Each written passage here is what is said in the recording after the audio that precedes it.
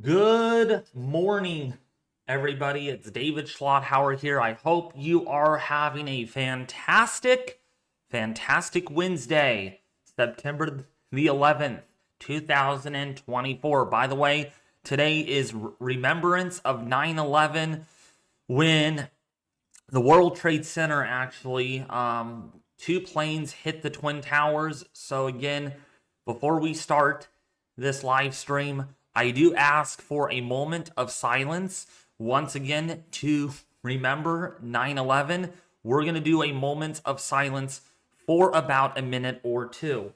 All right, so I'm going to set my timer and then we will get started. I promise. We just need to do a remembrance for those people that died in 9/11. All right, so just a minute, just 1 minute. All right. Let's bow with me.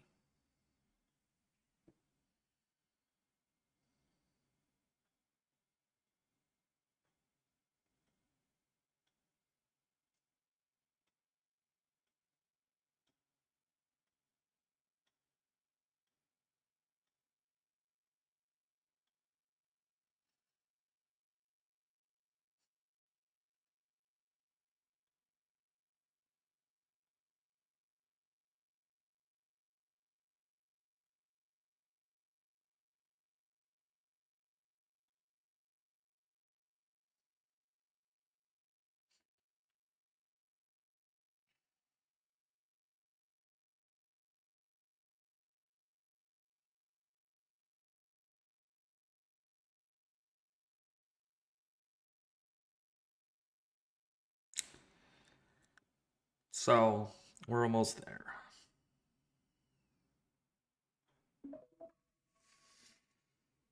Okay.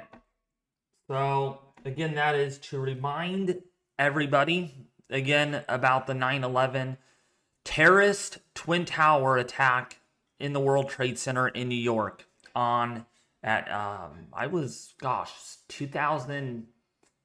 I don't remember the year, but I know it was on 9/11. So again, just those hearts, those families that are still around of this day. It's hard. It really is. So with that being said, we are now going to be looking at tracking Hurricane Francine as it is nearing the Louisiana coast here in the next few hours. Actually, more than the next few hours, probably more like the next 4 or 5 hours.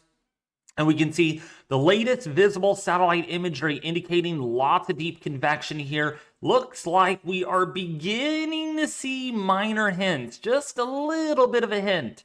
Very cloud-filled looking eye here. You can see right in there, the last few frames, the eye is starting to become a little bit more apparent. And you can even see the deep convection here, a big arc doing this, which indicates that the system is very intense. It is incredible. It is incredible. And we are live streaming this as we speak because this is a big deal. This is a very intense hurricane right now that is in progress. I would not even be surprised if we do get winds on this portion of the Eyewall of at least 100 miles an hour. In fact, if we do look at that at the very moment, see if we have any velocity. We're still only at about 70 right now on the velocity based on the Lake Charles radar site. So this probably has certainly at least almost about 100-mile-an-hour winds on this portion of the Eyewall. And look how circular this is. Definitely a well-defined one with only a partial formed Eyewall. And this is going to continue to be moving, inching, and it's going to get closer and closer. We do have people that live in the southern Louisiana area, like Boomer. So if you're here, Boomer, welcome to the stream. Covent as well. If you're in the Prairieville, Johnny Westbrook, you're getting a lot of rain today. Those easterly winds, not too strong at the moment, but definitely a lot of heavy rainfall and gusty winds coming through that area. But this is where our hurricane actually is right now. Actually, let's turn it over to the live Doppler radar. And this is what we have right now. And as we play this through, you can see how that is shaping up. That Eyewall has gotten really, really intense and very, very formative and organized. That western Eyewall really holding together pretty nicely with increasing shear. That's why it's really asymmetrical right now. But it's doing pretty good despite that wind shear of winds here of about 90 to almost 100 miles an hour. So it doesn't surprise me if we do have a 100-mile-an-hour system on this. So as we look at the latest advisory from the National Hurricane Center, let's go over to that. We can see that winds are at 90 miles an hour, moving to the northeast at about 13 miles an hour. And again, hurricane warnings are issued. So this is going to be making landfall by this afternoon into the evening hours. Tropical storm force winds are not on the coast yet of Louisiana. They will be there really, really soon, though. And then this could still be a tropical storm through tomorrow morning after it moves onshore over Louisiana. So there is a danger of life-threatening storm surge today for Louisiana and Mississippi coastlines where a storm surge warning is in effect. Residents in the warning area should continue to follow advice given by local officials. Damaging and life-threatening hurricane force winds where a hurricane warning is in effect, ensure you are in a safe location before the onset of strong winds or possible flooding. Francine is expected to bring heavy rainfall and the risk of considerable flash and urban flooding along with river flooding across southeastern Louisiana, Mississippi, far southern Alabama, and the Florida Panhandle through Thursday night. Flash and urban flooding is also probable across the lower Tennessee Valley and lower Mississippi Valley tonight into Friday morning. So again, that's what we're dealing with right now. Those key messages from the National Hurricane Center. When we look at our tropical storm force wind probability concerns here, there is already a 100% chance that there will be tropical storm force winds. And those tropical storm force winds are going to be arriving here in the next couple of hours or two. According to the NHC here, we're expecting tropical storm force winds by Wednesday at 2 p.m. Then by Wednesday night across, say, if you're in Lake Pontchartrain, New Orleans, Louisiana, over that area. And then by Thursday morning, eventually, once this gets further inland. And right now, there's a 100% chance of tropical storm force winds, anything in purple here. So now's the time to get out of harm's way. The system has slowed down just a tad bit. So take the advantage right now to evacuate. Please evacuate if you're along the coast. Here's a look at the flash flood risk over the next 3 days. Again, moderate, at least a 40% chance in the New Orleans, Lake Charles area. You're under a marginal to slight risk. Jackson, Mississippi, you're under a moderate risk for heavy rainfall. And of course, if you're in Montgomery, Birmingham, Memphis, and other areas like Tallahassee, Panama City, Florida, Pensacola, Florida, under a slight risk of heavy rainfall as well. So, and Jacksonville, Florida. So yeah, even a slight risk over here, even so the hurricane does this, okay? So yeah, impacts will spread well away from the hurricane itself. So here's a look at the total rainfall forecast from the National Hurricane Center and from the Weather Prediction Center. We can see there is a risk of 2 to 4 or 4 to 6 inches of rainfall here, anything in yellow and orange. We have a risk of 4 inches of rainfall over Mobile, Alabama, Tallahassee, Florida, 2 to 4 inches there, Memphis, 2 to 4 inches, Nashville, 2 to 4 inches. And if you're in Montgomery, Birmingham, more like about 2 to 3 inches of rain are expected. Jacksonville, Florida, right around 2 to 3 inches of rainfall. Your peak storm surge forecast here from the National Hurricane Center. Feet of storm surge. If you are in Fortune, that is, Port Fortune, I said Fort, sorry. 5 to 10, maybe even up to 7 feet of storm surge in that given area. So again, storm surge will be life-threatening, perhaps even catastrophic for these areas. If you're in Lake Pontchartrain, 4 to 6 feet of storm surge. If you are in, say, the Mississippi-Alabama border, Ocean Springs, mouth of the Pearl River, you could see up to 4 to 6 feet of storm surge. And then in Mobile, probably at least 2 to 4 feet of storm surge is expected. Cameron, 3 to 5 feet. Still some storm surge concerns over, say, portions there of, if you are in Houston, Texas, 1 to 3 feet in some of these estuaries, in some of these forebays. All right. There's also going to be a risk for severe weather today. Here's a look at the severe weather forecast from the Storm Prediction Center. And as we can see, there is a slight risk for severe weather today, mainly driven by tornadoes over southeastern Louisiana, southern Mississippi, southern Alabama, and western panhandle of Florida. When we go over our tornado risk here, there is a 5% risk for tornadoes with Hurricane Francine. So get ready, folks, for water spouts, tornadoes, some of which can be briefly strong. Let's not forget about that. The wind risk is down and no hail risk, just driven by a tornado risk down there in the Louisiana, Mississippi, Alabama, and Florida.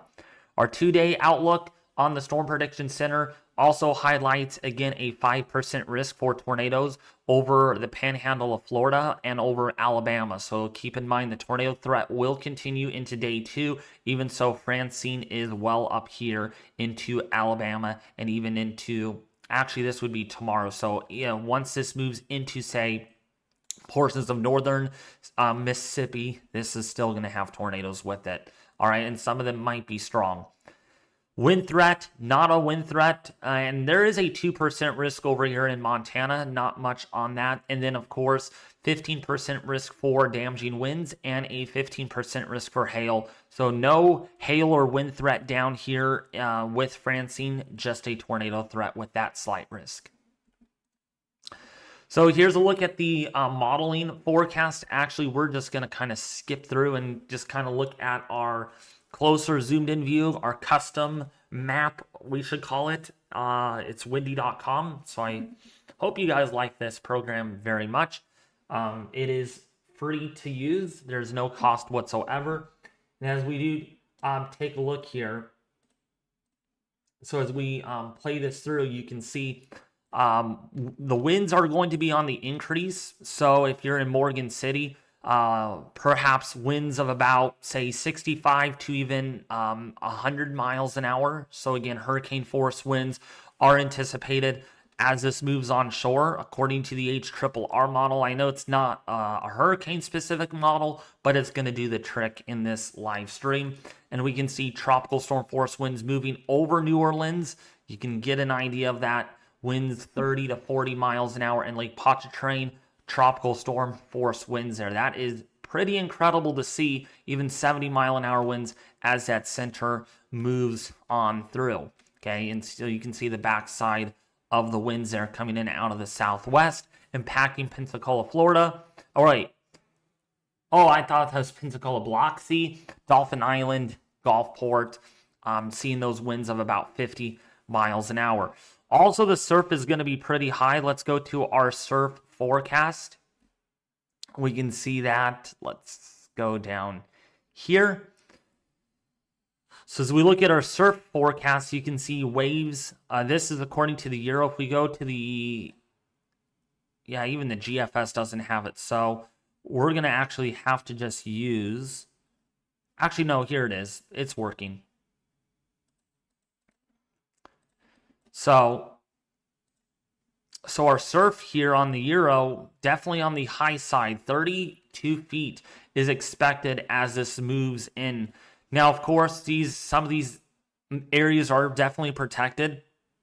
So you're looking at a lot of surf, probably on the order of about 10 to 15 feet. But wow, way out here, you're looking at surf really, really high due to those strong hurricane force winds that are going to allow that surf to really build over the Louisiana, Mississippi, Alabama area. And that's going to lead to that storm surge threat. All right, so that's a look at the concerns here for the amount of surf you're looking at. Now, the amount of rainfall that is expected, if we go over the next, let's see, if we drag this over, we can see the rainfall through today. So that's what we're doing right about in here. You can see some areas over Gonzales, Louisiana, you might see as much as 5 to 8 inches of rain, or 5 to 7 inches of rain in that narrow corridor. Again, where that northern eyewall, western eyewall passes over, you're going to get the most rain. Panama City, Florida, you could see as much as, say, 5 to 6 inches of rainfall expected with this, okay? So that's what we're expecting this afternoon with this hurricane as it moves closer and closer to being on shore, okay? By the way, how's everybody doing? I hope you all are doing great. Winds are up to 90 miles an hour right now. So we're looking at a 90-mile-an-hour hurricane at the moment. According to the National Hurricane Center, this is going to get updated soon. And I'm guessing, I just have a bad feeling that this is probably a little stronger because we did have a weather station here. Oh, wait. It went past the Eyewall and found winds of about 85 to 90 miles an hour. So this may have intensified a little bit more. I highly doubt it, though. I don't think it's going to intensify much more because of the wind shear that the system is dealing with right now. But it does look, nevertheless, very organized on radar. A pretty impressive Cat 2 hurricane when you think about it. And that's what we're seeing right now. What's up, Emily? How are you all doing? I hope you're doing great, you all. Again, we are tracking Hurricane Francine as it moves on shore. So if you guys are new to the stream, again, share, like, and subscribe if you're in St. Martinville, Lafayette. If you're in the Grand Isle area, if you are in, say, Prairieville, Louisiana, under hurricane warning at this time, storm surge warning. This is where the system actually is right now with 90-mile-an-hour winds at the moment. 90-mile-an-hour winds. In fact, I can bring up the cone here and the current intensity,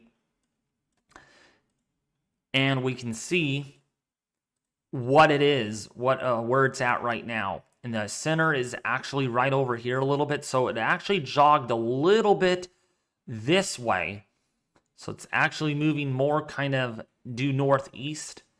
And winds right now are up to 90, and it's expected to make landfall at 90 miles an hour. So the intensity is going to level off, but it doesn't surprise me if it goes a little higher than that, maybe up to about 95 to 100 miles an hour once this moves on shore.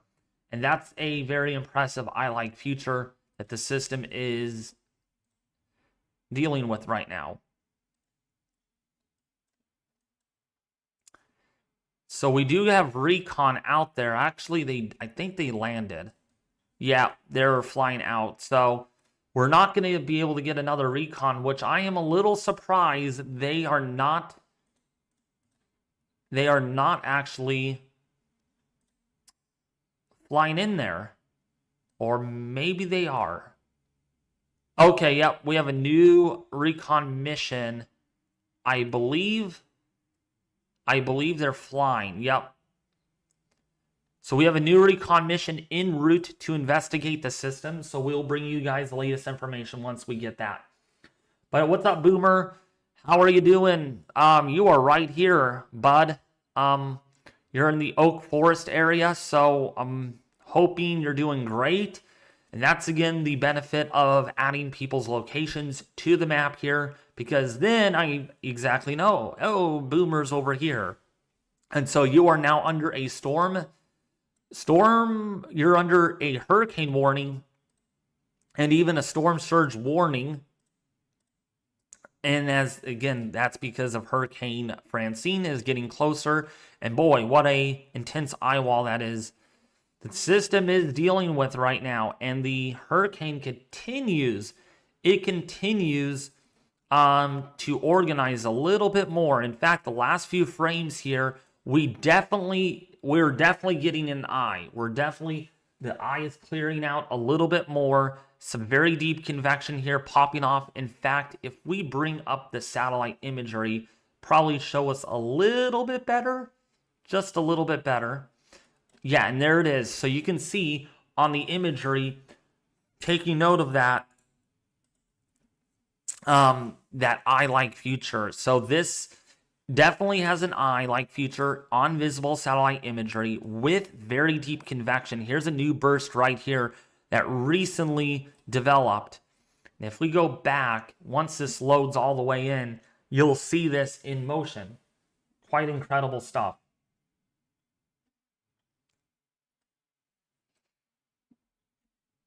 So this is loading in all those frames. Once those frames are done loading in, we will show you what this system looks like in motion. We also have a lot of deep convection over here too. Convection here is pretty deep. Lots of lightning going on. Some banding features. And once this loads all the way in, we will bring you that. So here is a look at it. Right here, as we zoom a little bit closer, and you can see that deep convection right there. And again, new recent burst right there that really blew up.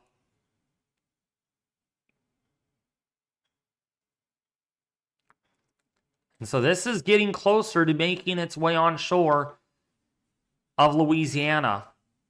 And you can see not much left with this actually. Around the system, very dry air coming in out of the north. Lots of dry air over there, and you can tell by the stratiform type cloud deck. This system really looking healthy otherwise, right here with this Eyewall. Holding together quite well. An indication that the vortex is strong, but also that wind shear really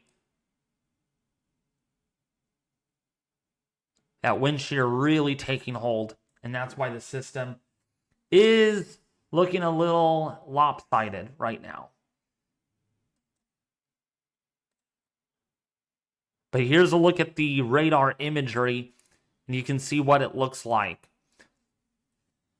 at the moment. Really impressive eye-like feature. Really impressive.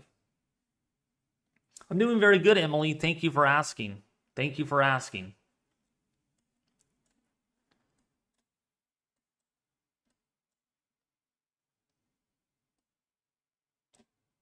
And as we play this through, you can see where the system is headed towards right now. Headed towards pretty much near Boomer. Aries Bloodstone headed towards her. And we have a lot of heavy rainfall. What's up, Angela? Welcome to the stream, by the way.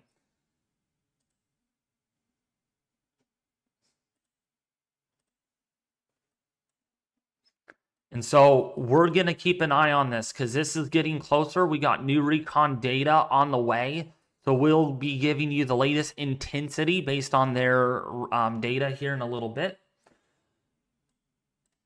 So again, if you're in New Orleans, if you're in Golden Meadow, right up in here, Port Sulphur, that's where we have the heaviest rainfall right now. Coming down pretty good. In fact, if we go over to our windy map, we can see that there's some of these orange colors that indicates rainfall rates up to 1 inch an hour, 1 inches per hour, and some of these more heavier cores down here moving over Golden Meadow, Grand Isle. That's where we have even 1.5 inches of rain per hour. So this is coming down pretty good. Grand Isle really getting a big beating in the head by that heavy rainfall.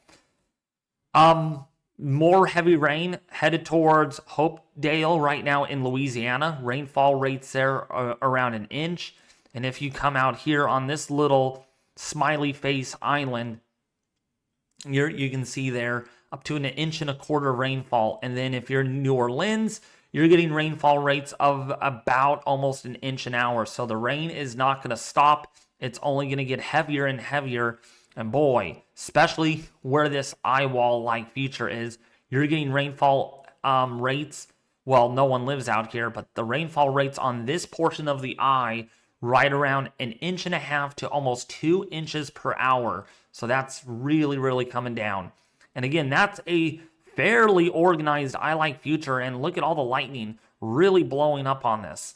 Still getting some lightning strikes on that.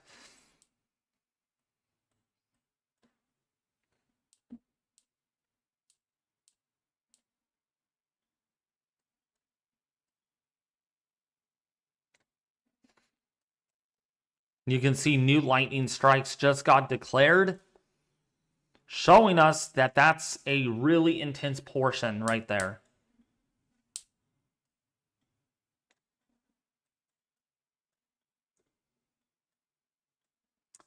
But I hope everybody's doing good. Timothy Burner, we're going to be live streaming this for many hours to come until at least 2 o'clock my time this afternoon. So we will be live on this for another 4.5 hours or so as we're keeping an eye and tracking live Hurricane Francine as it nears the coast here. Nears the coast of Morgan City, Homa, as well as cutoff. Hey, there's a cutoff low.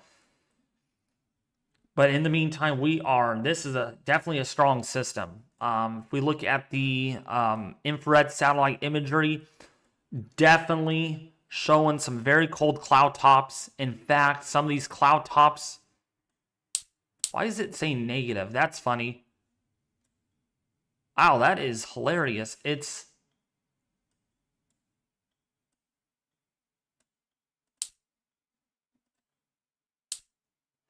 Okay, that's a little weird.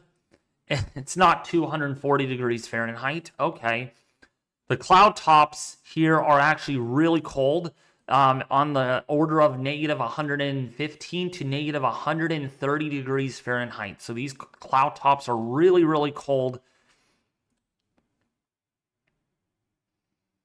And this is a concern. This is really the biggest concern right now. I just realized we got Radar Plus on here. So this is a new version of that, showing us what the eye actually looks like. In fact, this is probably a little bit more detailed than the traditional radar. Except the radar's a little bit behind, so hopefully they fix that. But you can see all these lightning strikes going on there in the western Eyewall.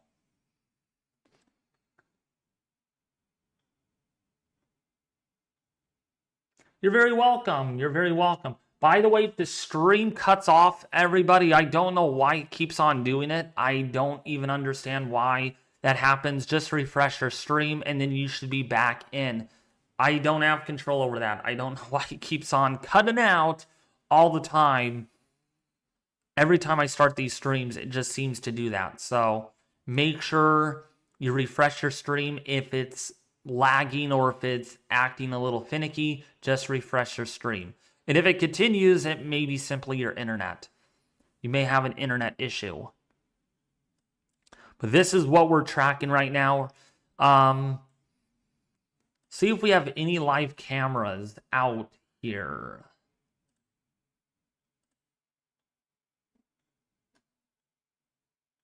Yeah, we do. We do have a live camera right now, and that's part of this stream to introduce those live cameras. And this is one of those cameras. Definitely those fast cloud motions, rain coming down. It's looking soggy out there. World needs more love says, is the intensity leveling off? It is leveling off more than likely at this time. It might intensify by like 5 or 10 miles an hour. But that's probably about the extent of it. I don't think we're going to see much in the way of intensification. I think it's kind of at its peak intensity right now. Which, by the way, it's the strongest hurricane to make landfall this year in the United States. Not the strongest hurricane ever recorded, but the strongest hurricane this year to make landfall in the United States. And again, this is a live look again from Louisiana, southern Louisiana. Definitely soggy out there. Kind of humid, it looks like, too. And that's our only camera that we have at this given time. Let's go to Pensacola. Let's see what that looks like. Yeah, definitely raining there. No wind to speak of at the moment. Not a whole lot of wind. Not Pensacola. That name actually, when you read it and look at it, it almost looks like Pensacola. They're next to each other. It's Pascagoula, something like that. So, but yeah, this eye is definitely trying to, the southern side is trying to kind of fight for that shear right now and some drier air. It is holding together pretty good, though. It's not doing too bad at holding together.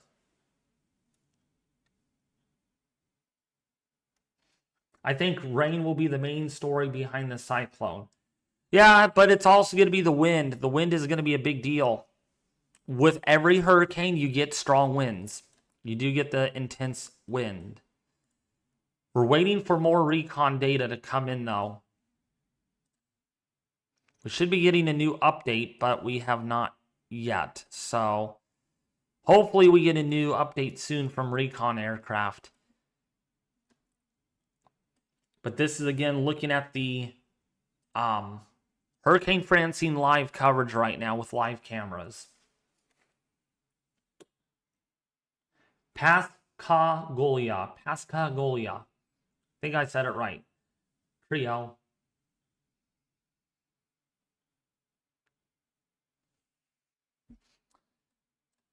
So, yes. So, if you're in Louisiana, southern Louisiana, boy, we got storm chasers out there right now tracking this live. Now, we got 3, 4, 5, 6 storm chasers in this little area right now.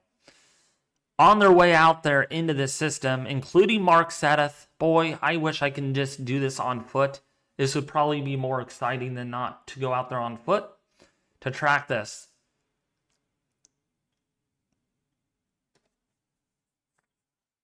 Maybe next year, if I get the money, we can probably end up doing that for next year's hurricane season, but I would have to take someone with me, though. I could fly, though. I could probably fly myself. But I would need a rental car.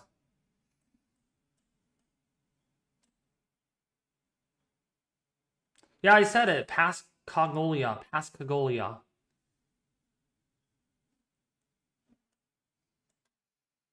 But yeah, that's the look at that system, boy. That is pretty intense right now with that eye-like feature.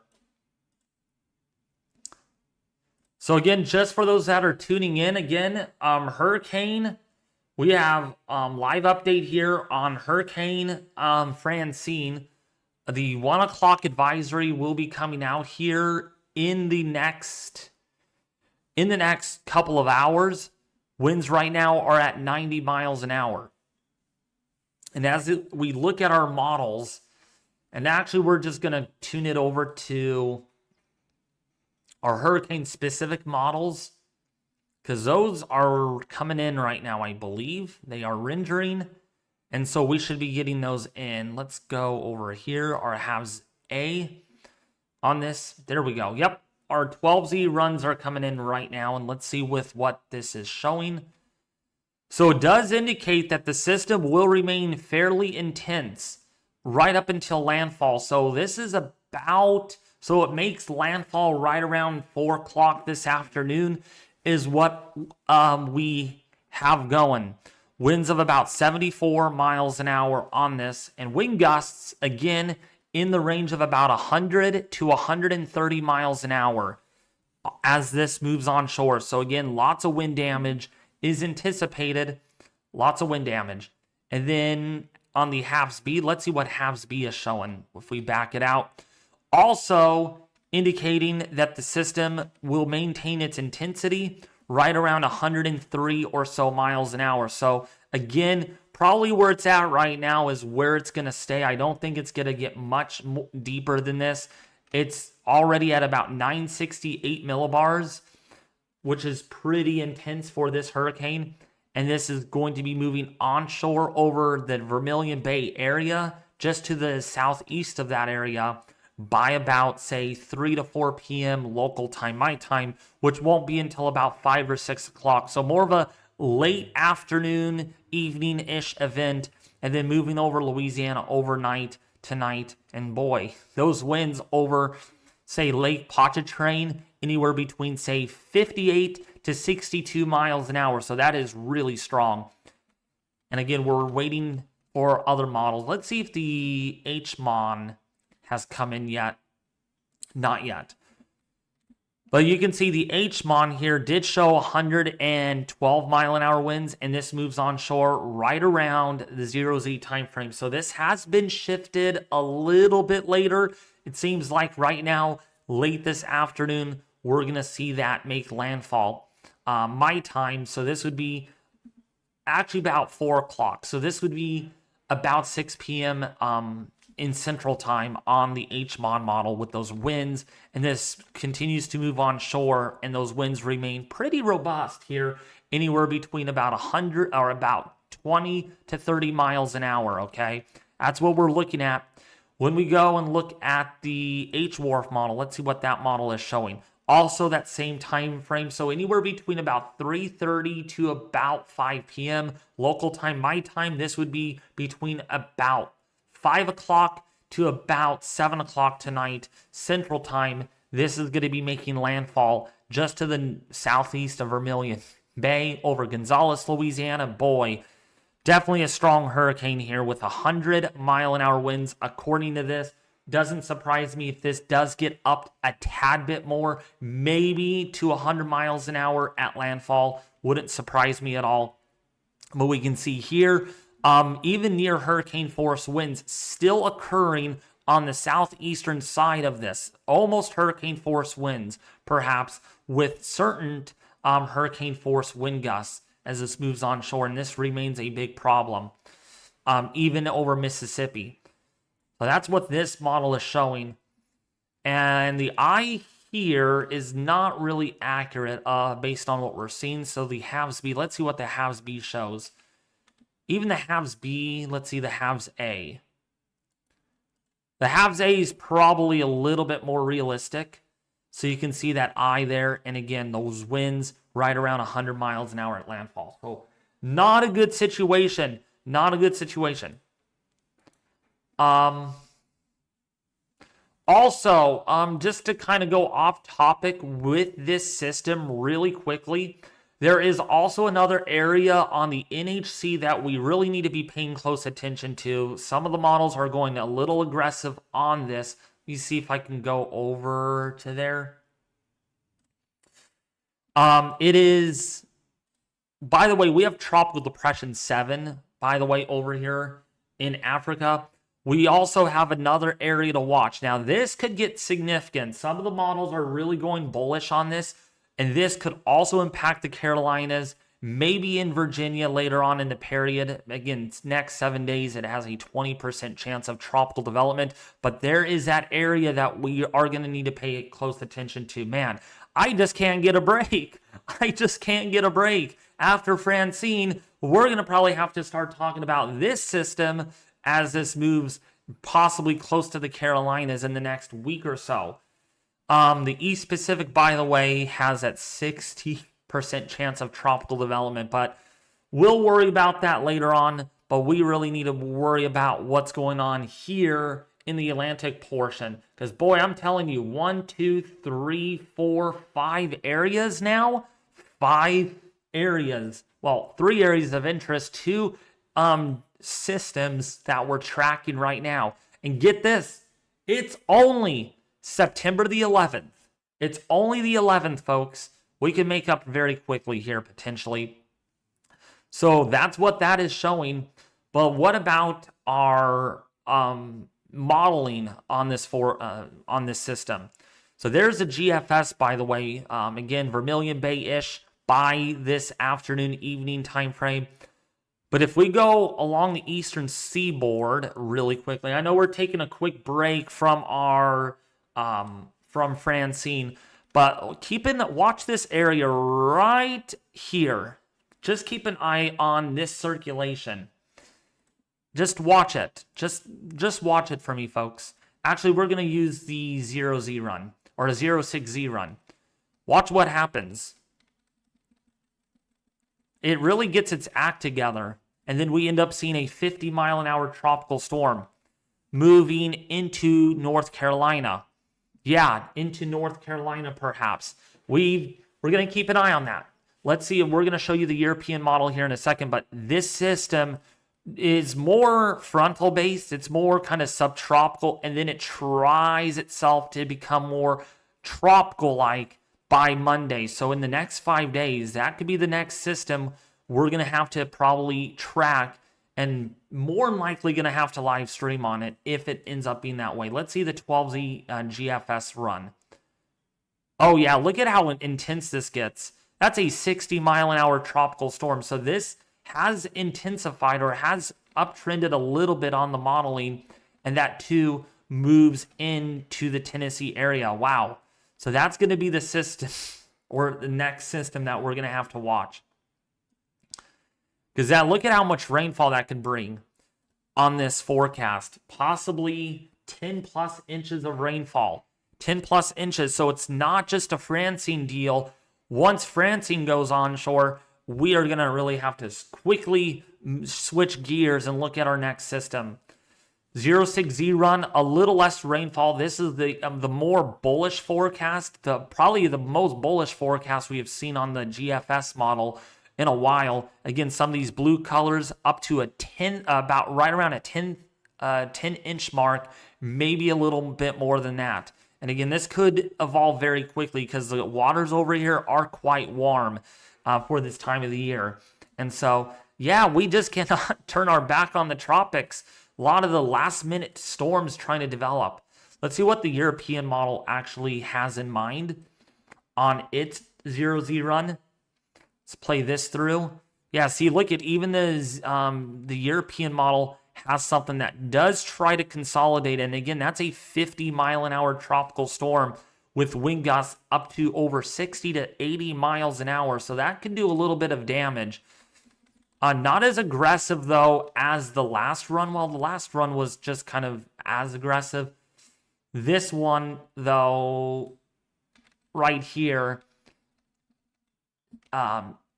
is about the same.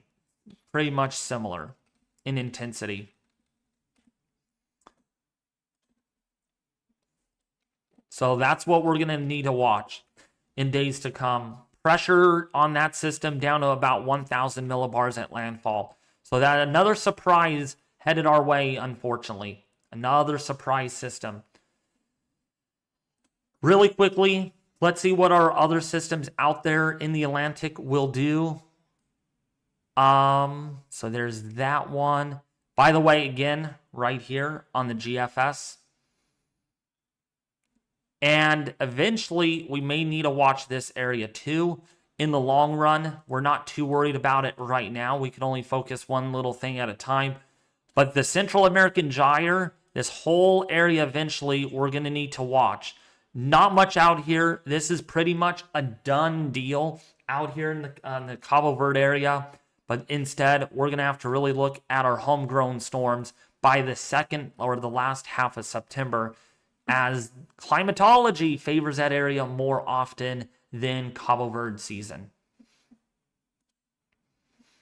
So again, that's just a general look at the tropics. Again, we're going to need to watch the Carolinas after Francine moves onshore. What about the two yellow spots? Mr. Sports, there is fairly good confidence that those are not going to develop into anything significant. If we look at our halves B forecast, that's 93L. Oh, wait, no. Is that 93L? Maybe not. Okay, yeah, so the halves B is just beginning. So let's look at 93L really quickly. Yeah, this does try to consolidate on the halves B. Let's see the halves A run really quickly. Yeah, the halves A has a little bit more intensity to it. Showing actually a hurricane, almost a hurricane. And then let's see the H-Wharf model. Oh, the H-Wharf is not even on top of that.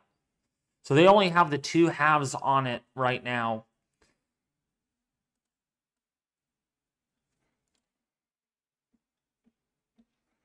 So, by the way, if you guys are new to the stream, welcome aboard. It's an honor that you're here watching. Again, we're tracking Hurricane Francine live here on the channel. If you are in the Abbeville in Louisiana, again, we have storm surge warnings that are in effect right now. Definitely a strong eye-like future. Looks a little bit more wobbly than it did earlier. It's losing a little bit of definition, perhaps, due to this wind shear that is beginning to plague the system. So it might be slightly in the weakening phase as we speak.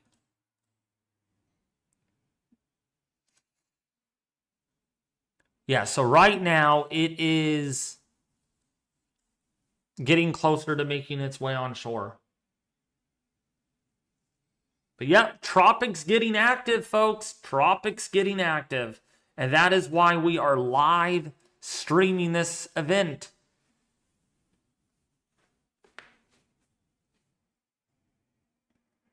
I was around when 9/11 did happen. I was like 5 or 6 years old.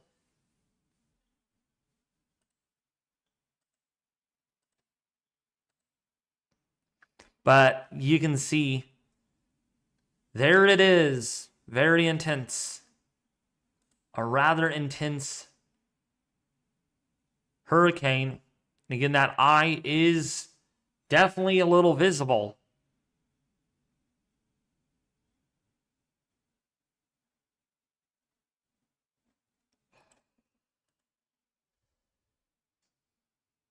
NHC update. Oh, let's see.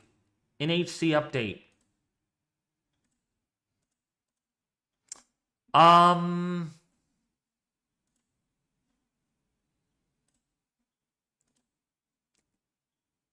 Okay, it is 90 miles an hour. Still maintaining 90-mile-an-hour winds. Rain bands of Francine continue to move onshore and spread inland into southern Louisiana. Tropical storm force winds are just offshore, and conditions will continue to deteriorate through the afternoon. Ensure you are in a safe location before the onset of these strong winds or possible flooding, and have multiple ways to receive warnings. So again, the winds have not gone up, which I am a little surprised. But at the same time, I'm not surprised. But an oil platform north of the center recently reported sustained winds of 85 miles an hour and a wind gust up to 100 miles an hour, an elevation of about 98 feet. So, yeah, it's definitely a strong system. David, it's doing an Eyewall replacement cycle.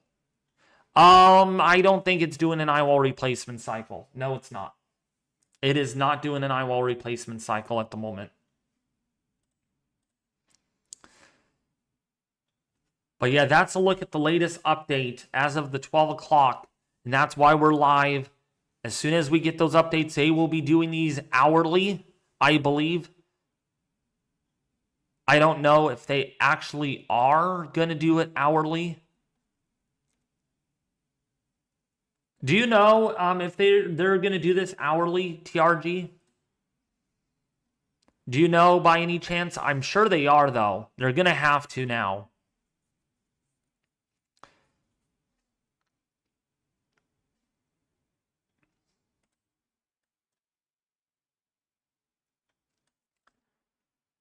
But yeah, this is coming on shore right now. And there is a look at the hurricane. All right, so they will give us another update here in 55 minutes. 55 minutes to the next update. And there it is. There's a hurricane.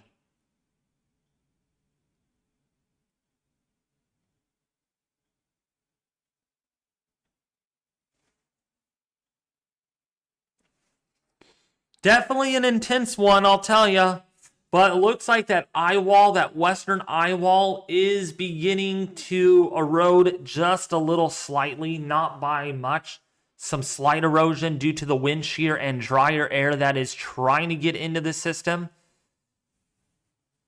And it is losing a little bit of definition. It's not really circular like it was. Of course, it is getting closer to the radar. But yeah, what an intense hurricane this is.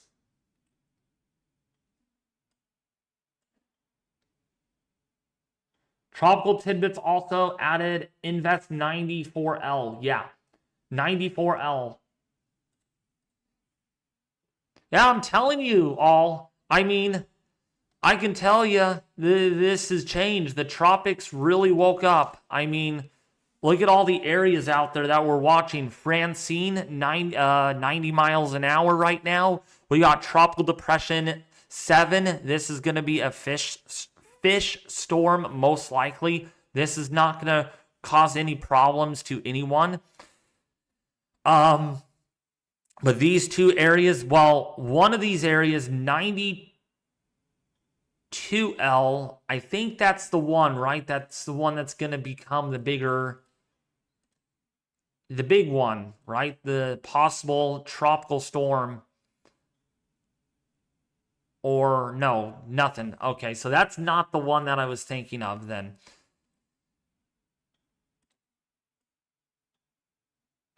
See, there's so many invests out there to monitor that. Yeah, you just can't take your eyes off of it. You just can't. And that's why the NHC is running models on that one. 92 and 94L.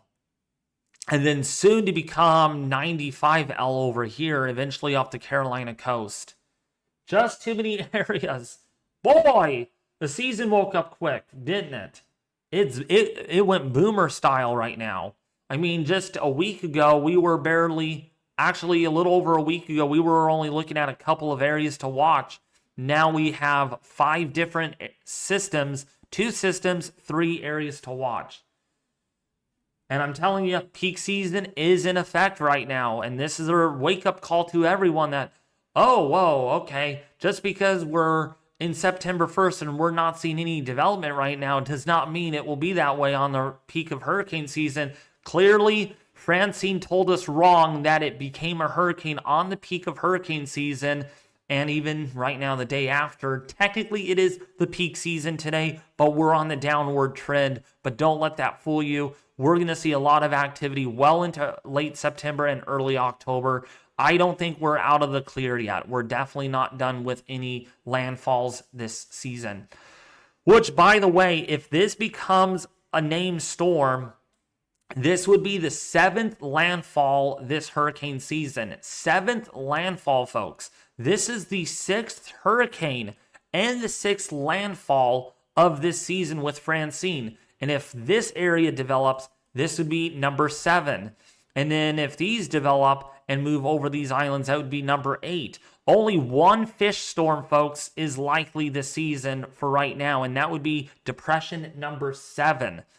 Isn't that incredible? Well, we didn't have as many named storms like we did in 2020, but we're also seeing more landfalls this year than any other year so far. So it gives you a perspective that number of named storms does not illustrate very well that the season is busy or not, you know? What's up, Evil? How are you? Welcome to the stream. By the way, if you guys are new, please share this. We only have 130 people watching. Let's get more people to join the stream, to watch this live stream, because we will be live on this storm until at least 2 o'clock my time this afternoon. I do have to go to work at 3 p.m. today, so I won't be able to stream this on landfall, but at least I'm able to cover this as it moves onshore, unless we can get someone to help me here to take over, but I doubt that it's going to happen. I don't have anyone to help me with that today, so Luck with have it, we're only going to be able to go live until the 2 o'clock hour today, my time, which would be 4 p.m. New Orleans time. Do you think there's going to be major hurricanes to strike the U.S. this year? Scott, it's not out of the question. We could see major hurricanes all the way up until at least mid-October hitting the United States theoretically. So it is a possibility we could still see a major hurricane hit the United States. Right now, the chances of that are slowly dwindling as we get later into the season. But it is still a possibility. Especially with the Central American gyre. Once that Central American gyre gets going, climatology works in favor. Once this gets going over here, we start seeing spin-ups over here developing, and even off the ABC Islands, we can get systems that develop and then get slingshotted this way. So that's what we're going to really have to watch. This area, folks, right in here, more like here and kind of up in here is where we're going to really need to watch for development in late September into October mainly. Cabo Verde season going to close down. That portion of the forecast did not pan out as what we were thinking it would, but that's just how it is sometimes. But this go around, we're going to have to keep an eye on the Caribbean and the Gulf of Mexico, especially for development down the road. No power here in a little bit where we all gonna be grilling. Want some ribs, boo? Oh my goodness, Cameron. So, yes. So, Boomer, definitely closest to the storm. Casey as well, if Casey is here watching. Yeah, you're down there in the Charvin area in Louisiana. Definitely getting some heavier rainfall. And there's Boomer. Boomer. Definitely getting some moderate to heavy rainfall. You're soon to get those rain bands moving on shore. And as again, if we play this through, you can see the system. And yeah, Boomer's going to get a lot more rain. A lot more rain.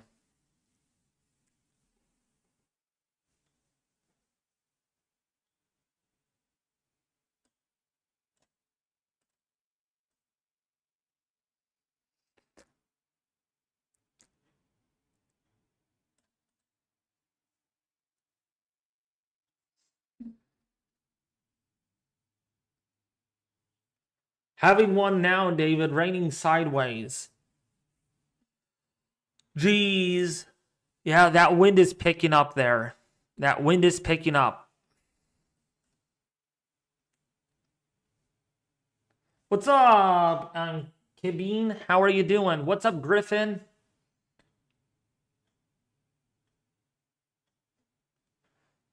Oh, gosh. I did not see the last few frames of the GFS.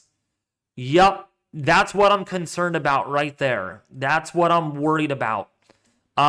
Anything in this area. Let me go to tropical tidbits here. This Central American gyre. Now, I'm not saying we are going to get development. We do not know yet. This is very far out in time, but this is going to be that area, the hot spot. The hot spot by the last half of September into early October. We get these little vort spin-ups like one right here, little tropical waves. They don't do much. Remember Hurricane Ian, folks. Ian did not do much over here. And once it kind of got within entanglement within this monsoonal gyre, oh yeah, Ian just took off. And it became a Cat 5 hurricane. All because mainly from all this spin down here. So this is going to be the area we're really going to have to start watching, okay? Don't worry about the Cabo Verde season. Not going to happen. That's pretty much a shutdown show right now. Maybe one or two systems off of that, but even look at this system right here. It goes north, right off of Africa. This season with Cabo Verde season just did not pan out as what the predictions were, but that doesn't mean that the season is over, because we could have some big time development, especially again in this zone that we have highlighted here. All in here, we could have Central American gyre mischief going on, and even the tropical hazardous weather outlook. If we actually go over there really quickly, they even do highlight that area very well. You can see it not here through the 24th of September, but watch this. After that, yep, what do you know? Low chance, medium chance of tropical development over here for September 25th through the October 1st time frame.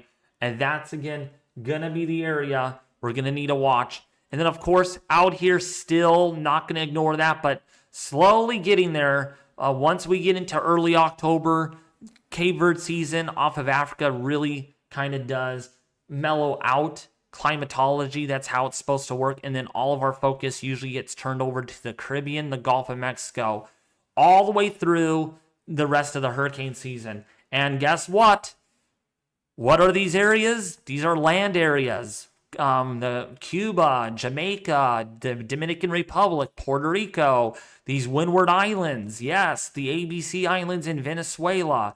You got other areas down here in Mexico, the Gulf Coast of the United States. People live here. The Bahamas. People live in the Bahamas. That is why we cannot just say, after Francine, you watch, or after our next system over here, there's not going to be any more activity, because we thought that in late August, and look what we have now. We thought that, oh man, through mid-September, we may not have much in the way of activity. I thought we were not going to get any more activity until at least the 15th or the 16th of September, but then we had this surprise development with Francine as that tropical wave right here came off, and then it just kind of did this. So that's why we're just not going to ignore this. Okay, so really, September 25th is when the show gets going, maybe even the 24th, or maybe even sooner than that. I would not be surprised. And yes, look at what the GFS shows. It does show some development possible here towards that time frame. And you can see anticyclonic ridging over the Caribbean and over the Gulf. So that's going to be the thing that we're going to need to pay close attention to. Really going to need to watch that.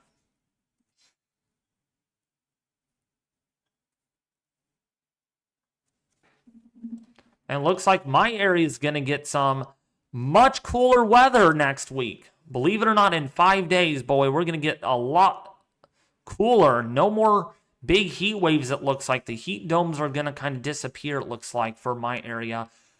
We can use a break. We can certainly use some cooler weather. I have no problem about that. I'm up for the cooler weather.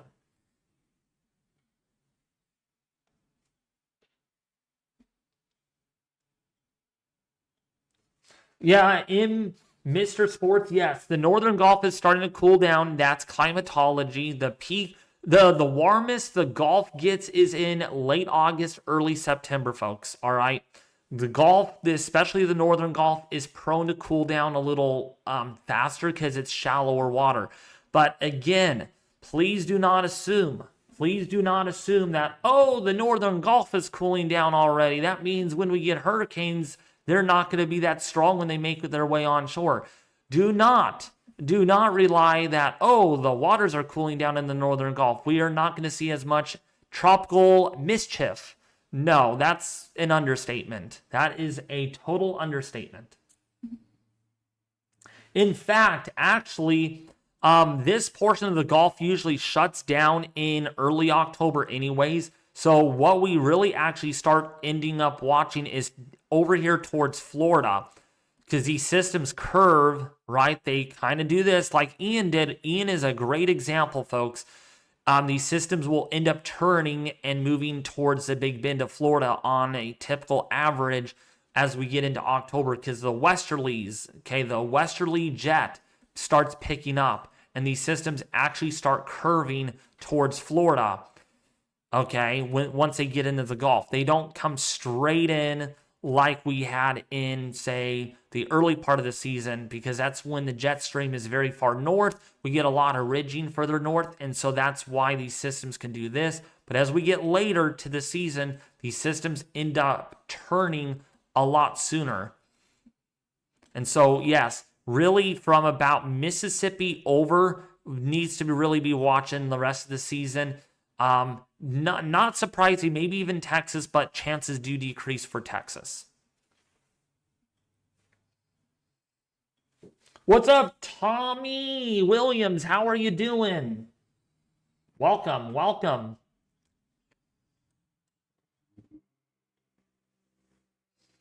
So, again, if you guys are new to this stream, like the stream, folks. We are only up to 73 likes. So if you haven't liked the stream yet, it would really mean a lot. It would really help out the channel. I do enjoy doing these live streams.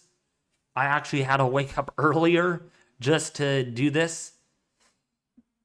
And you can see right now, boy, those winds are picking up. Those low-level clouds definitely on the move. They're moving pretty quickly.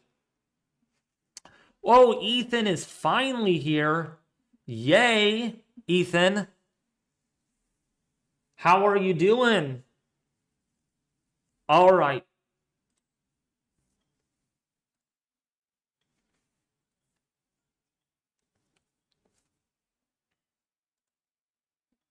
Hey, Ethan.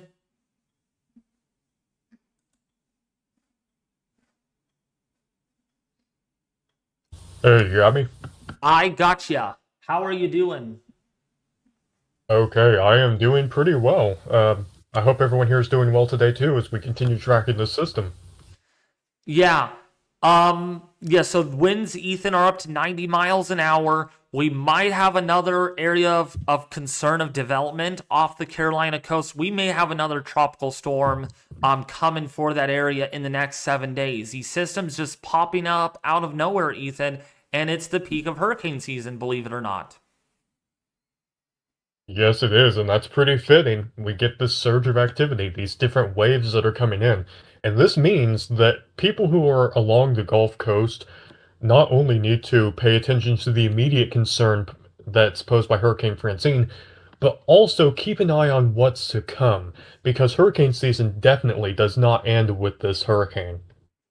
Oh, no, definitely not. In fact, this is making landfall a day after the peak of hurricane season, so the chances are there's going to be another landfall, either way you put it.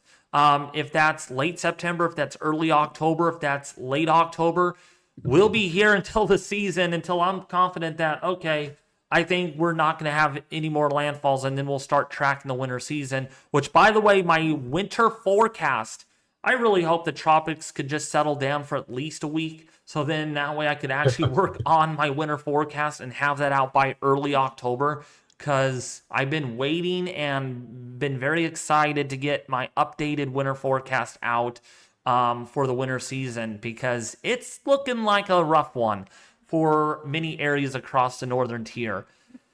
But yeah, Ethan, this is a Category 1 hurricane, strongest hurricane to make landfall in the United States this year. Not stronger than Hurricane Beryl, and we saw what Beryl did. Yeah, that's a really important thing to consider for those downstream. Just because it's a Category 1, yes, but that is still a hurricane, and this is a strong Category 1 hurricane. This has already produced winds measured over 100 miles per hour by an oil rig that's offshore. Sustained winds were up to 85 miles per hour at that station, and wind gusts in excess of 100 miles per hour. Those are tornado-like winds. Oh, Ethan, we just got another wind report. Almost 90 miles an hour on the eastern Eyewall, with a gust up to over 100 miles an hour. Oh, wow. Yeah, that's some serious wind. What's up, RD? How are you doing? Welcome. Hey, David, any word on tornadoes with this storm? Oh, yeah, Ethan, that's up your alley. Tornado risk today and tomorrow? Yes, Sherry Pie, thank you for that question. And to answer that, we do have a slight tornado risk today. This is mainly centered over parts of eastern Louisiana over into the Florida Panhandle. So really, today primarily focused on the Gulf coastal region. That's where we have the maximized low-level instability. There's not a tremendous overlap of parameters at this point, so we don't have any tornado watch in effect, I don't believe, at this particular point. But as we have these banding features come in, we could have some embedded supercells. They might pose a tornado risk. Today, it's mainly, again, centered across the Gulf coastal region, New Orleans into the Florida Panhandle areas. Tomorrow, this does extend into parts of central Alabama. The Storm Prediction Center highlighting a slight risk there with a 5% chance for tornadoes. This extends from central Alabama, so you've got Birmingham and places like that, all the way down to the Florida Panhandle, so places like Panama City and perhaps even over to the Tallahassee area. That's where things are going to be centered tomorrow. Again, primarily associated with these banding features associated with the hurricane. Yeah. Good job on your analysis on that. Also, Thank you. Ethan, we just got a 51 mile an hour wind gust on the NDBC station just a bit ago with a sustained wind of about 40 miles an hour. Oh yeah, winds are picking up across this area, and they're going to be picking up even further as this moves in. That pressure gradient is really tight around the system, and as that moves in, the winds are going to pick up. In fact, if we look at our meso-analysis, let's see. Oh yeah, even meso-analysis picking up on 90 mile an hour wind gusts. Pretty good, actually. Pretty accurate on that. 850 millibar wind, Ethan, on the eastern quadrant of this is approaching 100 miles an hour. So serious wind. Serious wind on that. Absolutely. That's going to be one of the big impacts of this system. That pressure gradient very tight. Just recently. There's a 51 mile an hour wind gust. On that station. Yeah, this is the thing with this system is that the pressure gradient you can see on the maps that you're showing here, those tight isobars, they really haven't moved inland that far yet. So over the next several hours, as they do move inland, that's when the wind is really going to start ramping up. And we've already seen, again, wind gusts measured over 100 miles per hour. Yeah. Man, there's a lot of gusts over 100 miles an hour around that where that southern Eyewall is and the eastern Eyewall. Pretty incredible. This is a big time system. It is. When you're dealing with something like this, regardless of category, it is a dangerous storm because we're dealing with wind gusts that are, again, in excess of 100 miles per hour.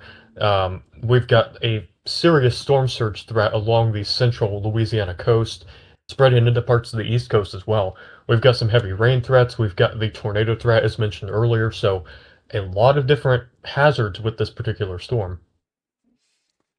Yeah, and if we bring up radar, let's go. Yeah, here's our radar right now where the system actually is. Yeah, they gotta update that. Also, meso-analysis not catching up too well on the system because the system's a lot closer. And yeah, there's that sustained wind of about 38 to 40 miles an hour with a gust up to 51. We'll see if that actually goes up in the next hour or two, if that continues to jump up as the system gets closer. But wow, some tropical storm force winds already arriving onto Louisiana as we speak. Yes, indeed. And we've already got some flooding being reported here. A storm chaser was reporting some flooding in Louisiana. This looks like it's to the southwest of New Orleans, primarily low-lying areas at this point, but that is going to increase as we head through the afternoon and we get more of this rainfall through the area.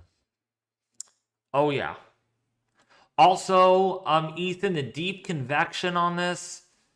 Dude, did you see it's been a while since we talked, but did you see how deep the convection was a couple of days ago? Let me actually show you here on the screen. It's going to be a bit delayed, just a teeny bit.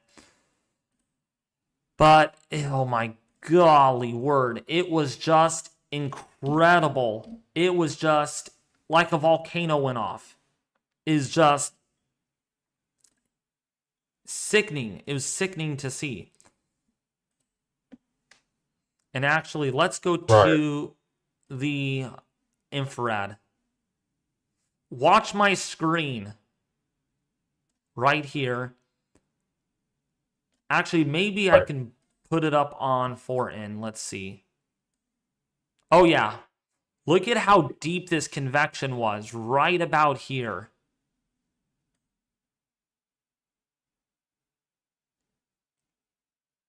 Oh, yeah. It really blew up, and that was part of the intensification that we saw with the system. Once it got that really intense convection around the center of circulation, that's when we saw it really start to increase into its hurricane status. And it's trying right now. It's not giving up. That outflow, though, really, really intense, despite the wind shear increasing underneath the cirrus outflow. Yeah, the environment downstream of it is really good for a hurricane. I mean, it's not the greatest, probably, but it is. Oh, I'm sorry. We got a tornado warning, our first tornado warning already. In Vince in Port Sulphur in Louisiana, tornado warning now issued. Oh my gosh, yeah, that's a pretty long one. That is all of Plaquemines Parish practically in that tornado warning. Jeez, that is a big tornado warning. Yeah, so that is a. Oh, I'm sorry. Go ahead. Hold on a second.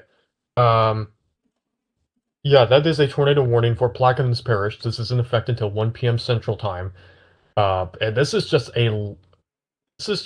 severe storms basically that are located along a line that's moving over this entire area, and so Port Sulphur is going to be impacted by this. Burris, I believe that is. ASOS, if I'm pronouncing these correctly. Those are in the path of this here. But that is a tornado warning, the first one, as you mentioned, that we've seen, and that is encompassing pretty much all of Plaquemines Parish at this point. So if you're in these areas, please seek shelter, lowest floor of a sturdy building, and stay there unless there's a threat opening. Huh?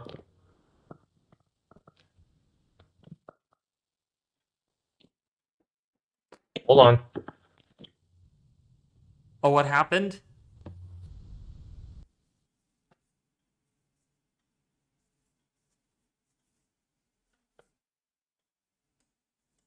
Guess he'll be right back. So again, welcome you guys to the stream. Again, we have our first tornado warning, Port Sulphur in Parrish, Louisiana. Well, not Parrish, Louisiana, but if you're in Burraz, if you're in Port Sulphur right now in Louisiana, you need to be taking shelter. Tornadoes are occurring. We got a storm surge warning. We don't have a hurricane warning in that area, but please take this seriously. All right, Ethan. Thank you so much, Mindy. I'm glad you like the siren a lot. We also have deep convection happening now back on the southern side of the circulation.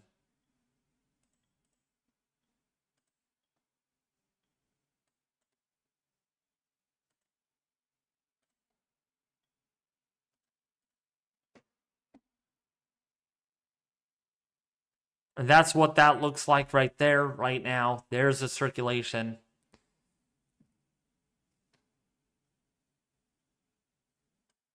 Pretty intense system, I'll tell you. Really intense.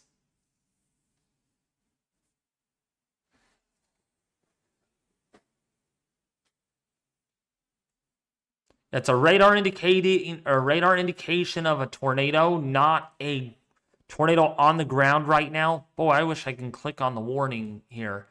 Can't even click on it because it's overlapping with the storm surge warning.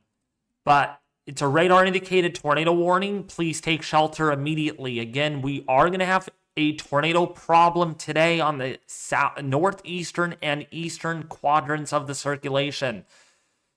All right, if you're under a tornado warning, please take shelter, okay? Because there's going to be a lot of these that pop up. That's part of the hurricane.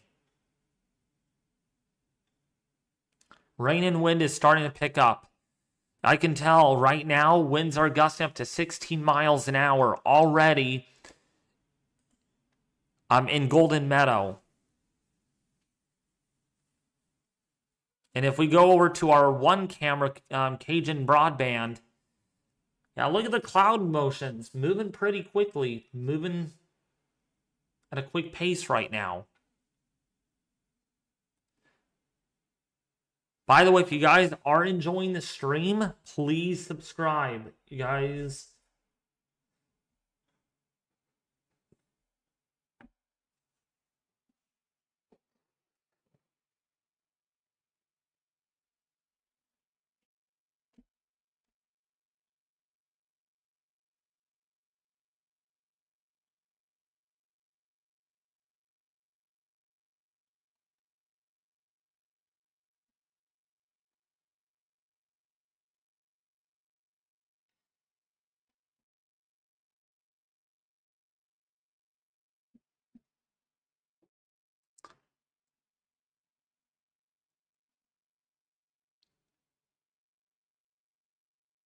What's up, Amanda? How are you doing? What's up, Amanda Kirby?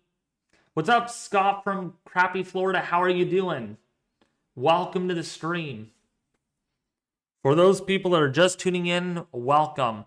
We're looking at a live camera Cajun broadband in Louisiana. Fast-moving cloud motions due to the strong winds. Pavement is wet out there. And the sky condition, definitely cloudy.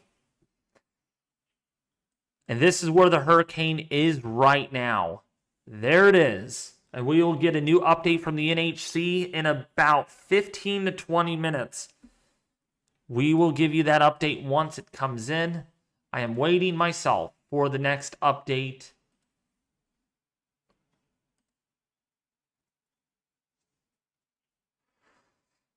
But it's probably going to still be at 90 miles an hour. There's not going to be much of a change. I wouldn't even be surprised if it does get upgraded even briefly. I doubt it, though. I doubt it.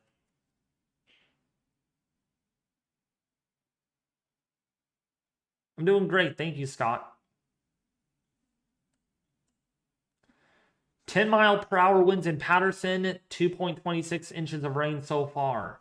Okay.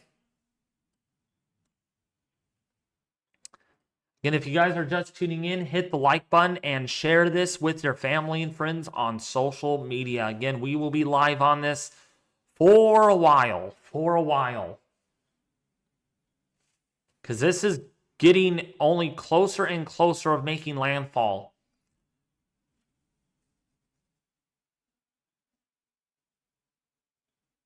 Chalamute. So in... Let's see the wind speed there. So the wind speed there right now, winds are at 15, gusting up to 25 miles an hour.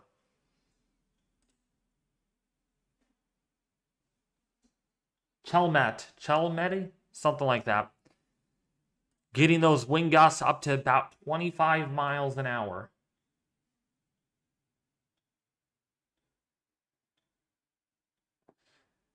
You want it to come to you, Scott? You want this to impact your area? You must love hurricanes. I would not want to be in a hurricane. I would not mind being in a Category 1 hurricane, but boy, if it gets stronger than a Cat 1 or a Cat 2, then I'm out. Chalmette? All right. Yeah, in Chalmette right now, sustained winds are at 15, gusts up to 25 miles an hour.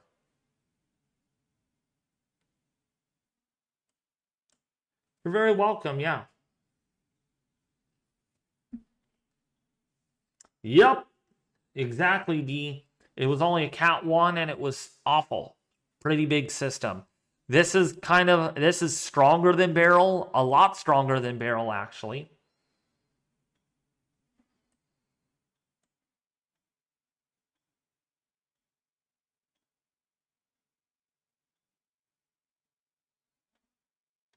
What is the wind speed right now in Napoleonville? Assumption Parish is the...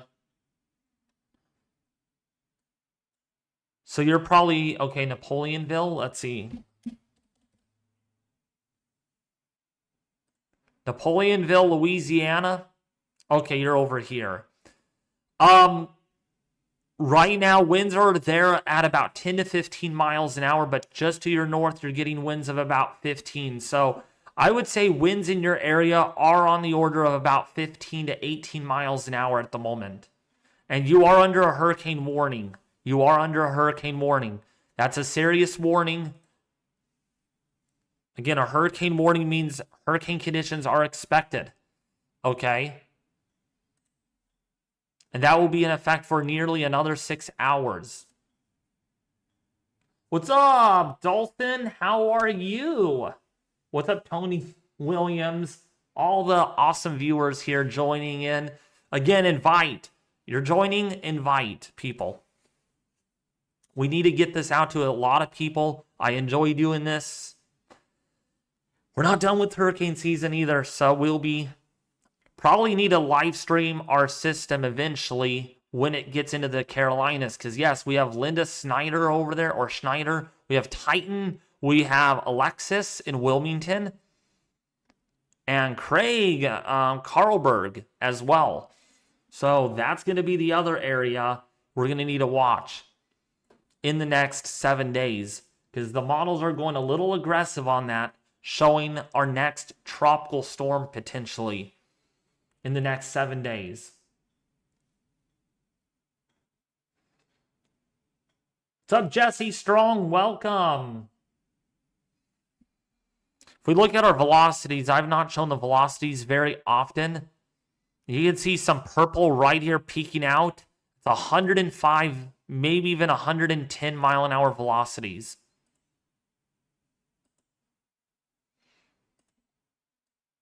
So yeah, definitely some strong winds. Even in the lower elevations, we're getting winds already on radar up to about 30 miles an hour.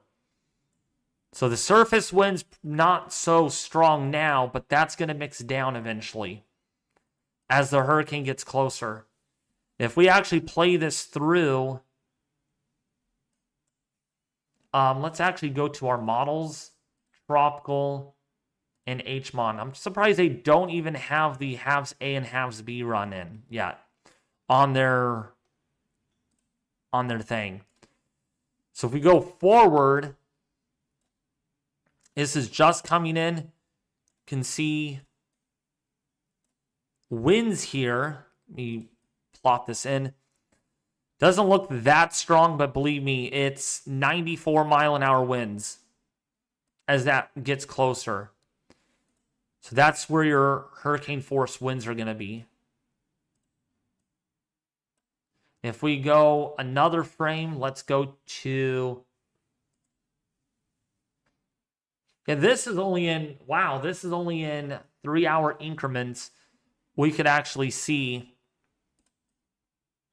that this is going to be 80 miles an hour. And even Lake Pontchartrain here, 50 mile an hour winds expected. So, and even the HRRR, let's see if we can bring up the HRRR. Oh my goodness. HRRR is going a little drunk model with its initialization, I guess.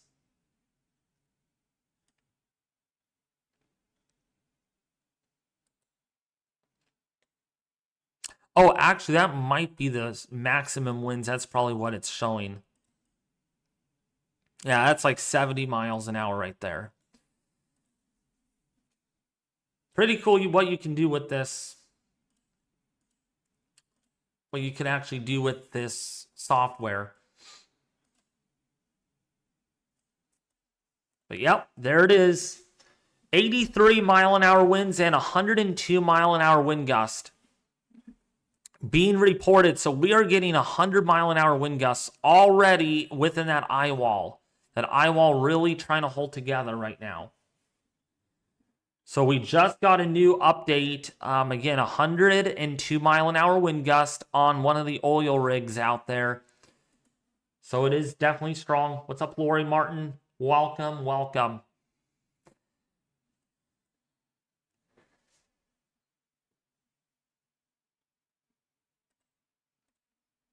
So we should get a new update here from the NHC in about 5 or 10 minutes.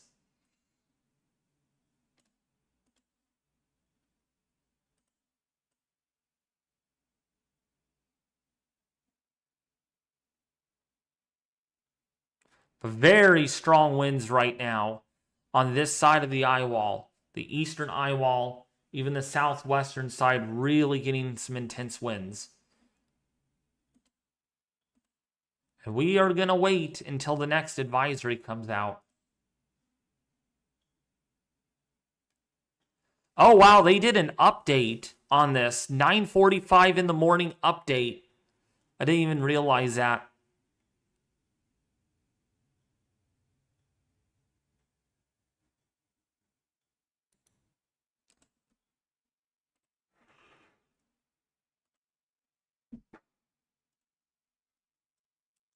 As we play this through on the HRRR,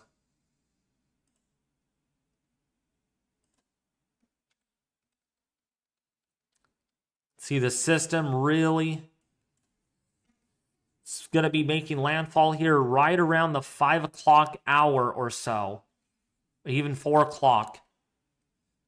Could be a little sooner than that. We'll have to see. But you can see winds still about 80 miles an hour around that. And then the GFS model later on in the period. I'm just telling you, that system right there, you're going to need to watch that. And then the European model also kind of indicating something similar with that. In the Carolinas. So we're not done. We're not done, I'm afraid.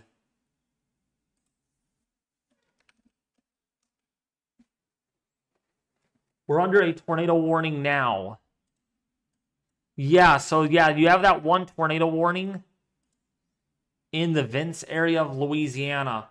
There are a couple of spin-ups along that boundary. That's why you're under a tornado warning.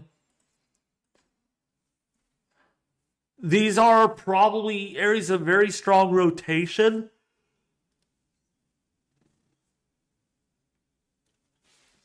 Areas of really strong rotation. But not necessarily tornadoes on the ground, even water spouts.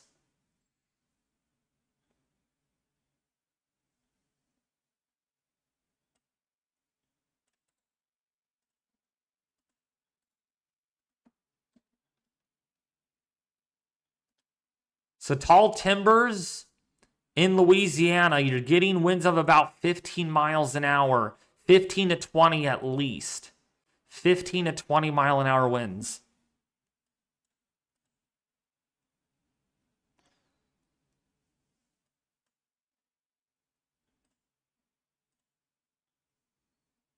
And there it is.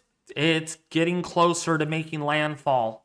And I'll tell you folks, this has been a stressful storm to track. Since it came off the Yucatan, very stressful storm to track. And we're not done. We're just not done. I think we already provoked Mother Nature about, wow, this is a dead season. Where's all the activity at? Maybe she's like throwing a curveball at us. So, yeah, it's not over. It's not over. And that's a really intense eye right now.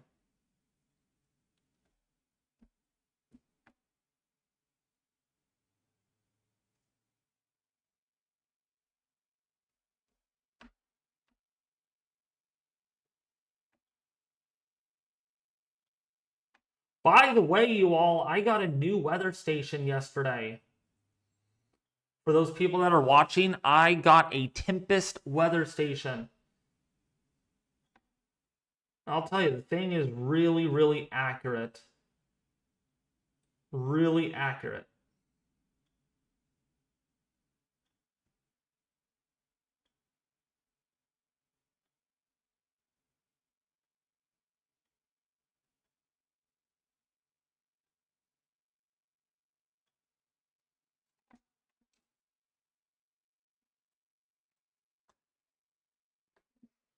So yeah, I got a Tempest, really good weather station.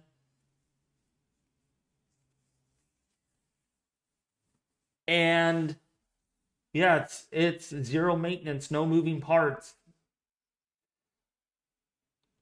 One of the more accurate weather stations out there. Right now it's 71 degrees outside my doorstep right now.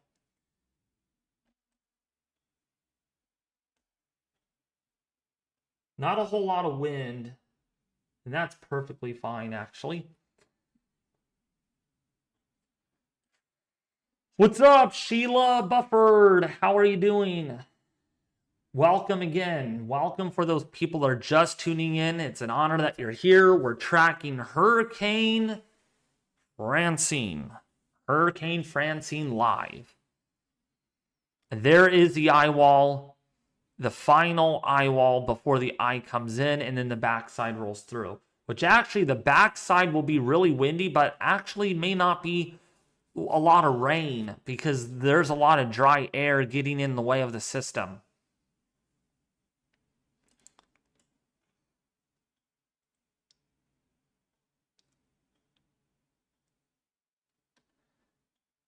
Joining from New Orleans. Appreciate you being on, but you seem tired, man. I'm not tired. Do I look tired, you guys? I'm not even tired.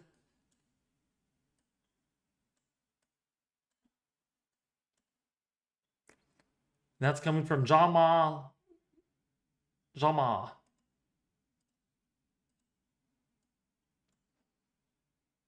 Will the storm become a Cat 2 or stay at a Cat 1?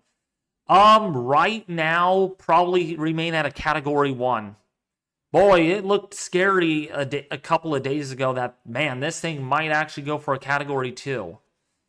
But there was some drier air that got entrained into the system, not yesterday morning, which allowed it to not really do much in the way of strengthening. It was not until like yesterday midday when the thing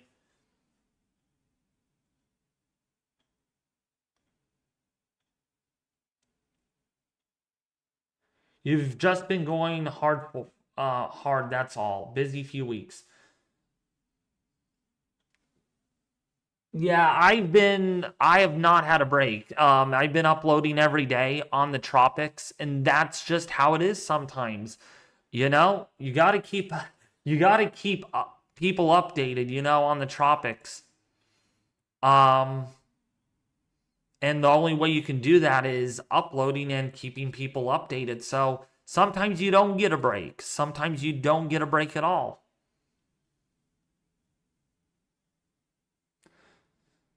Thank you, Alice, for the $5 donation. I do appreciate that. What is the current sustained wind speed? I believe there is a Hurricane Hunter mission underway. So we have a Hurricane Hunter mission going out there, I guess. So let's take a look at that then.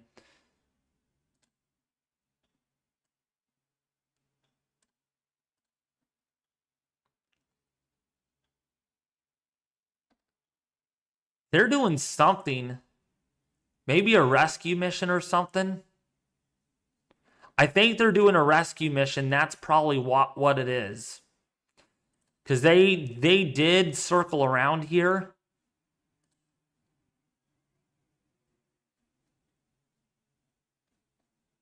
Yeah, they were attempting to fly in. So something happened. Something happened, and we don't know what happened. But it looks like a rescue mission of some sort. What's up, Chase? Welcome to the stream.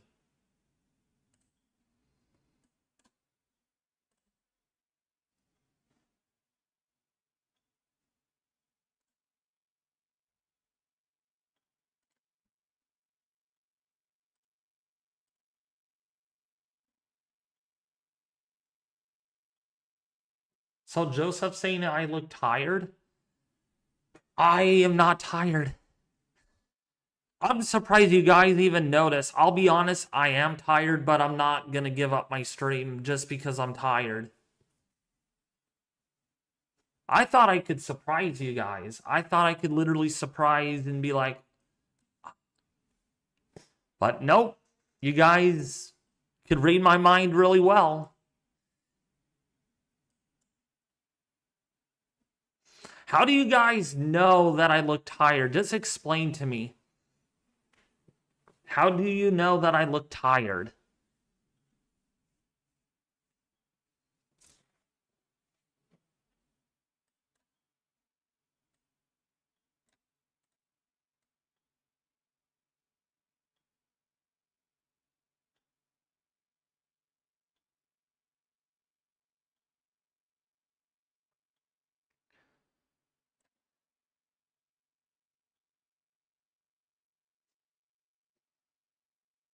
I'm sitting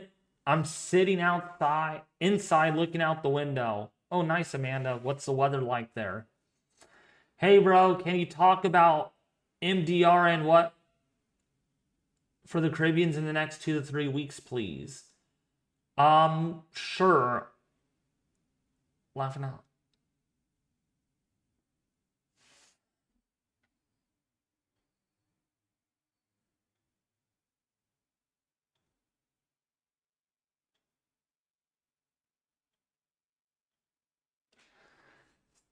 Oh, yeah, I'm yawning, but that doesn't necessarily mean I'm tired. Sometimes I yawn if my mind goes into idle mode. So, yeah. This has been a stressful storm. I'm telling you right now, this has not been easy. This hasn't been easy. This hasn't. I'm just going to be glad when she's over, when she actually dissipates, But that means we're gonna have to keep an eye on the Carolina coast for our next system. But yeah, let me talk about the MDR. Because yes, we do have a lot out there going on. Not just Francine, not just her. Her is being one of the people. And actually, we just got a new update from the NHC. So let's see if there is a new update. Okay, so the public advisory is the new update. Yeah, so winds are at 90, moving to the northeast at 16 miles an hour and pressure down to 976 millibars. So right now at the moment,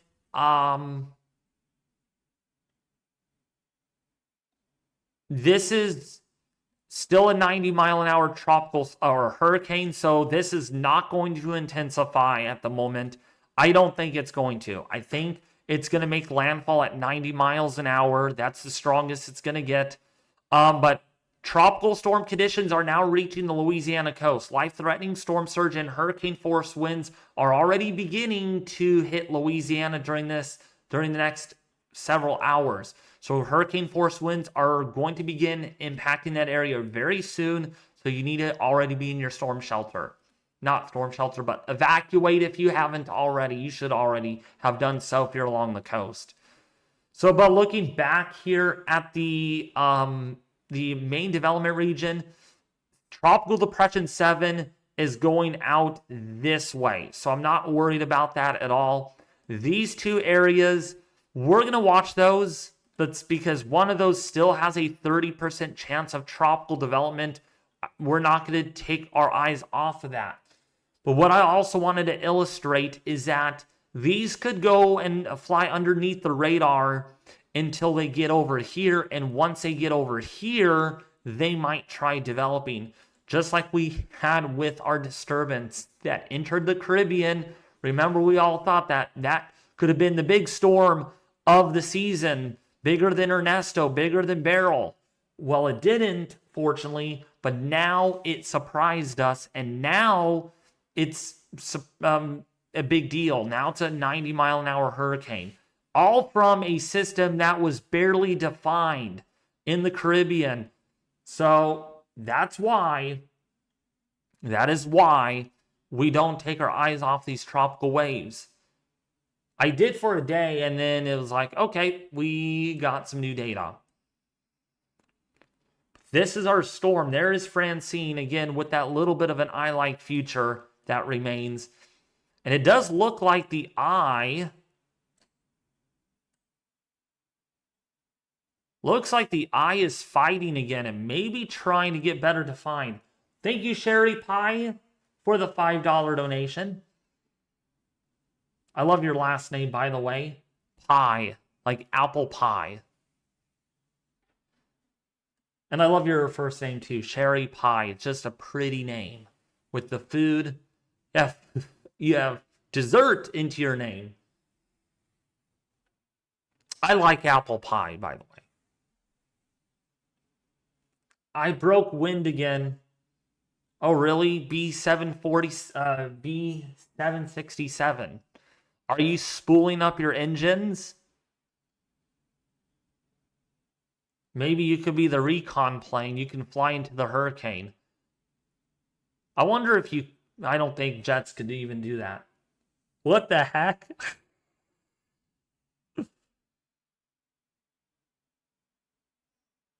Well, you're a jet.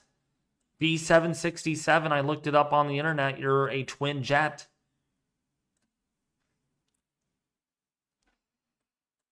That system looks very defined. I'm still a little kind of surprised it's not a Cat 2. But it wouldn't really matter this time because there is some intense winds on it anyways.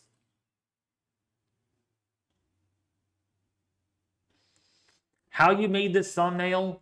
I'm not going to get much into that, Tashawn, but you need to use Photoshop. Photoshop and look for the maps, the United States maps. I used one from trilogymaps.com. You're very welcome, Sherry. What's up, Kevin? Welcome. And believe me, Tashawn, you have to do a lot of fiddling around. It's not easy to make a thumbnail. It really isn't. You got to know what to draw. You got to know to do this. Photoshop is for more of the professionals. It's not really... I mean, unless you do know how to use Photoshop to begin with, then that shouldn't be a problem. Beryl was said to not go to the Yucatan, and then it did. Yeah, so see, things could change quickly with these systems. Exactly, Joseph. Yep, always keep an eye on things in real time. Nowcast equals a forecast. And we're getting a new scan on the Doppler radar right now as we speak. And there is the eye, definitely defined. It does appear, though, that the western side of the eye has eroded away. Has actually eroded away. Yeah, definitely that shear is really knocking on the door now. It is definitely trying to tear the storm apart a little bit, but don't let that fool you. Tearing apart a storm this day and age, this close to land, doesn't help very much. It is still going to bring in significant impacts. Hey, Ethan, you here?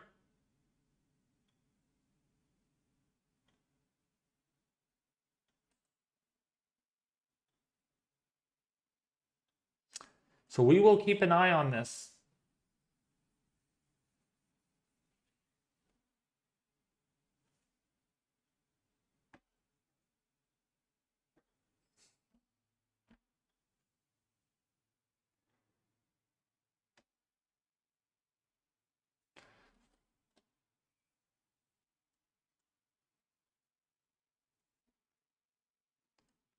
So if you guys, yeah, the tornado warning has expired. So if you're in Franklin, if you're in Baldwin, downstream of this, again, hurricane is closing in. There is your Eyewall. The northeastern Eyewall looking really intense and is pretty much the other portion of the Eyewall is slowly eroding, especially on, yeah, you can even see it right here. You can even see some westerly shear even impacting the circulation right now. So that is a signal that the wind shear is definitely picking up over the system.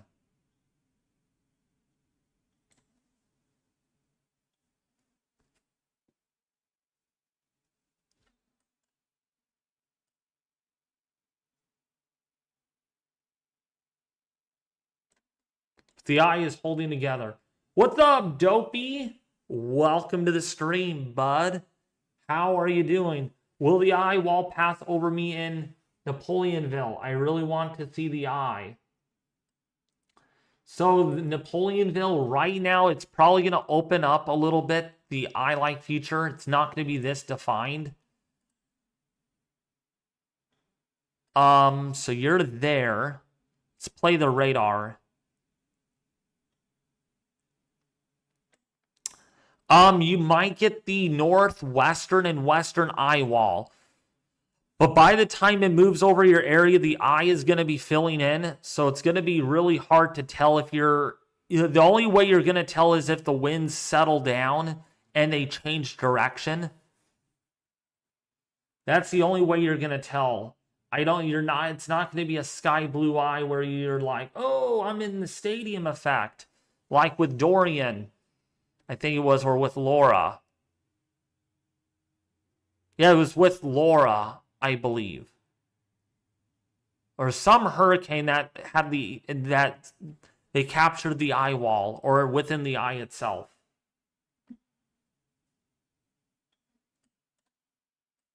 Hey, if you want to go see the eye, Amanda, you can drive a little bit to the east and try to intercept, but I don't think you want to do that. After all, I'm here to keep you all safe, so don't try to intercept anything, unless you really know how to intercept.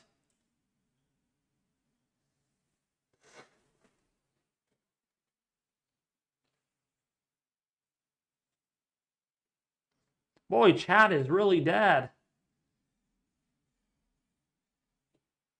How's everyone?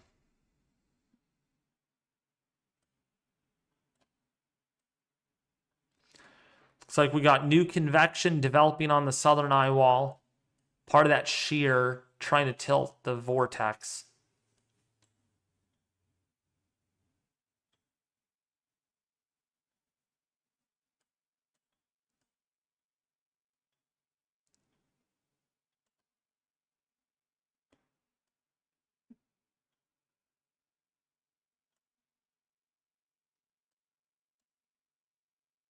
You can even see some drier air getting into the system.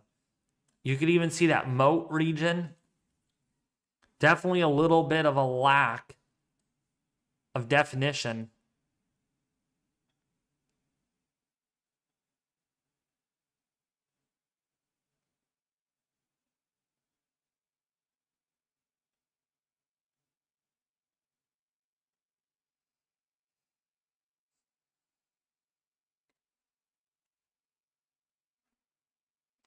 So yeah, if you guys are just tuning in, welcome, welcome.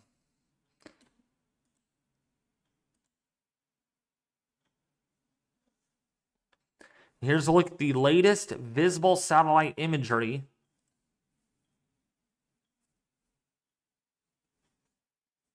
You can definitely see some deep convection blowing up. Yeah, that's definitely an eye right there. Really visible.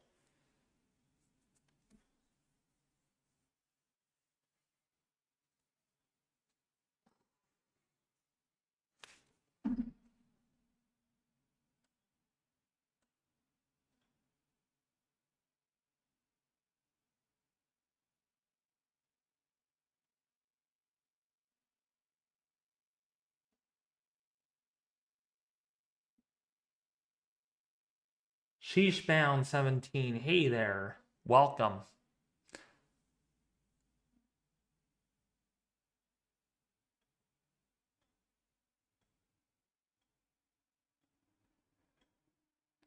So once this loads in, there it is. Yeah, look at the deep convection on that. You can even see the swirl in there. Watch this closely.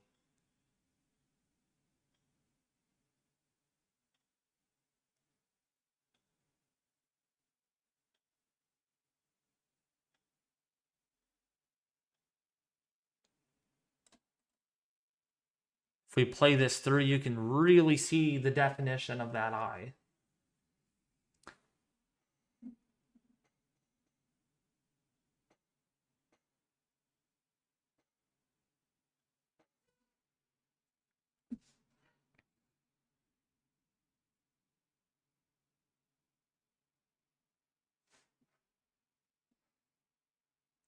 So if you can see it,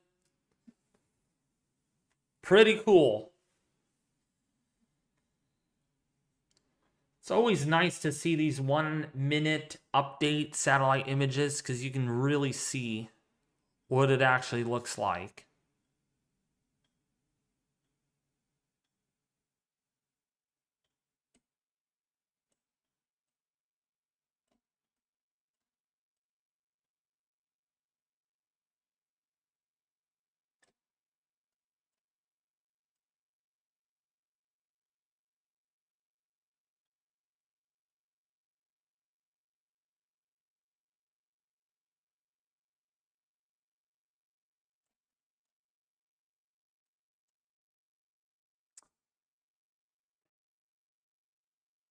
So, sorry if I'm not talking much. It's just that the chat is so dead.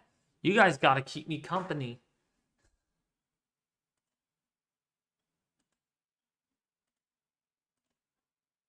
"92-mile-an-hour winds." Oh, that might do something.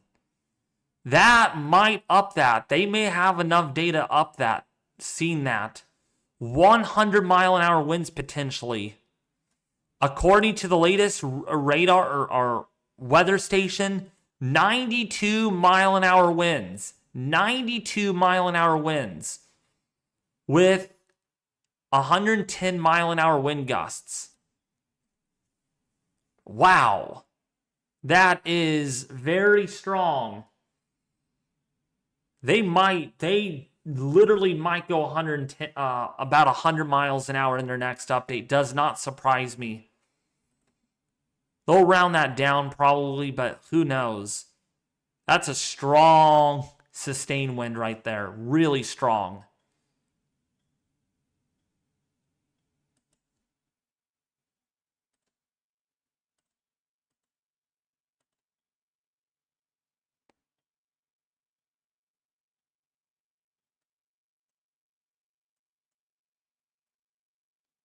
Yeah, there's your station, 110.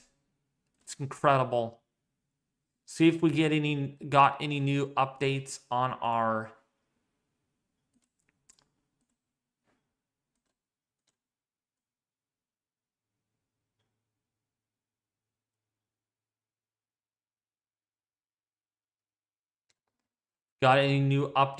weather station data.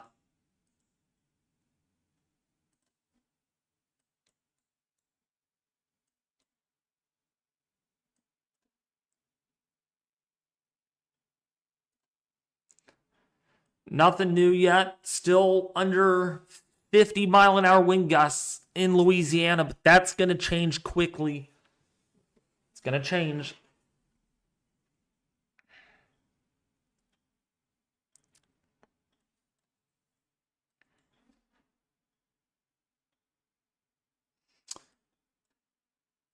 Are you all watching? Hey, chat. Hey, chat.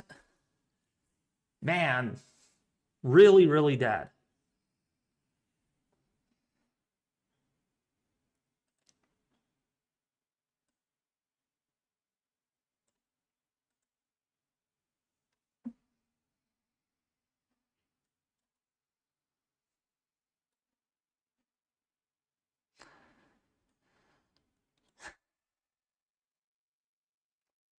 So this is what we're seeing right now. 92-mile-an-hour winds. That matches up with our observed sustained wind of 92 miles an hour. So it's possible this could be upgraded to about a category 2 in the next advisory. Does not surprise me. Does not surprise me at all. That's a strong wind.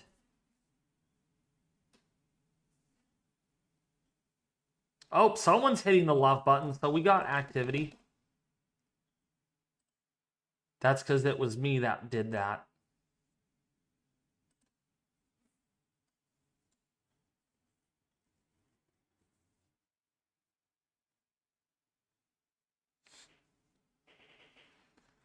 You know what? I'm going to see if chat is dead. Or if it's just what I selected. Sometimes the chat just cuts off. No, it's not. Sometimes it glitches out.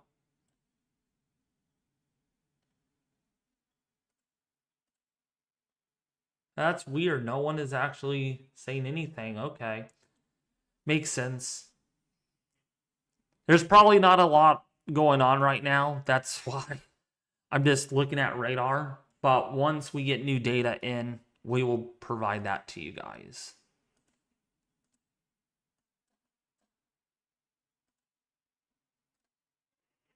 Here's a look at the latest conditions in the Cajun area of Louisiana.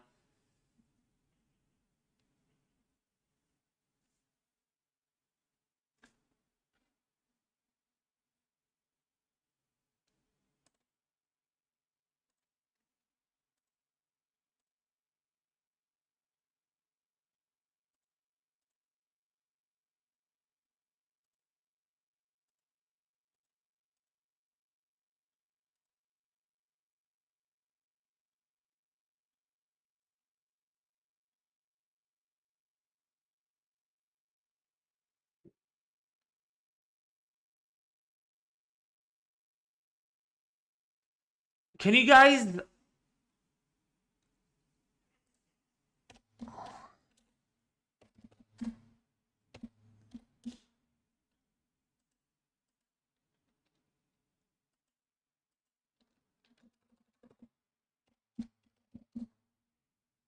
giving me an error. I cannot send messages. What the heck?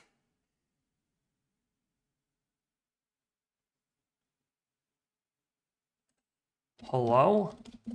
I can't even say anything in chat. That is really crazy. Oh, I'm tired of YouTube right now. I'm sick and tired of YouTube doing this. Where we can't even say anything. Hello? There we go. Now it's working.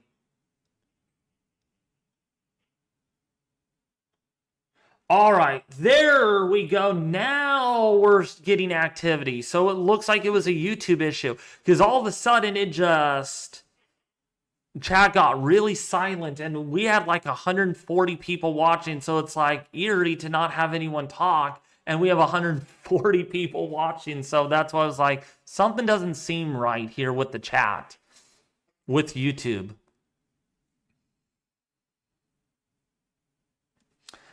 Sadly, you guys, I hate to drop a bombshell on this stream. That's probably why I'm going to eventually be going over to Rumble.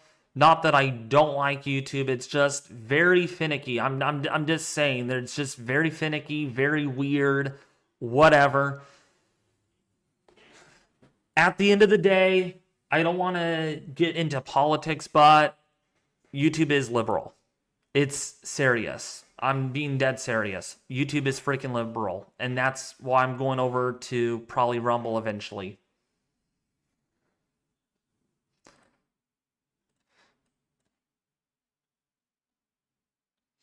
Will New Orleans get into the Eyewall? We did hear you, though. Well, of course. I'm sure you guys heard me, but the chat was just not working. So,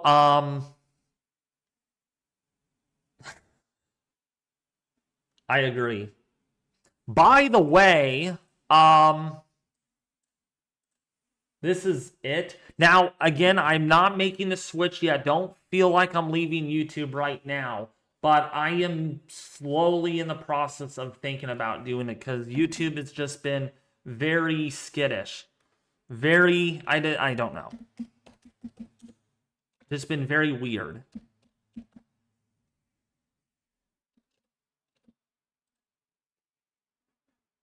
So this is the link to that page if you all want to check it out. That's my Rumble page. I have not done much on it in the last 4 months, but I'm going to get back into it soon, probably during the winter season. So, yeah. Actually, you know what? There is no weather channels on Rumble at all. So if I actually get started on Rumble, that will actually be good. I could take full advantage. I could actually take full advantage. There's not much saturation on there. So, and it's, of course, honest, real life news. So it's like it makes sense. It's conservative. So that's my Rumble page. Did the link work, anybody? Just let me know if it did or didn't. Okay, so we got 1 follower over there, so it's sweet. So now this does not mean I'm leaving YouTube. I don't want you all to think that, oh, David's leaving YouTube. Why?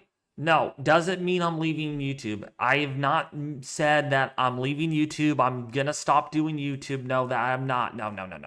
That's not happening right now. But what I'm probably going to end up doing is slow down a little bit on YouTube and more kind of do this. Slowly kind of transition. So what I'm going to end up doing is probably do like 1 or 2 videos a week on Rumble, and then eventually the frequency of that is going to start going up more and more and more. So that's what's going to end up happening. What's up, Hurricane Austin? How are you doing?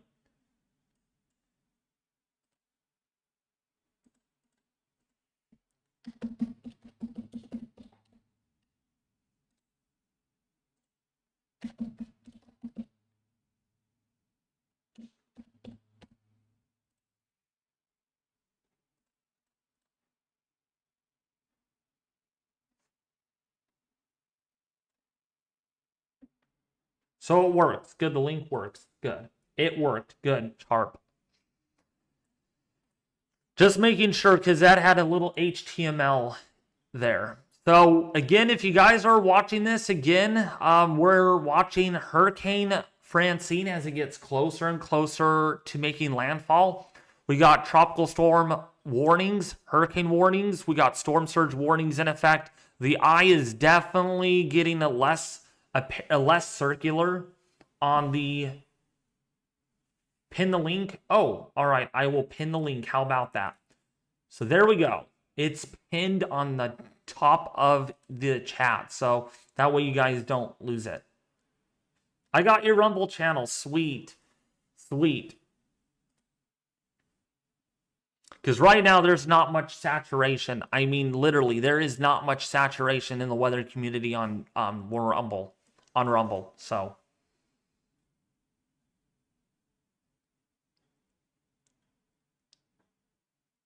Amanda, you could send me them via Discord. This is my Discord. Just type in well, actually, wait. You could send them in the Discord server by checking out the Discord server.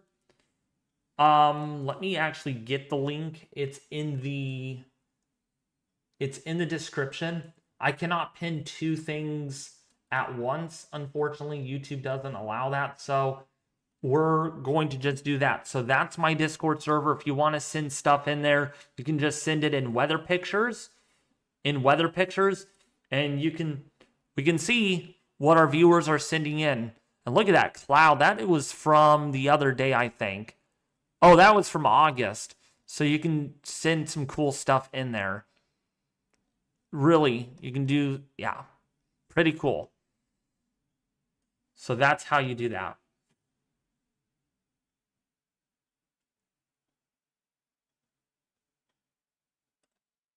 All right, Chase. Yeah, I'm aware of that, Chase. So thank you for letting me know. Saw the message late. Sweet, Jenny Laureen. Sweet. Again, the people that are following me on Rumble, I'm going to try to get that back up in the next month or so. Once things settle down here, as far as the tropics go, we'll probably start 50-50 it on this channel and Rumble over there. Because I'll tell you, Rumble is a lot more conservative, at least.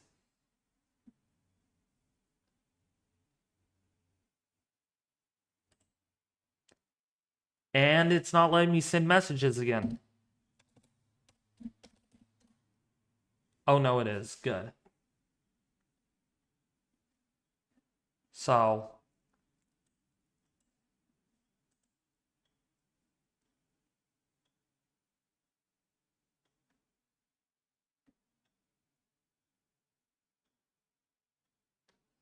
All right, no, good. It's coming in. Sharp is saying hello.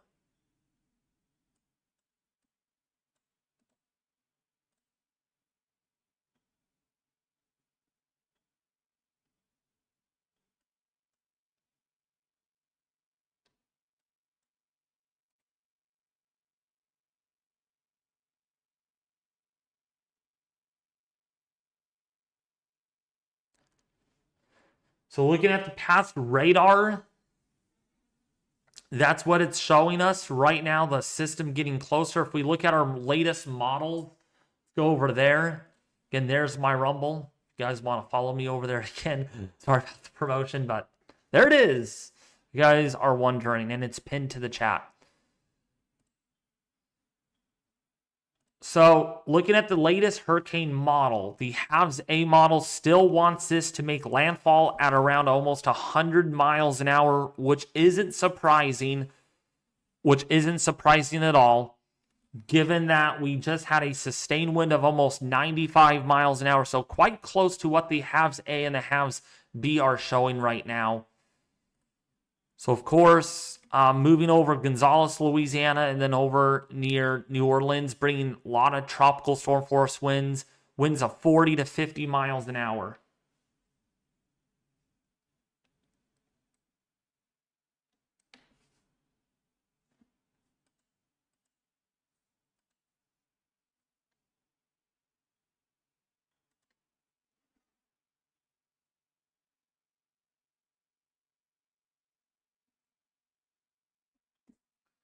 Yeah, that's a look at this moving onshore. Again, that hurricane. We already know it's a hurricane at this point. Not much is going to change.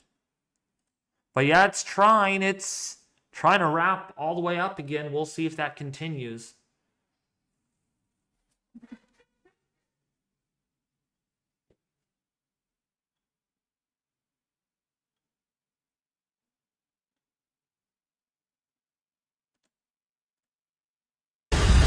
Oh.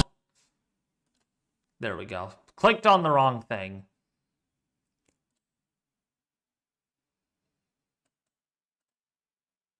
Okay, oh wow, 112 mile an hour wind gust already on the station. Sustained wind of 86 miles an hour there. So this is where the center actually is right now.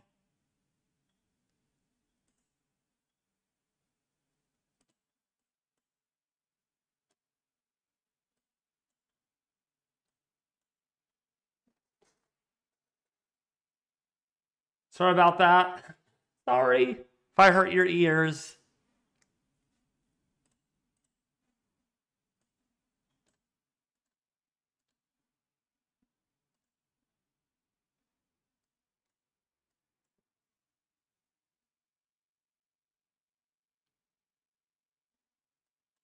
Yeah, getting hurricane force winds within that eye.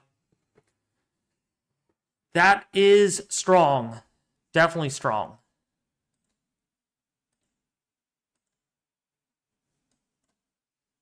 And that eyewall's only getting closer. Will we get new recon?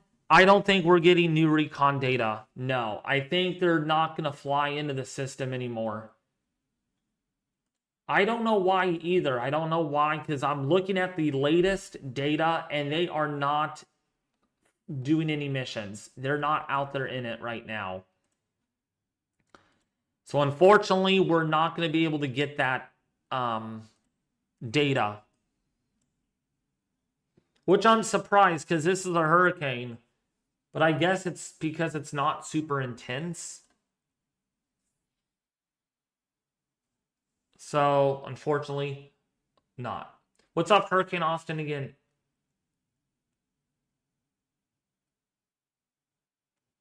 What's up, Wolfie Wolf? How are you doing?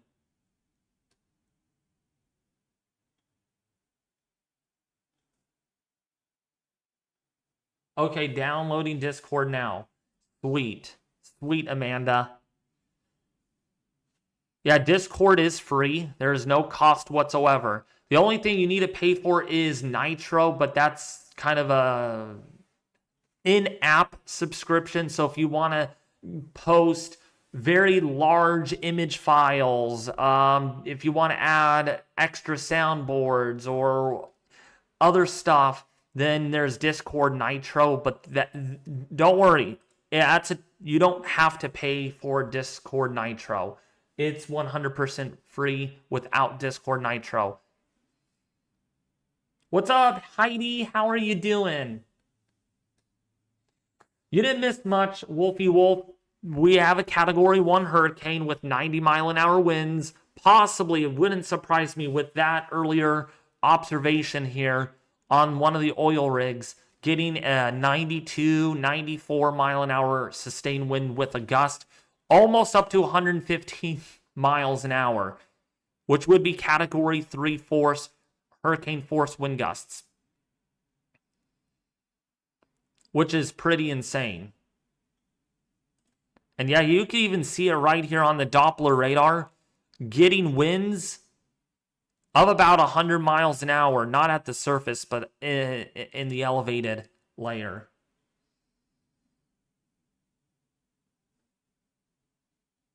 So, yeah. GFS hinting for Florida in 2 weeks. Yeah, there is some mischief going on with the model on that. Some development is possible. If we actually look at it really quickly, there is a potential that there is development in the Gulf of Mexico. Don't freak out. We can't say for sure if it's going to happen. Okay, we cannot say for sure because it's still too far out. Okay, and there would be a lot of shear in the first place at this point in time. But there could be some mischief going on out there. But right now, what we might need to be concerned about in the next 3 to 5 days is this system right here, impacting the Carolinas, like North Carolina, South Carolina. That would be the next system to do anything, and that would probably be just a tropical storm making landfall in the Carolinas. But remember, that would be Gordon, or actually that wouldn't be Gordon, that would be another named storm. Or Helene, that would be Helene, right? Yep, that would be Helene. So that would be our 8th named storm of the Atlantic hurricane season. 8th named storm. Brandy,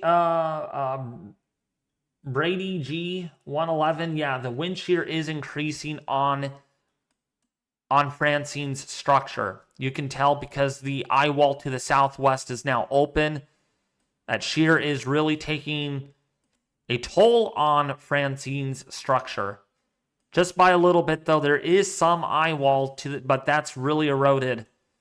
And the Eyewall does not look even as intense like it did earlier when we had this really intense Eyewall-like structure. But now this has gone a lot closer, and it's not far away. This could be making landfall in the next couple of hours even.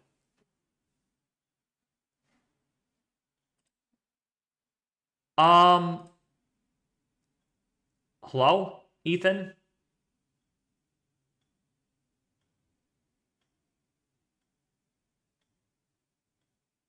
Hello? Hey, can you hear me? Yep, now I can hear you. Okay, I am really, really honestly sorry. I did not expect that to happen. Business came up that I had to take care of. It was ridiculously slow, and I did not foresee that happening, but I am back now. All right, Ethan, guess what? What? We had an oil rig out in the in the northern, well, just off the coast of Louisiana, reporting a sustained wind of almost 100 miles an hour. Oh my gosh. That is significant. Again, that is low-end tornado wind speeds right there. Yeah. I also Wow. wanted to let you know, Ethan, I got my Tempest weather station. Oh, that's interesting. Yeah. Is that an upgrade? It's in alpha version. I'm doing an alpha version test on it right now just to see how accurate it is, and if it passes quality control test with me, I will end up mounting it 50 feet high off the ground. That is interesting. Ultra That should it's give some pretty a good measurements. it's an ultrasonic wind sensor, so it uses there's no moving parts, not one moving part. It has a supposedly, I think I read something that they're going to add a mini Doppler radar to it where it will read out up to about 15 to 20 miles of radar data. So if there's any rain, they have a lightning detection system on it. It's freaking awesome. It's freaking cool. Wow, yeah, that sounds neat. And that Yup. is interesting because typically anemometers, so you get there the traditional cup anemometers or things like that. To have an ultrasonic one, that's pretty substantial. Yep. And you can see it on my iPad, everyone. That's the wind data. And right here is this is it right now. You can see the data. Man, that is cool. Is that a 20? Oh, I thought that was like 25-mile-an-hour winds. Speaking of speaking of that, Ethan, we're supposed to have 25-mile-an-hour winds this afternoon here where I'm at. Oh, that's interesting. That's pretty Onshore, strong. yeah, onshore winds. But yeah, just to iterate, Ethan, that oil rig out there, 79-degree air temperature, wind gusting up to almost 115 miles an hour. Yeah, that is substantial. To answer a question here from Brady G 111, when could it go to Memphis? It looks like the remnants here of this, by that point, it'll probably still be a tropical depression. Should be coming up to that area by Thursday evening into Friday evening. The prediction from the NHC is that it will start to kind of slow down at that point, so some lingering rain and clouds. That will probably persist Thursday through Friday, and then we'll see what happens by Saturday. Definitely holding together. It's trying to. So Oh, yes. just really quick, everybody. Let me put the hurricane image right here. Or the hurricane thing here. So you can look at it while I'm showing you guys this. So again, this is a tempest right here. Updates very frequently. You could even zoom in and look at the data. Every minute, it updates every 1 minute. And so far, I have an 8-mile-an-hour wind. And I can go back and look at the data.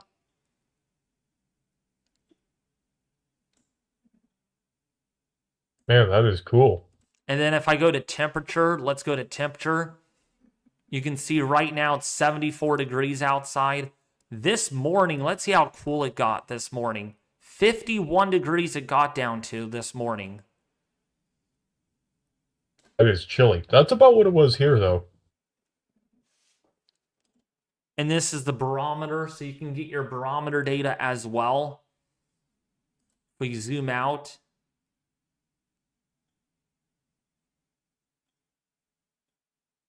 See the barometer there. And then your UV index, I think the UV index is sort of, it's a little aggressive. It really is. The UV is 9.5 right now. It still goes up. It's at 9.7 right now specifically. So that's... And then you could even look at your battery. How's the battery doing? And right now it's fully charged. Your brightness, how bright is it outside? And right now we're at 125,000 lux. Solar radiation, also really high, almost at 1100 watts. You can view a lot of cool data. It's really cool station.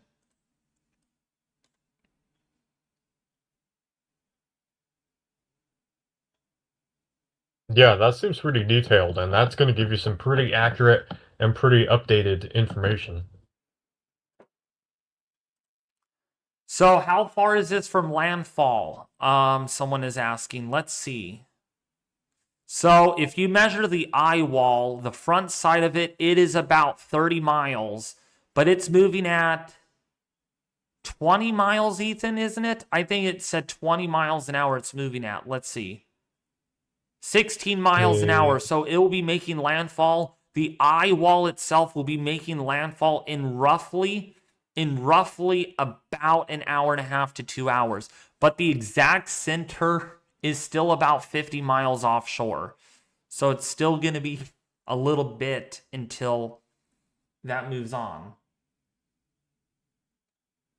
Yeah, that seems like a pretty reasonable estimate right there. So we've still got a few hours to go, and the winds are probably going to be increasing. Again, as David just mentioned, we've had some serious wind gusts measured offshore, over 100 miles an hour. And as this moves in, some of that wind energy is going to transfer to the coastline. Okay, we just got a new wind gust report up to 110 still with a sustained wind of almost 90 miles an hour right now. Man, that is strong. And let's see what our... Oh, and Ethan, we have a 60 mile an hour wind gust. Over on the... how would you say this? On little into the estuary of Vermilion Bay, a 60 mile an hour wind gust. Yeah, so we're starting to get severe winds coming on to shore because 60 miles per hour, technically it's 58 even. That is considered severe wind by the National Weather Service. So what is lux? It's just how bright it is outside. That's how I describe it as. It's just how bright it is. And now, Ethan, here's a good question. Since you know more likely know a lot about weather stations because it relates to the weather and stuff, what are ultrasonic wind sensors, the one that I have, more accurate than a mechanical spinning cups wind meter or whatever? Yeah. Yeah, if they're properly calibrated, that's one of the standard tools, I believe, being used by a lot of the more modern Mesonet stations, the mobile research stations you see out in the plains. And one of the reasons is that because it's not relying on that cup and everything, and it doesn't go by the traditional construction, it can get much more frequent updates. And that's vital when you're, estimating the wind speeds or measuring the wind speeds around thunderstorms. Okay. I wonder how it works. So how does it know which way the wind is coming from and how strong it is based on ultrasonic? It's really... Yeah, it's just that would essentially basically just be an application of the Doppler effect in a way. Um, I believe is how that's going. Okay. Makes sense. What is the highest storm surge so far? I'm guessing storm surge now is up to about 5 or 6 feet along the coast of Louisiana, potentially. Also, we just got a new wind gust report, Ethan. We are now getting hurricane force winds just outside of the eastern Eyewall with winds of about 70 to 75 and wind gusts up to about almost 90 miles an hour. Yeah, things are really picking up there. I The guys on the oil rigs wonder how bad that will be. Yeah, they're experiencing some pretty rough conditions right now, with the wind gusts again measured over 100 miles per hour on some of these oil rigs. Ooh, Ethan, you need to look at latest visible. This eye is really popping out now. I wonder if this is Oh boy. actually I wonder if this is intensifying still. I could argue enough if it is actually intensifying. That eye. That's popping out. That looks very much like a Cat 2 easily. No Yeah, surprise. it is becoming more well defined. I would just say at that point to monitor the convective trends as long as it's retaining the thunderstorms around it and organizing around that central low, and it could still be strengthening. We do have in this part of the country what they call the brown ocean effect, where the land in southern Louisiana is really just kind of swampy. So even if it's interacting with land, there's still a lot of water and a lot of moisture to draw energy from. Oh shoot, not good. Yeah, look at Ethan, look at the last few frames. Watch my stream. Watch this. Oh, I am. Yeah, that is a lot more pronounced than what it has been. And you can start to see some of the low-level cloud motion in it as well. Jeez, dude. There's also lightning on the southwestern eye wall, it appears. Yeah, it looks like it. That's a significant factor for the deep convection that's around the low. That means we've got some very tall thunderstorms that are associated with this. That really has cleared out. I mean, you're telling me that's a 90-mile-an-hour hurricane at that point. You will see. NHC is probably going to be a little generous. We know them very well. I bet you it does get upgraded. I would not be surprised. That is definitely an eye like future. That is clear as day. Yes, that is intense. That does appear to give all the indications of intensifying. And we'll see. I believe they've got an intensity update coming out pretty soon. Jeez, that convection. That convection. Yeah, and for those wondering, David, when he mentioned the lightning around this, that's pretty significant because hurricanes typically aren't associated with a lot of lightning.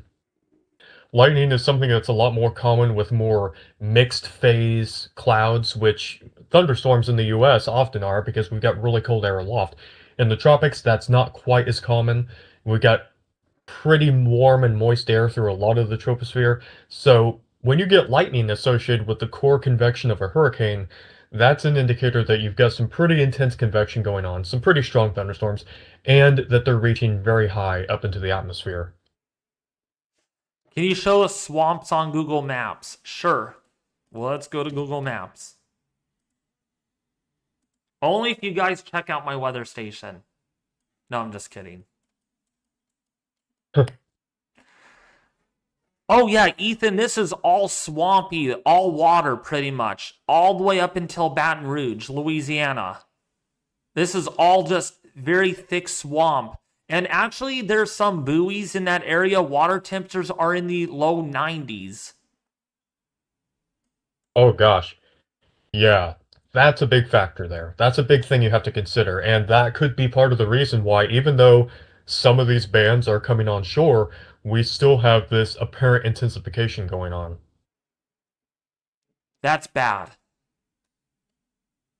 That's not good. There's Vermilion Bay right there. There was a report out here getting that wind gust up to 60 miles an hour. But yeah, this is all swamp here. All in this area. So if this is going to make landfall somewhere over here, going to be moving over Morgan City. This is just all swamp. And actually, let me go to a street view. Yeah, look at this. This is definitely all swamp.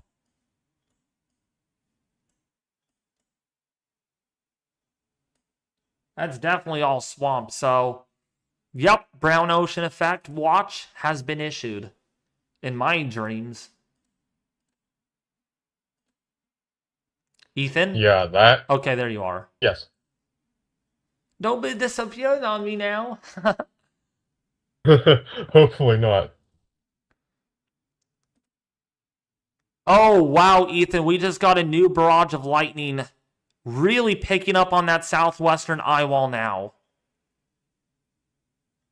Yeah, there's a couple things I'm going to be looking for with this next intensity update.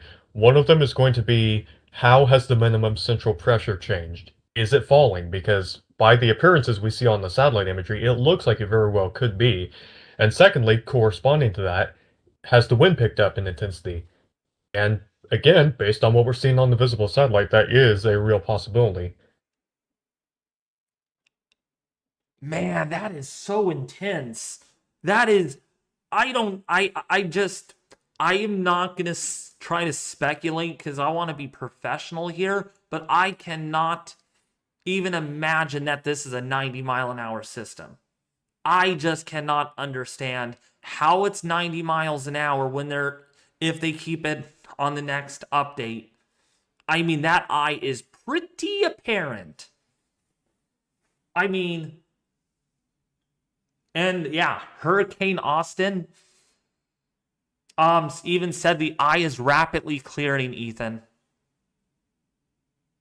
Yeah, correct. So that is an apparent trend for intensification based on the visible satellite and the lightning data that we're getting as well. So we're going to see what happens with that. Either way, the key point still stands that we have a dangerous hurricane that is moving inland or moving toward a landfall here within the next few hours.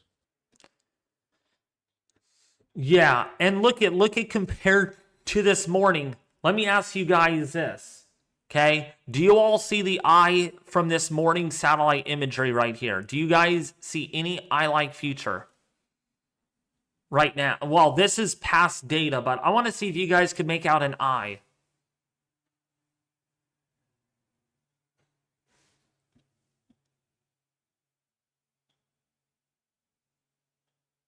Oh, Ethan, we just got a damage report according to Heidi. A guy around, or maybe this is not in Louisiana. A guy around where I live got hit by lightning and his drywall blew off. Oh my gosh. So, Yeah, lightning has enormous power, and that's one of nature's most dangerous aspects. you're very welcome, of course, Chase. Yeah, I'm glad Ethan is here. So you guys don't see the eye. How about now? Do you guys see the eye now? I can see it. I can see it. So you guys must see it. If you guys don't see it, then maybe just kind of wipe your eyes, maybe blink a few times, and maybe you'll get something out of your eye. But you guys should all see the eye by now. So the fact that we were not able to see the eye this morning, and now we're able to see it now, which, by the way, Ethan, that happened within 3 hours. So the eye really cleared out within 3 hours. Right. So that could be fairly quick organization on that part.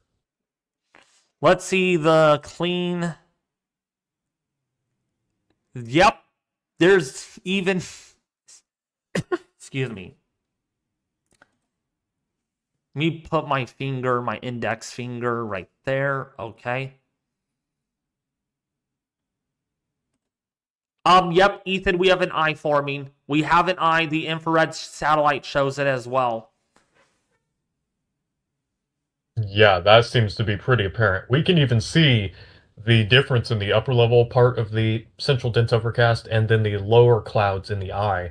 So that does appear to be clearing. Johnson says, David, is the storm going to hit Vermilion Bay, Louisiana? Or New Orleans? Are New Orleans still have Um, impacts and wind? so right so right now it's going to be hitting this area. So this is where I think it's going to be striking.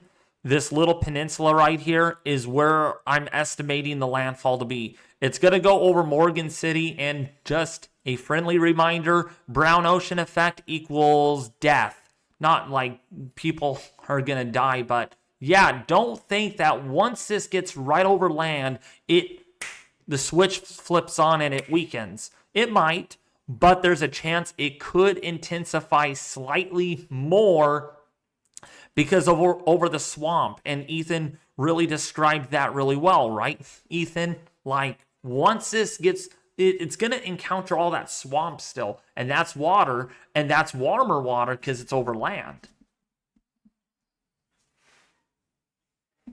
Yeah, that is going to, number one, that could fly, as we've seen recently, still as it's moving toward the land. That also could slow down its weakening once it moves, once it actually makes landfall.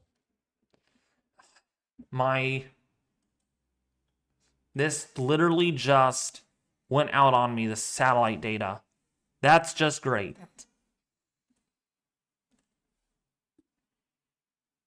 So, all right, Ethan, we are now getting tropical storm force winds in Morgan City. Tropical storm force winds in Morgan City. Tropical storm force wind gusts, that is. Sustained wind of about 30, gusting up to 51 miles an hour. Okay, so yeah, that's really coming in there. Yeah. And the Actually, impacts are increasing. They're going to be increasing as it moves inland. The point of this channel, again, to anyone here, it's not to cause panic or fear or anything, but we are being realistic about the hazards being posed by this system. It is a strong system. yeah. And so here is a look at that station in itself. So the last update, Ethan, okay, so this was... How often is this even updating? Hold on. Yeah, within the last couple of hours, that station had a 31 mile an hour wind gust. 2 hours later, it has a 51 mile an hour wind gust. Yeah, absolutely. Okay, I'm still not getting... I think the GOES satellite went out.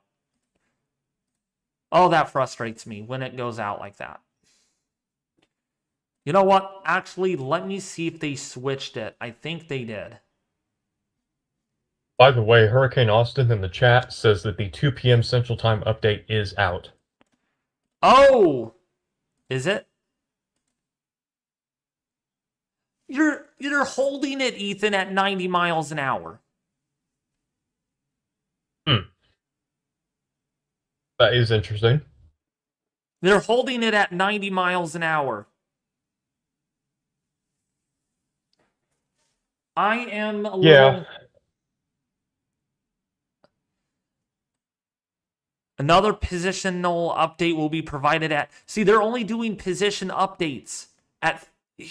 I mean, positional updates. They're not even doing intensity updates.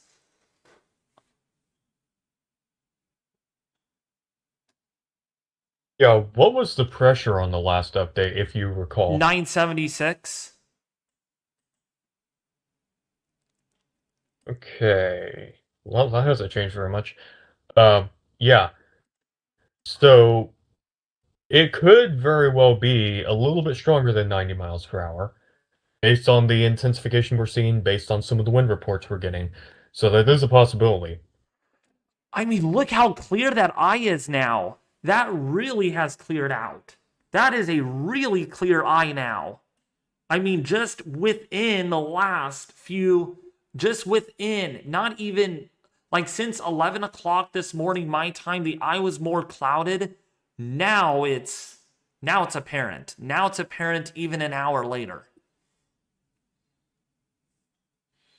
So, Right. So that does seem to point toward intensification. Um, can New Orleans get tropical storm winds? Yes, New Orleans is in the path of some of these stronger winds. We do have some alerts in effect. I don't know if New Orleans is in a hurricane or tropical storm warning, oh, but definitely some wind potential. also, Ethan, got some important news. The southern Eyewall's quickly closing up. Oh, yeah, I see that. Okay. Could this still be a Cat 2 at landfall? We shall see. Hey, David, I'm in class right now, but Uh, has there been any tornadoes near Florida? No, not right now. There has not been. we did get a question about Iberia Parish. I just pulled that up here. And For a where second, I is thought it? you said Siberia Parish. That would be a bit chilly. Yeah. Yeah, Terry F. What does West Side by Iberia Parish look like? Iberia Parish right now, kind of going between rain bands. Winds are probably picking up. We do have some more rain bands and stronger wind to the south that will be moving into the area in the next few hours. So conditions right now are probably starting to go downhill, and they're going to as this moves in further.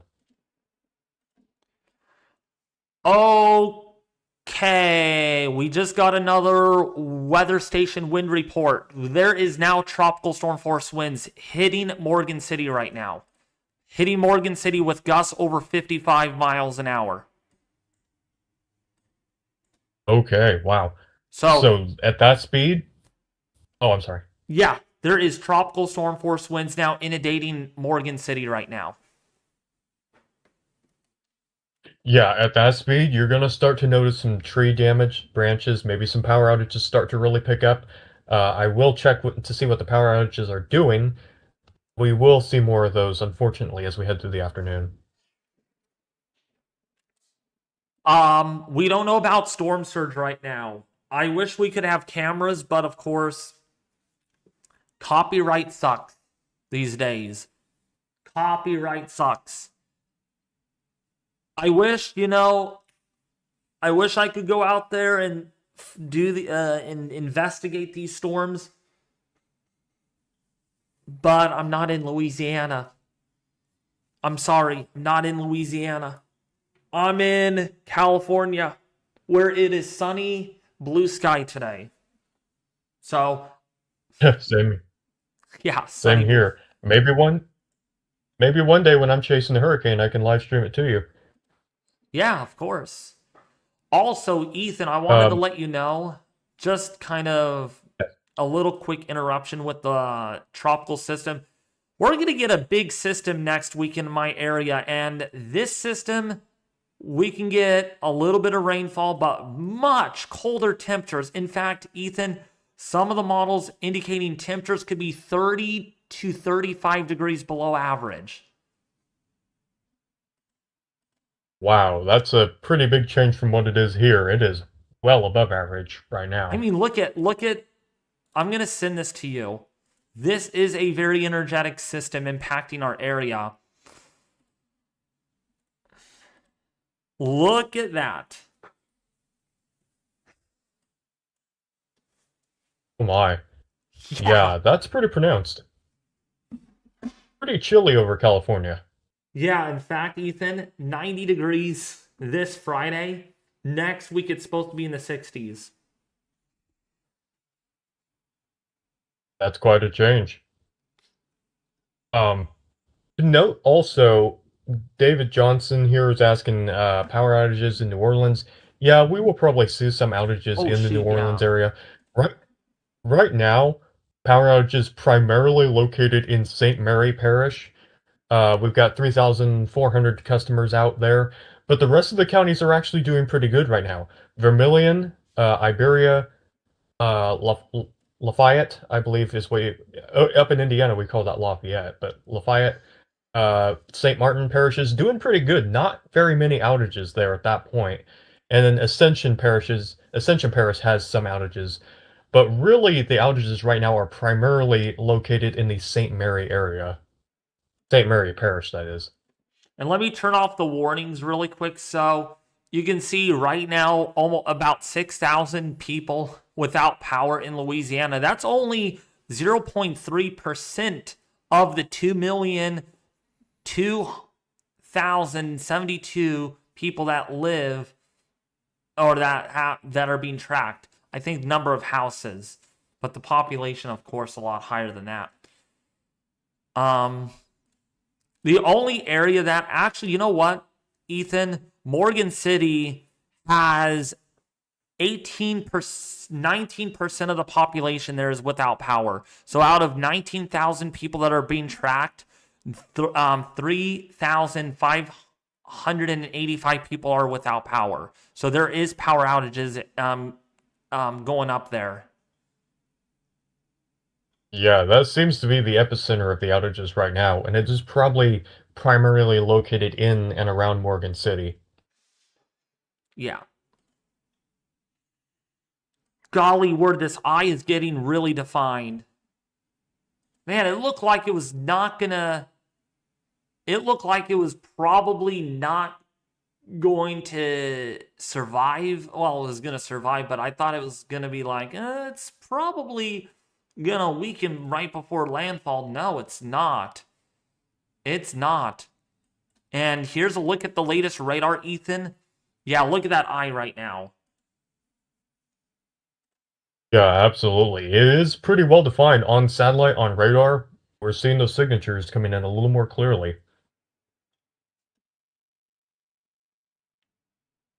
Yeah, over 2 million people in Louisiana. Yep, and we'll see those numbers probably go up, unfortunately, power outages. We probably will, unfortunately. And before that happens, we need to get the word out to as many people as possible. So if you're new to the stream or you haven't already, please consider liking and subscribing because that helps us to get the word out to more people through YouTube's algorithm. Yeah, that's my job, folks. We got to get this out to people because once your power goes out, if you have cable, it's going to be a problem because then you won't be able to get my updates unless you have a phone. David, they are sending a plane. Go check it out. Oh, they're sending a recon. Ooh, maybe they are seeing some intensification, so maybe they're sending a plane out.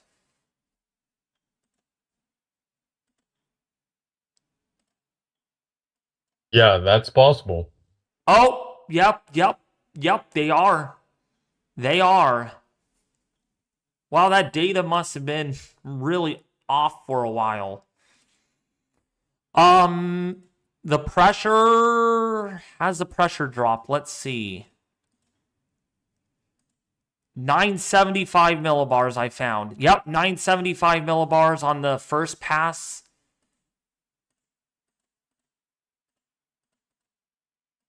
That's lower than what it was a little bit ago. Yep, 974.9 millibars.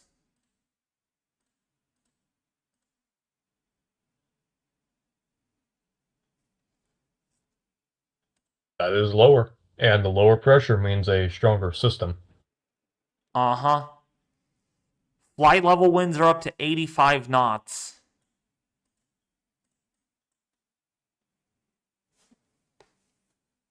So that would be, in theory, 100-mile-an-hour winds. And I wonder if that's what they used to get the intensity, and it just updated on the end here.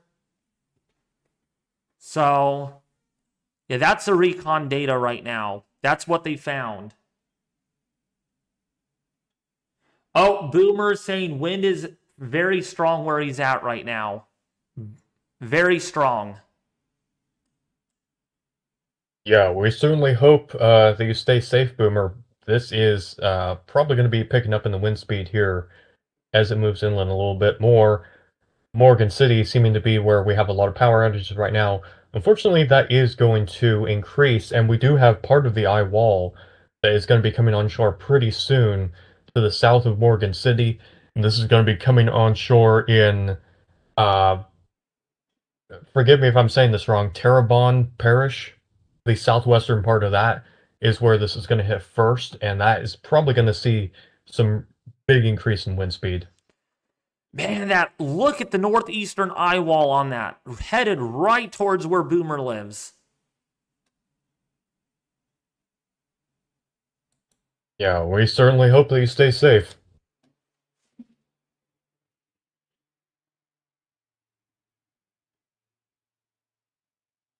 Oh, Justin Wilson said they did find winds up to 90 knots. 90 knots. The plane found 90 knot winds.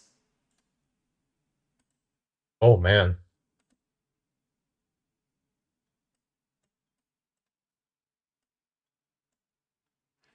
All right. Boomer says power service is in and out, so it's power's flickering. I would imagine. Boomer, as long as you got connectivity here, we're going to be sticking with it, and we're going to be providing as much updated information for you and for everyone else as possible. If you have any questions, by all means, please ask us. Yeah. So that is that right now.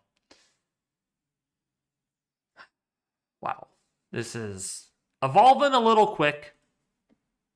And there's that eye wall. It actually doesn't look as intense or as organized than the Lake Charles radar site. But there's definitely an eye wall there. So Heidi, 90 knots, that's about 103.5 miles per hour.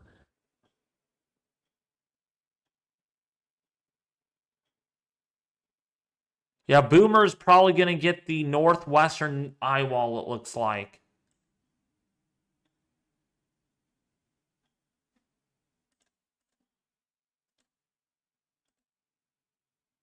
Wait, someone said there was another NHC update?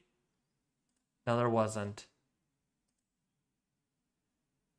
This could be almost 100 miles an hour.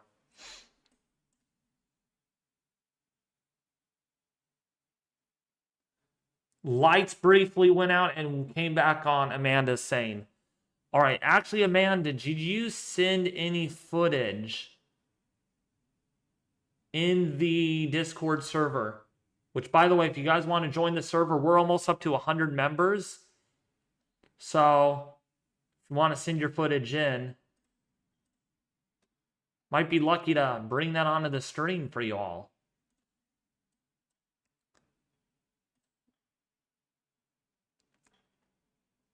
Yeah, that eye is a little ovally looking. It's not very circular, but it is definitely apparent.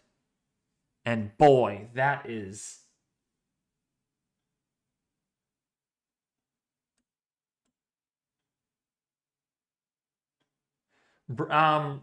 Brady G, no, it's not close to a category 3.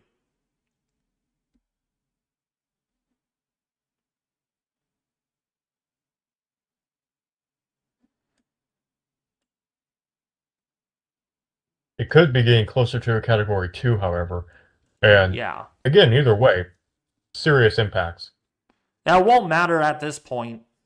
It won't matter at this point of how serious. I mean, it's serious enough. All right, just got a new wind gust report, Ethan. A sustained wind of 50 miles an hour and a wind gust up to 60 to 70 miles an hour reported on Vermilion Bay. Oh, okay, yeah. So we're getting into high-end tropical storm wind gusts at this point. Vermilion Bay, yeah, you're certainly going to be seeing some significant impacts from this as it moves in. We did have a question about that earlier. There is the eye. Looks like it's getting smushed a little bit. The eye.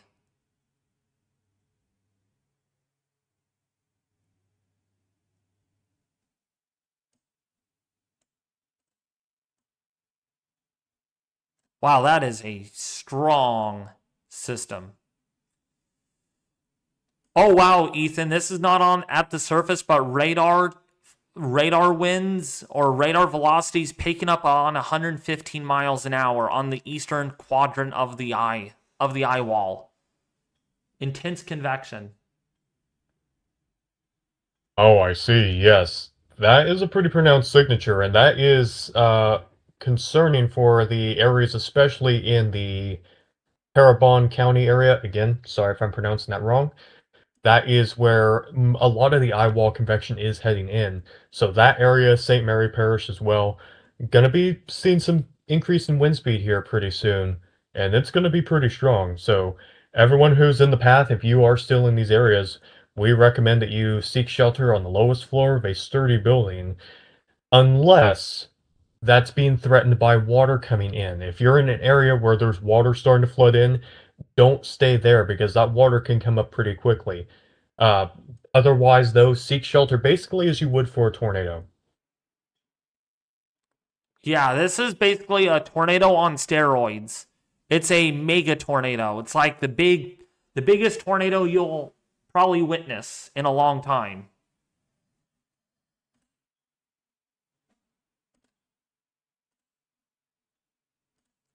This is a cyclone.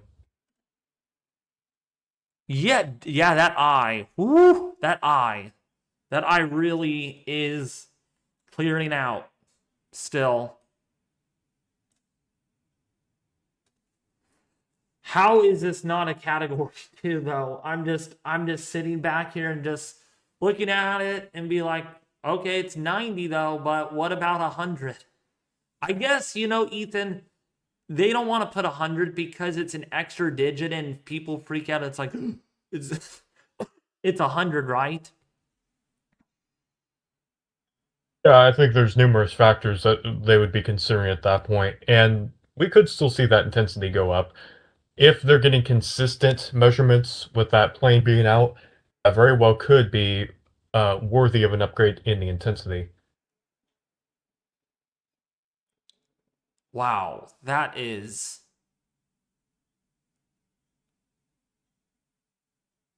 And regarding the outages here, we've seen increases in St. Mary Parish. We're up to 3,000, almost 3,900 customers that are out in St. Mary Parish. But also, Assumption Parish has seen a big increase in power outages. We're now up to about 1,300 customers out in that parish. So we're starting to see the outages tick up in southern Louisiana. geez, not good. Not good.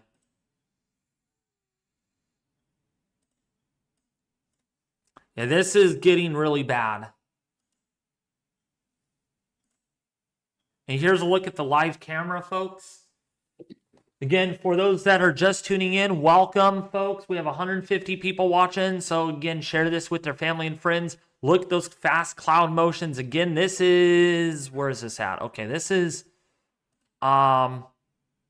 this camera's near Lafayette, Louisiana. That's the closest we can get to the system. And look at those fast cloud motions, Ethan. Fast. Yes, indeed. That's an indication that we've got a strong low-level wind field present. I thought you were going to say low-level jet at first. Not quite.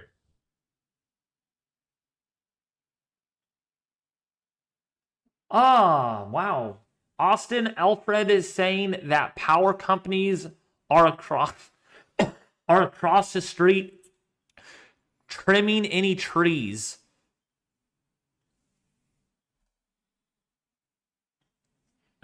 It's a bit late for pre-hurricane tree trimming. Yeah, it is. You can see those trees really moving vigorously there. There's barely anyone. There's barely anyone on that road, on that freeway. That's incredible. Barely anyone on that freeway. Yep, and that's how it should be. Unless you're a professional storm chaser or emergency management, please stay off the roads in this situation. because not only do we have areas where water's going to be coming in, especially as you get further to the coast, uh, but also the winds are going to be very strong, and that could actually lead to falling trees, and in some cases, some instances of flying debris. And you definitely don't want to be around that. All right, be unsaid. Um,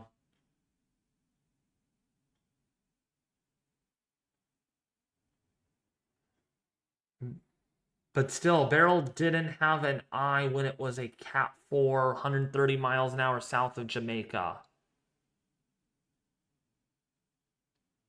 Yeah.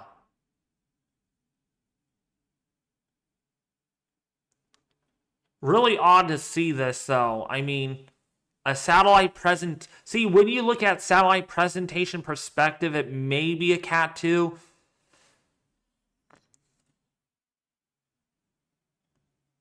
Oh, yeah, we got Yeah, more. it just depends. Yeah. Sorry. But man, this is a very, very intense Cat 1 hurricane, though. I'm telling you. I mean, uh, I mean a 95 mile an hour Cat 1 hurricane at least. I don't think I know they don't use 95 miles an hour in their advisory for I don't know why they don't, but either way, it is definitely a strong hurricane nevertheless. If it's 100, 95 or 90, it really doesn't matter at this point. It really doesn't matter because this is already a very dangerous system. Also, wind shear is picking up on this. You can see low level cloud fragments, low level cloud fragments coming in out of the southwesterly direction. So that's really shearing our system.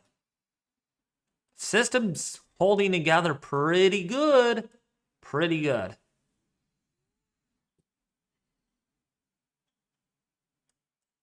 Actually, I'm going to bring up Twitter and get some news information if anything is unexpected. A lot of lightning on that northeastern quadrant.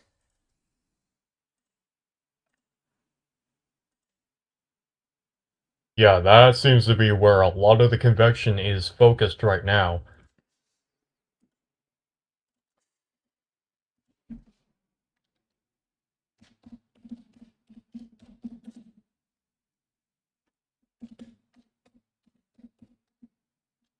Hurricane Francine, let's see.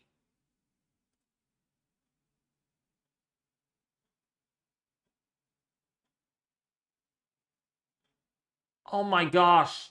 I really like how people are running out into the street right now in Franklin, Louisiana.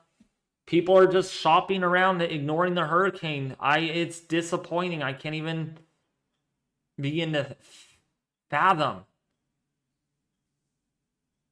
Yeah, we definitely don't encourage that kind of activity. Again, what we said earlier, to stay inside, if you're in this area still, stay inside and, stay away from exterior walls on the lowest floor of the building unless there is, flooding coming in. That would be a problem. But definitely don't just be out doing random normal activities in the day. You don't know how quickly this could increase in intensity based on where a rain band might come in. Also, another kind of update here. This is from Brad Arnold. Again, due to copyright reasons. I don't know if I'm allowed to show Twitter on the stream with this, but there is a car that is submerged in about 2 or 3 feet of water in Caco Dry, Louisiana. Eyewall is just off the coast, blasting north to get out. Oh, yeah, blasting north to get out of the water, but the water's like 2 or 3 feet deep already. Oh man.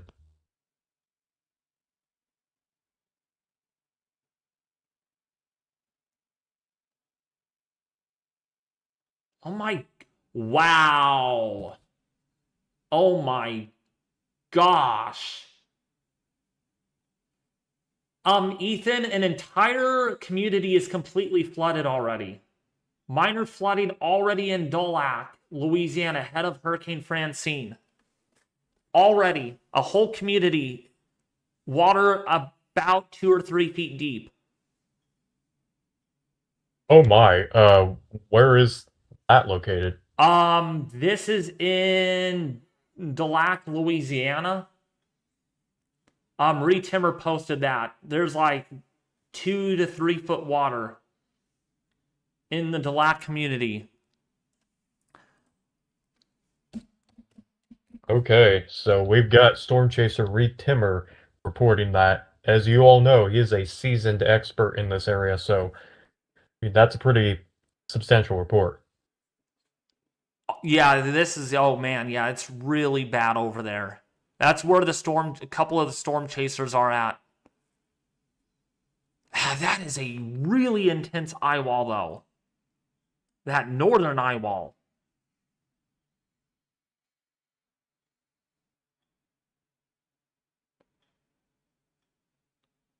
Also, this is from an hour ago, Ethan. There is Gulf of Mexico water pouring over the jetties.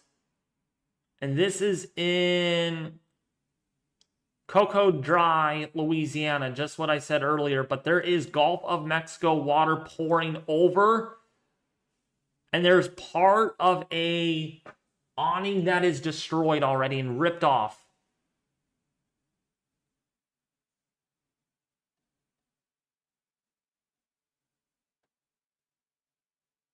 Hello?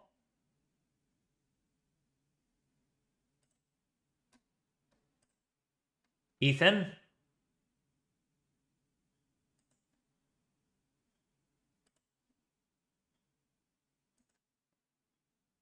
I don't know what happened.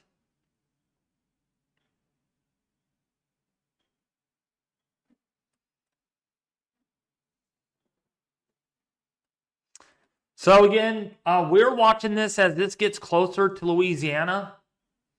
Again, Dulac right there getting the flooding. It's just bad. It's just really bad there along the coast. Already getting streak flooding, storm surge flooding already. It's just not good. This is terrible. Ethan? Hello?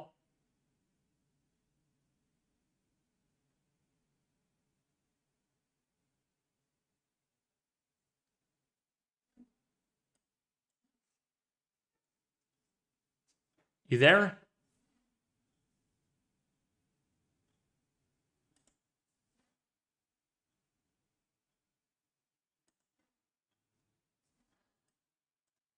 I think he's having connection problems, so we will wait for him to get back.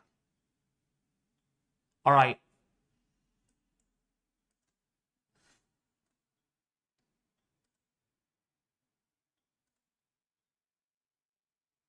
And look, these clouds are moving fast. They're moving really fast.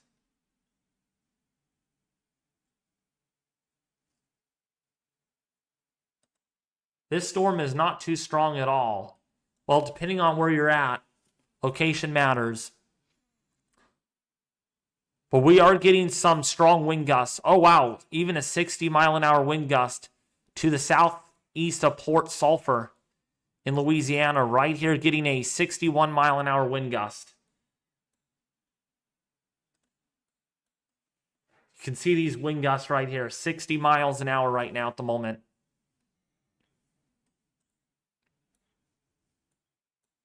Okay, got it fixed. All right. What was I gonna say? Yeah, I wanted to tell you, Ethan, an awning, okay, in the Dulac area, looks to be partially destroyed, and Gulf of Mexico water is pouring over into that area. Yeah, so we are getting some damage coming in from this hurricane now. Yeah.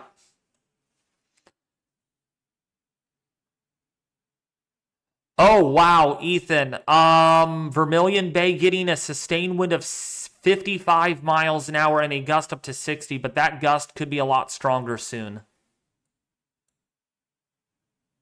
Yes, absolutely. For anyone who was inquiring about Vermilion Bay earlier, there we go. There we're seeing the impacts of this tropical storm force winds already, and probably going to be increasing to hurricane force as this gets closer.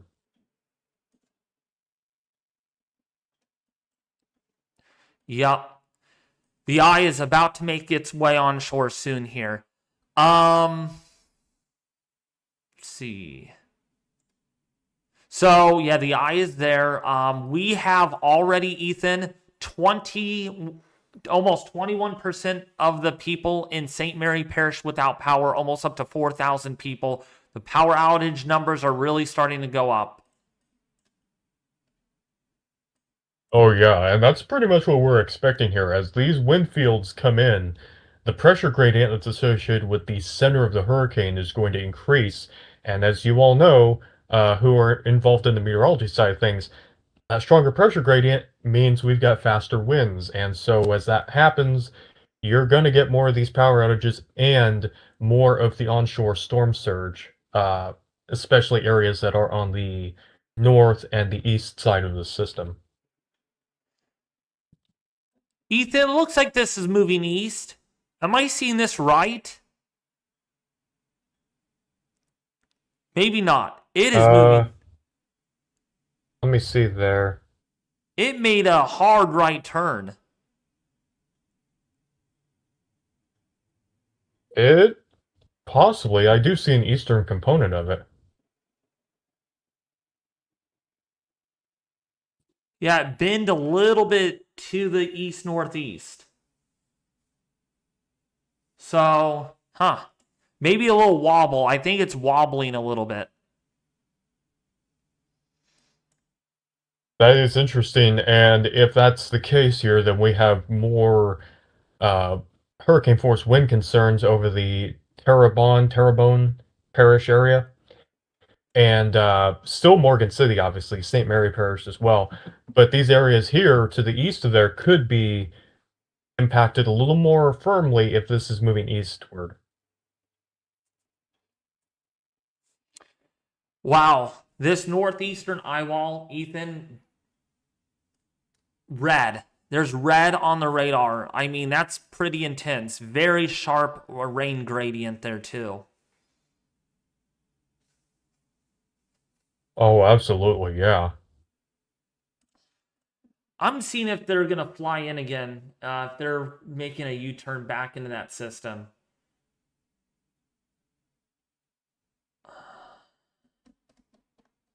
Very well could. The eyewall convection on the east side is really strong. We've got some very heavy rainfall rates, probably some strong winds coinciding with that. Okay, let's see if they got a new if we got a new update. Not yet. Not yet. They need to get in that eastern eyewall quick though, before that makes landfall. Because that's where you're gonna see the strongest winds at. That eyewall is really intense. Right about in here is where we're getting the strongest winds. Probably, more than likely.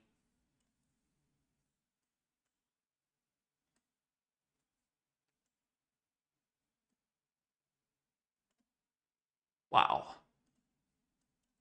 So you can see our wind numbers, everyone. These are wind gusts. So again, this is near Vermilion Bay, gust up to 60 miles an hour. We also had a gust up to about 61 miles an hour just south of Port Sulphur. We got wind gusts here in the 30s, but these will probably update in a little bit once we get the new data in. And there's that flag, Ethan. In meteorology, flag means 50 knots, and this is 50 knots or 50 miles an hour. Yeah, absolutely. Those are pretty, though. Those are pretty colors, though. No, I'm just kidding. Green is bad. Green is straight up bad.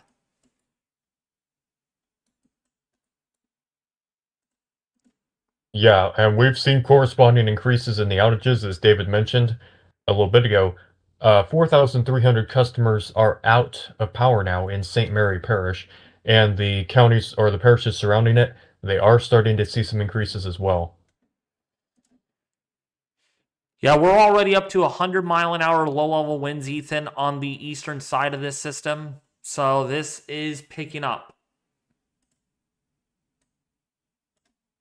Yes, it is, and that does provide storm surge concerns as well, not only in Vermilion Bay, but areas that are to the east of there. You're going to want to be even all the way over to the Plaquemines Parish area. You do really want to be on alert for that concern, especially if you've, hopefully, if you're in an evacuation zone, you've already evacuated. But that is going to be a concern still going on as long as this is moving on shore. Mm-hmm. So this is the 1 p.m. hour. The forecasted winds, Ethan, and by 1 p.m. This is from the FV3 high-res model. And again, wind gusts over 100 miles an hour. Some of these areas here could have wind gusts perhaps 71 miles an hour. So let's kind of click this up here. 65 there in Grand Isle. If you're in cutoff area, 48. Some of these station sites getting gusts up to 57 perhaps in the next hour based on this model.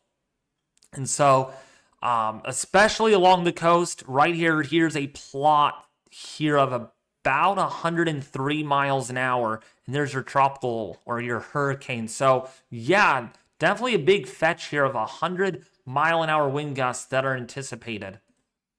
If we go onto the NAM 3 kilometer, go to that and let's see what that plot shows.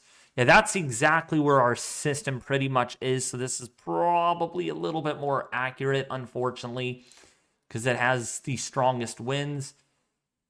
So this kind of just came in. We got some of the new data. 105-mile-an-hour wind gusts on the northern side of this. Very, very strong. And that's where the Eyewall, the strongest Eyewall actually is. As we go forward, we can see that all this blue moving onshore, there's Deloc there. Where is it? I just had it. There we go. You can see there up to 96 miles an hour. Morgan City up to 88. We got it in 82 here, and this is where your center is going to be moving over. So yes, we have wind gusts here anywhere between 80 to 100 miles an hour that are anticipated as this moves on shore. And then even though when it moves well inland, that doesn't mean the impacts go away. Look at these wind gusts still on the NAM 3 kilometer model. Still looking at wind gusts in Amite, in Louisiana at around 80 miles an hour, 77 to 80 miles an hour in Slidell. And look at Bay St. Louis, 75 to almost 80 miles an hour. So serious wind gusts. Even so that the system is going to be weakening. Let's see if we can bring up the HRRR model. Let's bring that up. Let's clear that. There we go. So as we run this in, see, let's go to 2 p.m. 2 p.m. my time. You can see the wind gusts are not quite as strong. Let's go to hour 6. Still showing, though, 78 miles an hour. So I'm probably going to be relying more on see what the high-res shows here. Oh, that's the H-Wharf. Oh, wow. I did not know we have the H-Wharf on this. We actually have a hurricane model. Oh my, that really helps. That really helps. And that's not in. So this is a look at it for 2 p.m. And look at these wind gusts, Ethan. On this side, 109 off the charts. Literally, my thing is off the charts here on this end of the scale. So we're up to 109 here, 109 here, and of course, onshore up to 80 miles an hour. Yeah, and those are entirely possible because we've seen already wind gusts that have been measured over 100 miles per hour with this system. So that's a reasonable output for some of these areas. And this shows the eye is going to be passing over Wish there was other towns here or to look at, but there isn't. Delac is going to get the northern Eyewall, but look at this southern end. 109 to 110 miles an hour.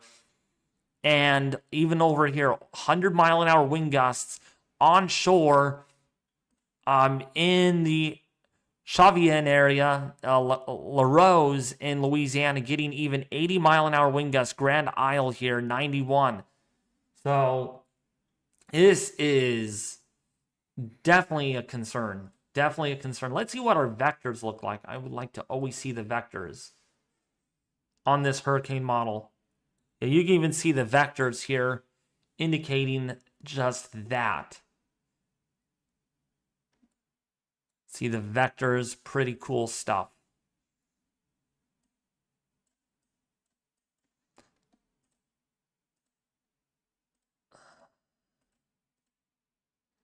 So we're going to go back and clear that. There we go.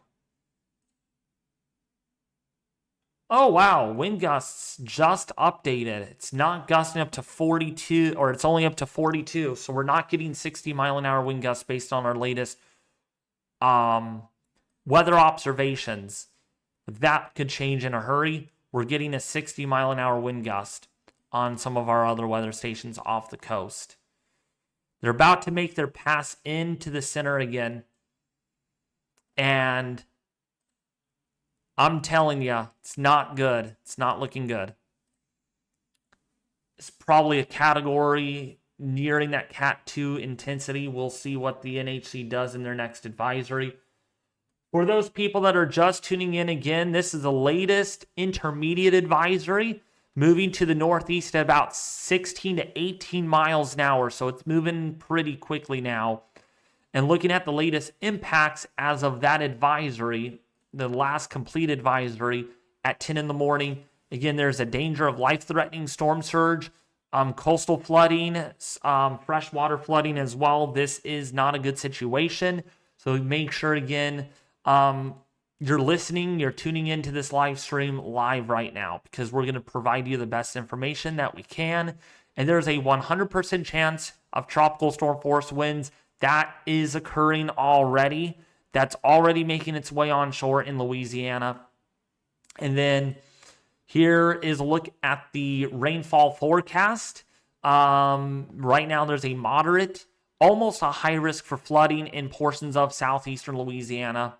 Okay, so let's look at the rainfall forecast or the risk of flash flooding. And here's a look at that rainfall amount forecast. And anything in yellow and orange is 4 to 6 inches of rainfall. And then looking at our storm surge forecast, still the same there at 5 to 10 feet.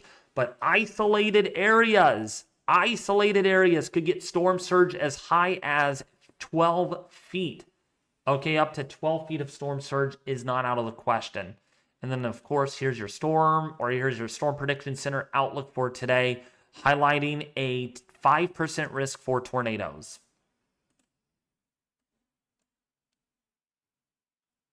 You there, Ethan? Yes, I am. Okay.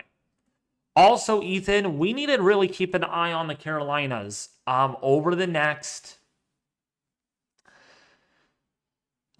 say, 5 or so days. The GFS model wants to sniff out a strong tropical storm, and the European model on board with that solution as well.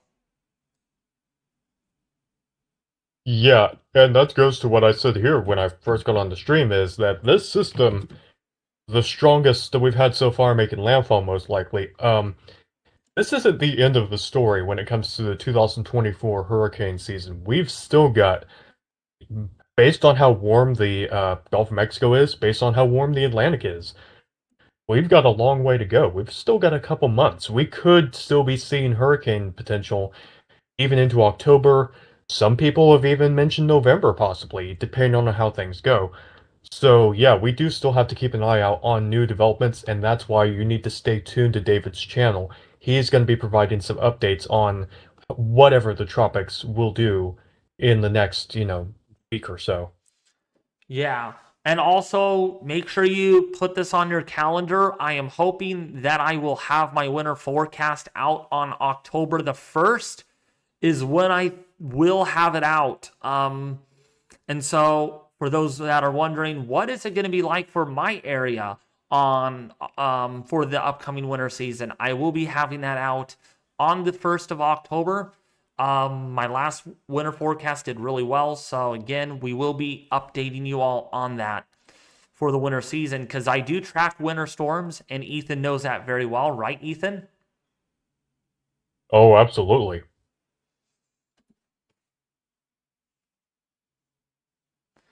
Where is the 20 to 25 named storms? Again, predictions are for a reason.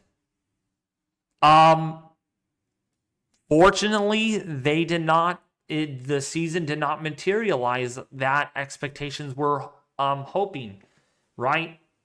And that's a good thing because I'll tell you, Ethan, you could explain more on that. Like, what if this season did pan out like the way forecasts were saying, like 20 to 25 named storms? Yeah, a more active season certainly increases the probability of landfall, and the fact that the water temperatures are just so incredibly warm in the Gulf of Mexico, the upper ocean heat content you've heard David talk about extensively, the energy that that adds to systems very likely would have been, if that had happened, at least a couple of major hurricane landfalls in the U.S. I'm not saying that we won't see that. I'm not discounting that potential. But if things were a little more active, maybe we would have seen that being a little more pronounced by this point. But predictions, as David pointed out, it's a prediction. Meteorology is based on probabilistic outcomes. So, based on the conditions that were present, the prediction was that it was probably going to be above normal. But things do change, and even the small change in one factor can have profound impacts on the overall outcome. And we got to understand that, folks. I know. I mean, I'm sitting here saying the same thing that, boy, I predicted a busy season too, and man, it's not panning out. Everybody is like wondering like where has it been?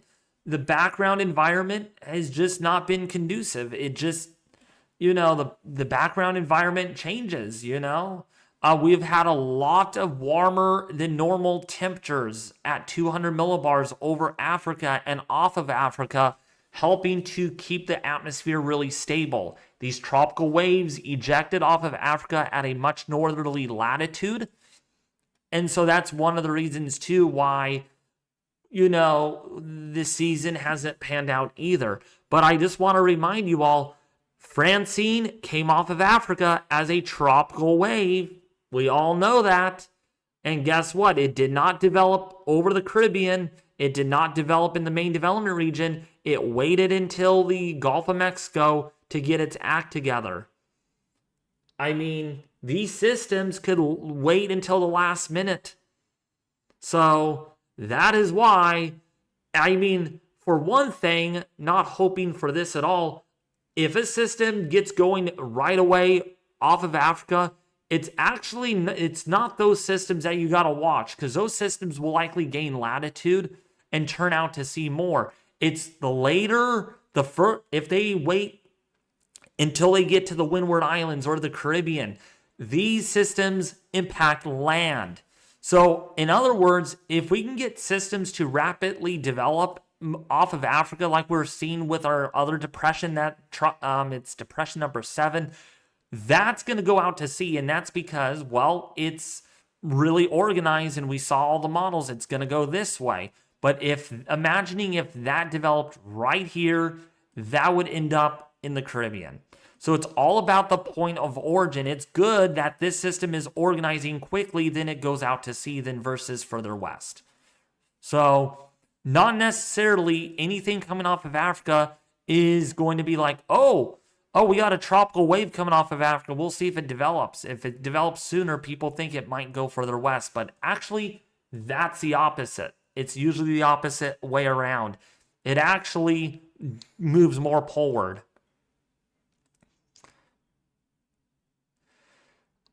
So Yeah, an excellent oh, I'm sorry. yeah, go ahead. No, I was just going to say an excellent discussion there by David, pointing out some of the aspects of that, why things haven't panned out so far.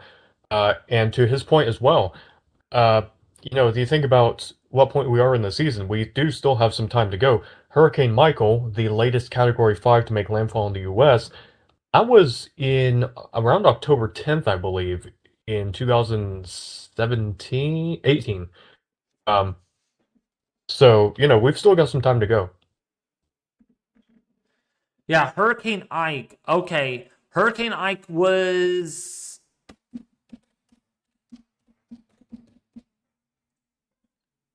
Yeah, Hurricane Ike was a rare type of system to actually go that way.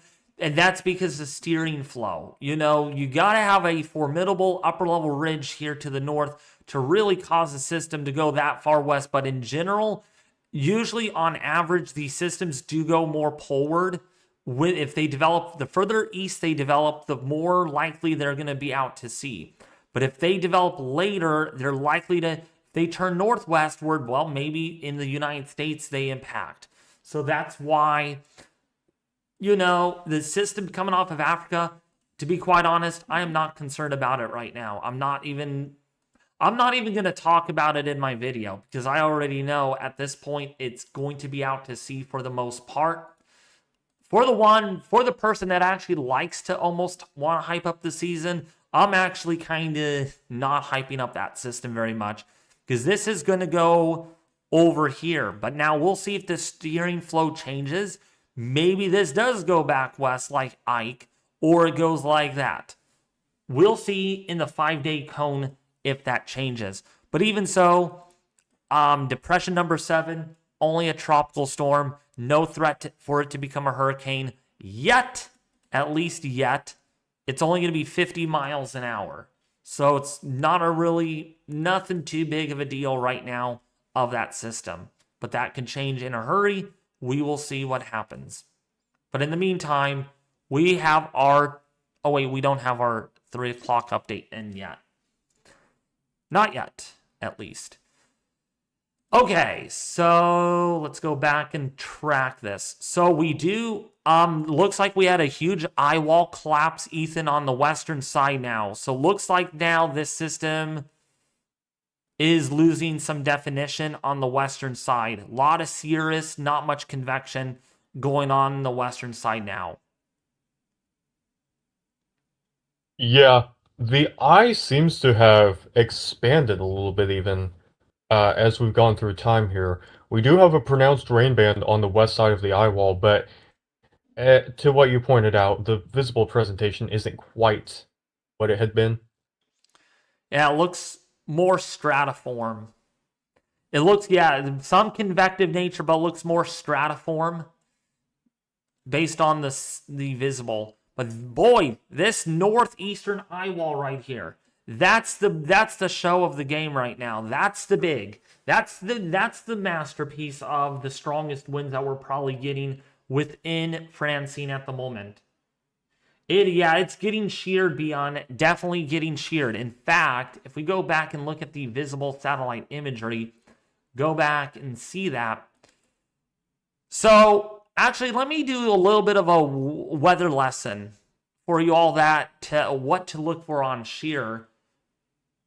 For vertical wind shear. Once this actually loads, if it could go a little faster. There we go. So if we go down here, see these clouds right here, everyone? See how these clouds are moving this way? Let me turn this off so you can see. All of these clouds moving this way is actually the vertical wind shear that we're seeing in the atmosphere, undercutting that outflow. So while we do have a good, formidable outflow cirrus channel, Ethan, not Ethan, what was I even thinking? So we have outflow expanding this way, but that's in one layer. The atmosphere is 3-dimensional, so we just don't look at one layer. And so what we're seeing here is that wind shear undercutting the upper level tropospheric flow. And even here, this cirrus outflow is being restricted a little bit more on the western side with this flow coming in like this. This is pretty strong shear of over 40 knots, Ethan. Yeah. Oh, thank you, Chase. Wow, actually, someone actually says that for the first time. So this is the shear that is actually now tilting the vortex in such a way we're beginning to see that. I think the eye itself may be right here. Oh, wait, no. Yeah, the eye is like right here. So that's where the deep convection is. So it's slightly tilted right now. Slightly tilted. So actually, kind of looking back, maybe I was wrong when I said might be 100 miles an hour, but it really doesn't matter at this point. It's a formidable hurricane. It is a formidable hurricane. No matter how you look at it.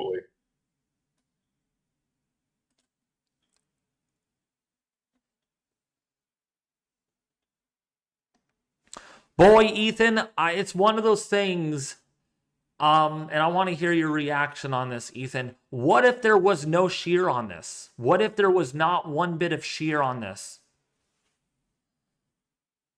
Yeah, that would have been a factor that would have allowed it to intensify even more quickly, and it probably could have made a run for at least Category 2 intensity, perhaps even greater, depending on how other things worked out.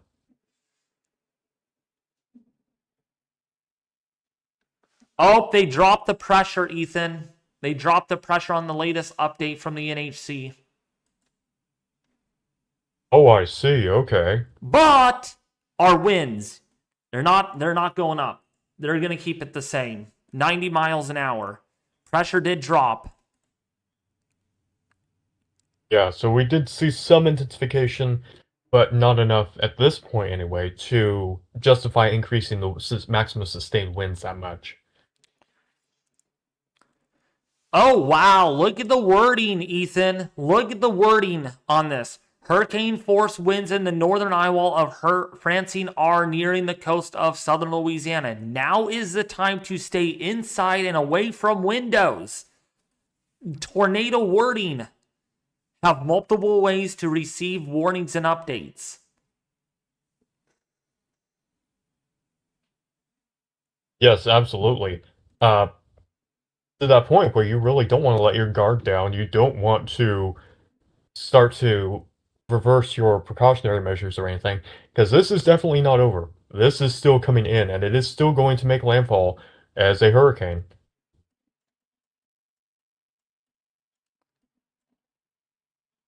Oh my gosh, it is so intense on the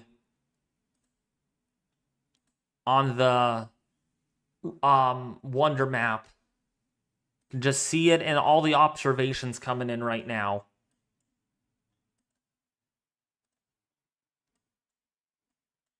By the way, just wanted to say here to you, David, pretty soon I am going to have to go for a little bit to take care of some stuff, and then I should be back here in the evening within probably, hopefully around 6 p.m. my time, maybe 6:30.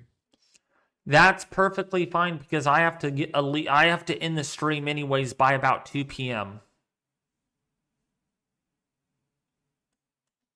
2 p.m. 2 p.m. your time. Yes. Okay. Do you think you could do you think you could stay on here at least until 2 o'clock or I will try to. okay. Because I will have to head off at 2 no matter what because I have work at 3 p.m. So I'm not going to carry this on while I'm away because it's already moving on shore right now. The Eyewall is really intense. I would have stayed live on this for for at least another 3 or 4 hours. Probably until about 6 or 7 o'clock tonight if I didn't have work. But since I do have work, that's what kind of cuts it off. But I will be live here for another hour covering this hurricane. Yes, absolutely. And this is a critical time as we see the Eyewall convection is starting to move onshore to the south of Morgan City.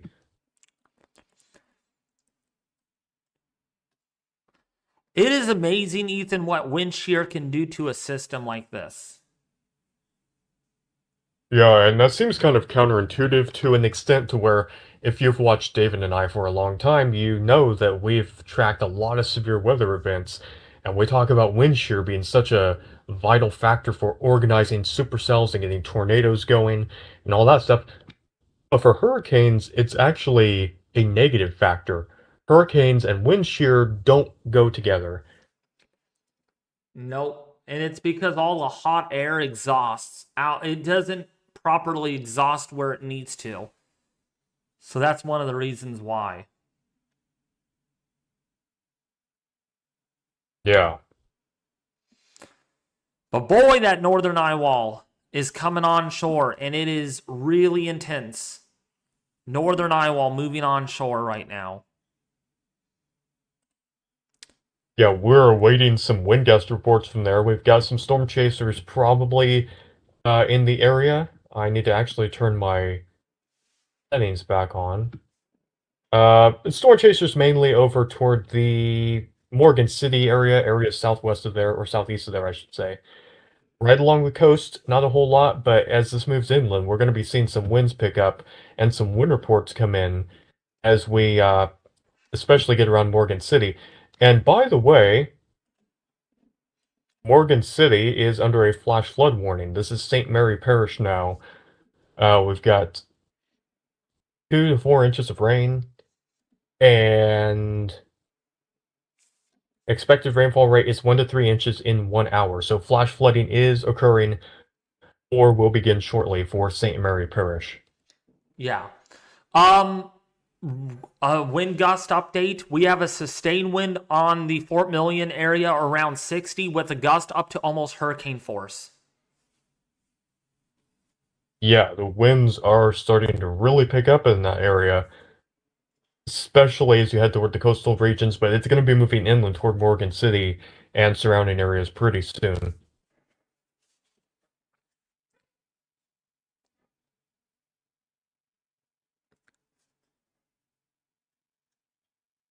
By the way, I hope you all are enjoying the stream. We are live streaming this for another 55 minutes or so, maybe another 50 minutes. Tracking Hurricane Francine as it moves closer and closer to the Duluth area in Covent, Louisiana, where we do have power outages that do continue. We have power outages that do continue at the moment. And there Indeed, it is. we do. 50, Oh, I'm sorry. Yeah. 50-mile-an-hour wind gust is now happening in Morgan City. 50-mile-an-hour wind gust. That makes sense. Oh, wow. That's even stronger on that station. In Gibson, Louisiana. A peak wind gust already up to 70 miles an hour. Yeah, we've got Amanda Kirby in the chat saying power is out in Napoleonville. So thank you for that report. Oh my. So yep, Napoleonville is right here. Wow, you're getting tropical storm force winds for sure. It's gonna get bad there, unfortunately. That eye wall is really thick. Lots of heavy rainfall coming down with that eye. Some serious rainfall rates, up to 3 inches per hour. Oh yeah. Maybe even a little bit more. What's up, Jennifer? Welcome. Welcome to the stream.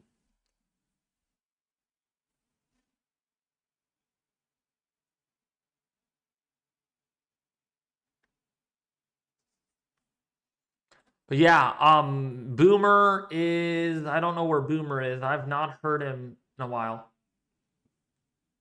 Hey David, I have a question. Dopey is asking, where did Hurricane Harvey develop at? Well, developed in the southeast, southern portion of the Gulf, where pretty much this hurricane developed. This Francine developed in, but it did it at a much quicker fashion.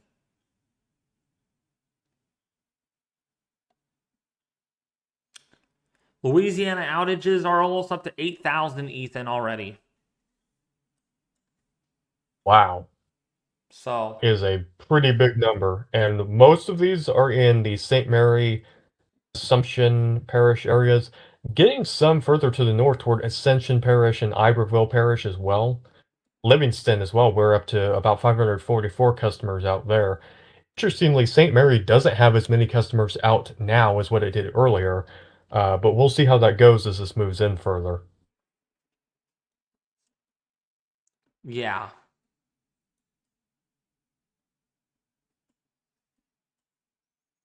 Man, I am so hungry for lunch.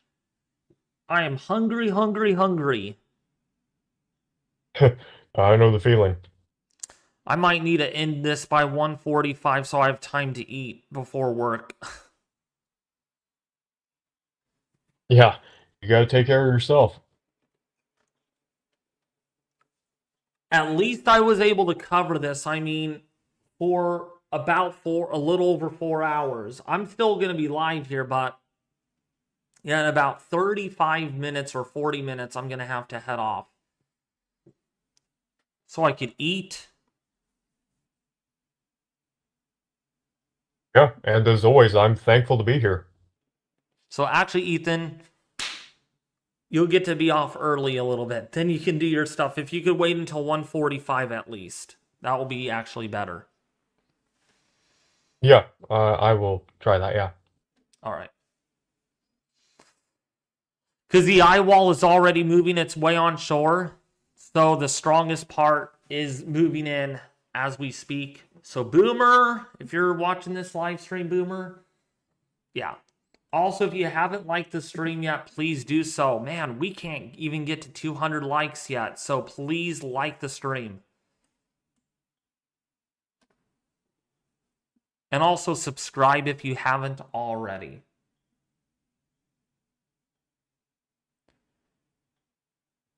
Timothy Burner is saying, hi, Yeah, David. We're getting more and more heavy rain bands of rain here in Jefferson Parish, Martini, Louisiana. Winds picking up a bit too.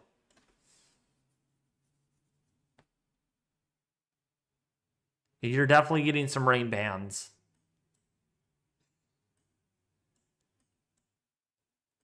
See, it's weird. The eye looks organized. It tries to organize and it collapses. And it tries to organize and it collapses. It's yeah. It seems like earlier on I thought that there were factors that were a little more favorable for it, but it seems like some of those factors are really starting to get to it at this point. all because of the shear. I'm starving and hungry also. Hot in Florida. It's pretty warm over there, yeah. But we will be live on this for another 30 minutes or so.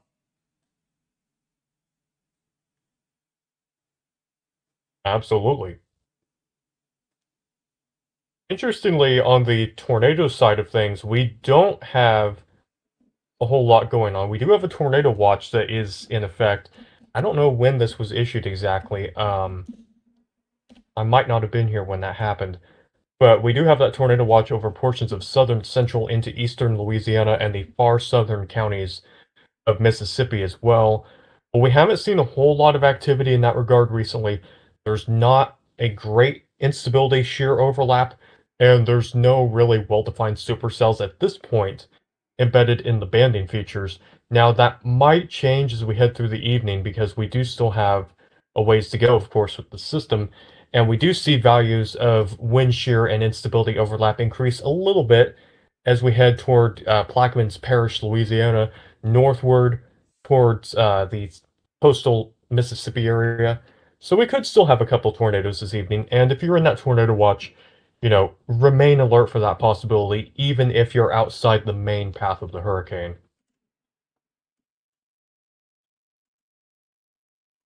Yeah.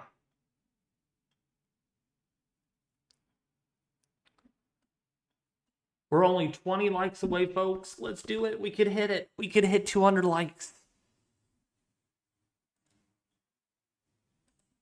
Yes, absolutely. Let's do it. Let's do it. Thank you so much, Jennifer. Thank you so much, Jason. I will try to keep up the great work. I will try to keep up the great work, for sure.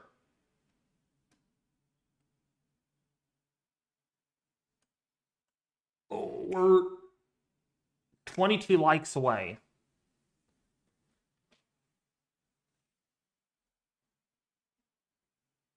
I'm going to be up all night. Southern Mississippi is going to be affected. Yeah.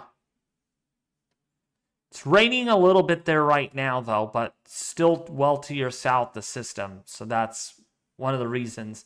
You're not getting the worst impacts yet. But wow, this Eyewall looking pretty defined right now.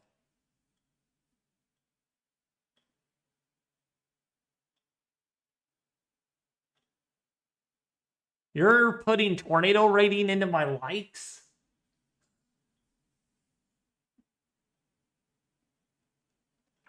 Wow. But here's a look. Let's look at the satellite. We haven't looked at that in a while.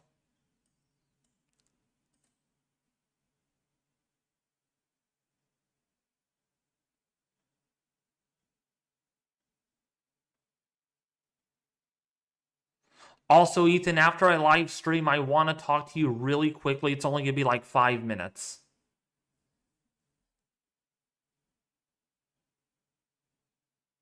Hello?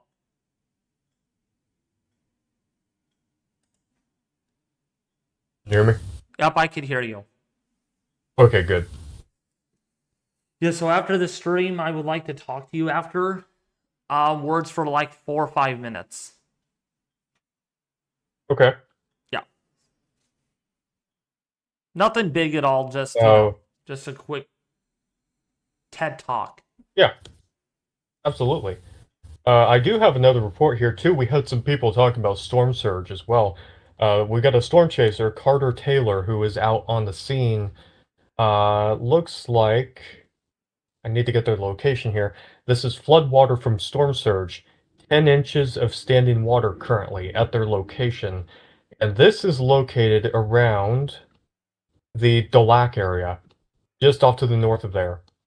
And what was the storm surge again? 10 inches of standing water is what they reported. Oh my. Jeez. We're getting sustained winds. Got a new update on that station. Gusts up to 66 miles an hour. So no longer 70, but that might change because that's where the Eyewall is now moving over that area as we speak. So.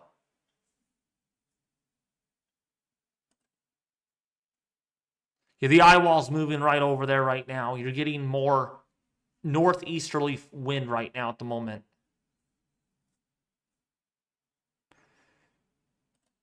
It's really cool to see those winds change, though, Ethan, as the system moves, as it progresses. Yeah, it's interesting because you can see from a fixed location perspective how the winds just change as the system moves by. It gives you a sense of the rotation, and by the magnitude of those vectors, you can see how intense it is as well.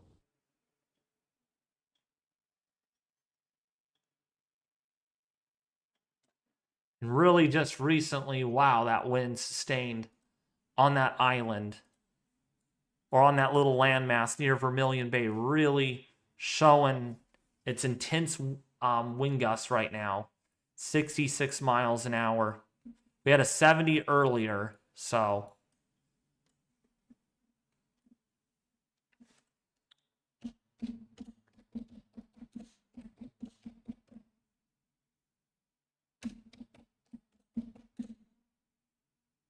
Indeed, we did. Still some very strong winds. All right, enjoy your walk, James Hines. Enjoy that precious exercise. But yeah, this northern eyewall really, really strong. We have 90-mile-an-hour winds, pressure down to 974 millibars, moving towards Boomer's house. Unbelievable. Boomer's going to get the direct impact of this. And I'm worried about him now because I've not seen him in the chat. I hope you're here still, Boomer. Yeah, I have concerns about him too. I suspect that his power's probably out because last we heard he was having outages taking place intermittently. And we've seen those pick up a lot here actually. Iberia Parish especially. 1,400 customers now without power. St. Mary, it's about 1,400 as well. Assumption is 1,300. And to the north of there, Ascension Parish, Assumption Parish is at 1,300. Ascension Parish is at almost 800. So these outages are increasing, especially as you head down toward the Iberia Parish area. Incredible. His power's likely out. Yeah, I can see that.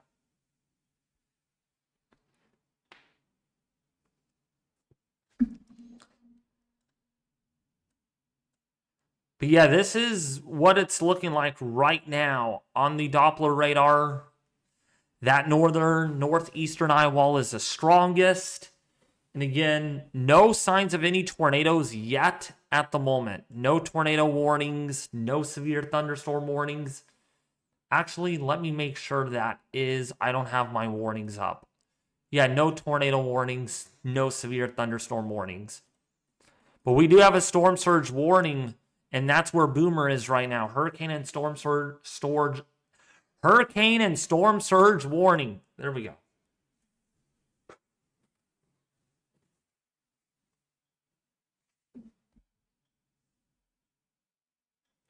All right. We just got. I'm sorry. Sorry, yeah. We just got called from Fox Weather that the northeastern eye wall has made landfall. Yeah, we're seeing that intense convection moving in.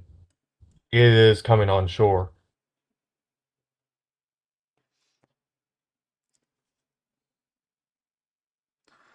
Again, we are 18 likes away, folks, from 200.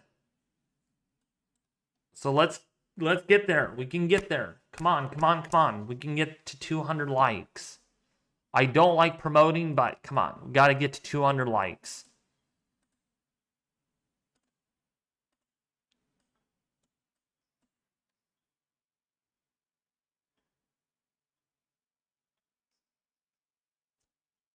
$17 left. We have 30 minutes, less than 30 minutes to do it, so we can do it.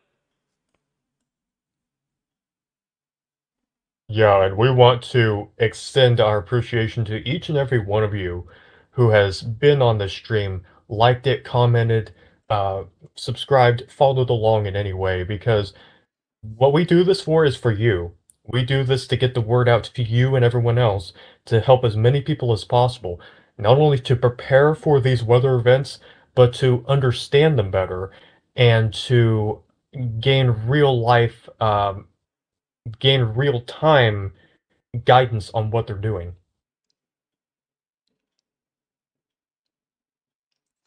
Now, this is a look at the Lafayette live camera now, and those clouds are moving really fast, moving a little faster right now.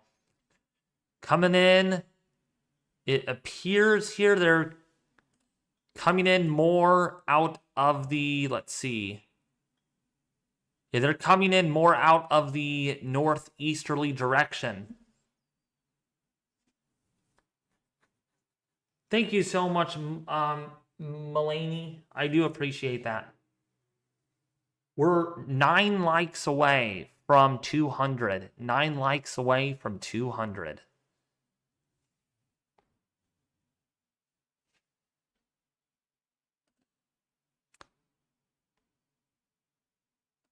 Man, I'm starving. I'm so hungry.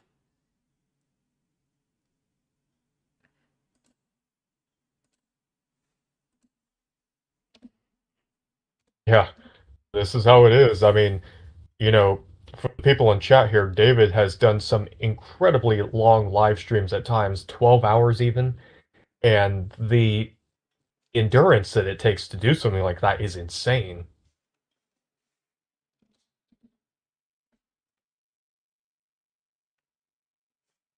Exactly.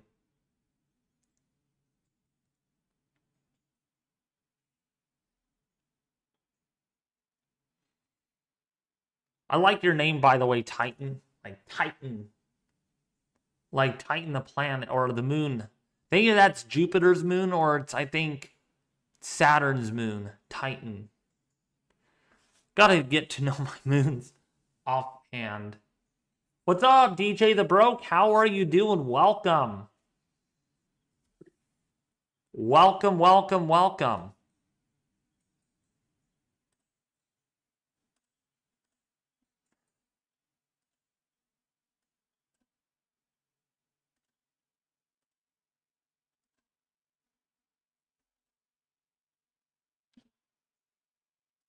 We're 6 likes away. That's why I have the number there. 6 likes away.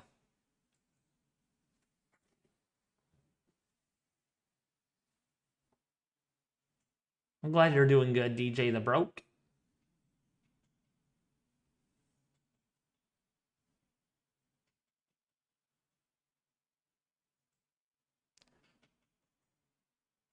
What? Oh, 5.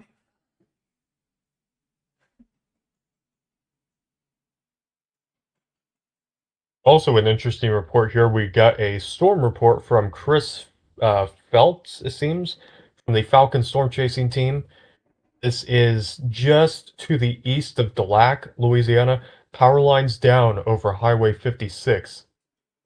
Man, there's a lot of wind damage going on with that. Yeah, absolutely. This is just south of Chauvin, it looks like, and there's a lot of storm chasers in the area, so we're probably going to be seeing a lot of reports come out of that.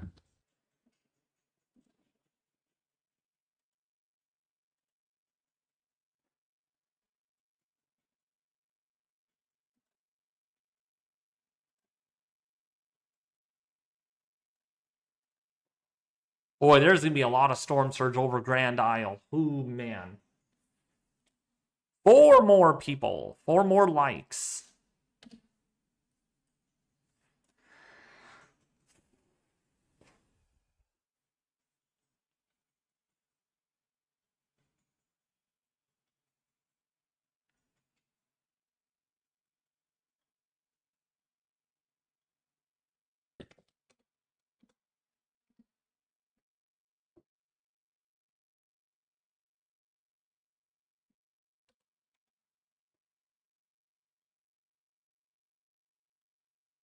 Yeah, we do have that Eyewall convection that is moving onshore. Terrebonne Parish, if I'm pronouncing that correctly. Again, I'm not very good with pronouncing names of some of these places. That is over most of that parish, moving into parts of St. Mary Parish as well. So strong winds are going to be on the increase heading into Morgan City, and then to the east of there, Delac, Chauvin, areas in that vicinity. Boy, that northern eye wall, that eastern eye wall, man, that's formidable. It's definitely organized. It's like Indeed, it is. it's like an omega sign, right? It's like a C. It's like a claw. The southern end doesn't have, you know. But yeah, last call. If you guys are liking the stream, hit the like button. We are up to 202 likes. So thank you all for slapping that like button. Absolutely. We thank you all very much. Also, Elaine Reed, just to answer, you had a question here. Based on the prediction from the National Hurricane Center, storm surge could reach a maximum of 5 to 10 feet, primarily from the Vermilion Bay area eastward over to Port Fortune, I believe that is. Um, so far, we have gotten some reports of storm surge. We're not quite sure what the extent of it is, but we are getting some reports in areas around the Chauvin area from storm chasers where there is water starting to stand in certain places. And there's the eye. There is the eye.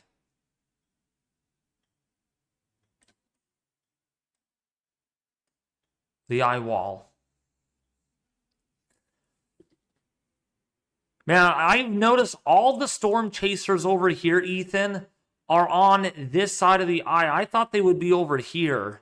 Like, where that, right near, like, the Vermilion Bay, like, southeastern Vermilion Bay, but they're all over here in a cluster. I wonder why that is. Well, there's a couple of reasons for that. Number one, the northeastern quadrant of a hurricane is typically considered the most dangerous, and so they're going to be picking that one primarily for its impacts. Uh, but another reason too is navigability. There's problems with the swamps down in the more southern areas, and maybe even to the west of there, I'm not sure.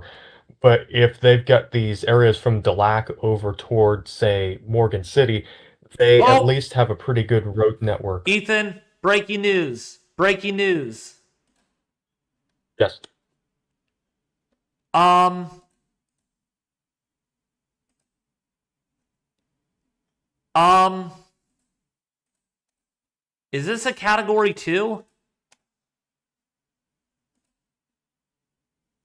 I have not received word on that. Justin is saying it's a category 2.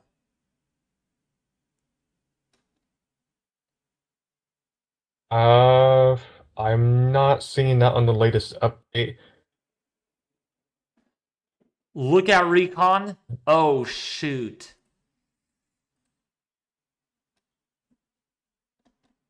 Okay, we need to bring up Recon. Not working on tropical tidbits, I guess. So let me go over to that.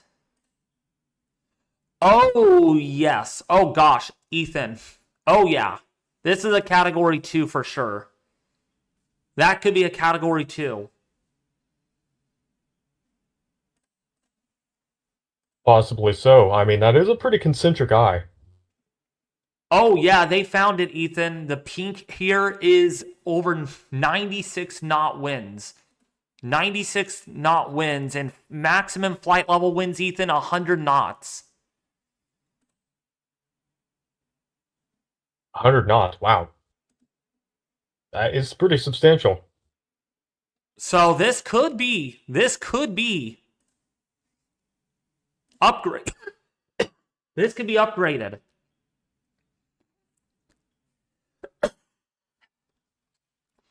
See, all these surface frequency microwave radiometer winds are only being up to 80 knots, but that's suspect data. So I don't know what they're going to do in their next advisory.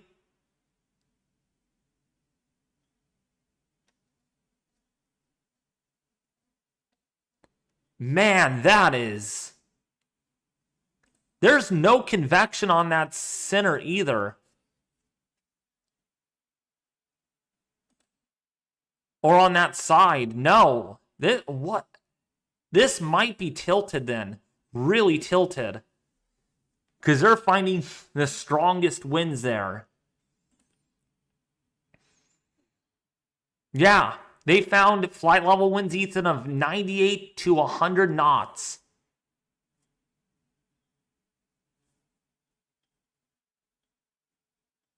It's not rapidly intensifying, Justin. And, if these are flight level winds, that's a different story than what we're actually getting at the surface, obviously. But 100 knots, for comparison, that is 115 miles per hour. Yeah, we'll have to see what they find if that pressure did drop. It's already 976 millibars with winds of about hurricane force. So we'll see if they, man, they're going to get a new update here just in time before I end the stream here soon. I have to go, though. I wish I can stay up. But I think it's needless to say, I would not be surprised. I would not be surprised if this gets upgraded because of that wind right there. The storm is breaking apart. Okay, I'm confused of what you're trying to say, Justin. It's rapidly intensifying, then you say the storm is breaking apart.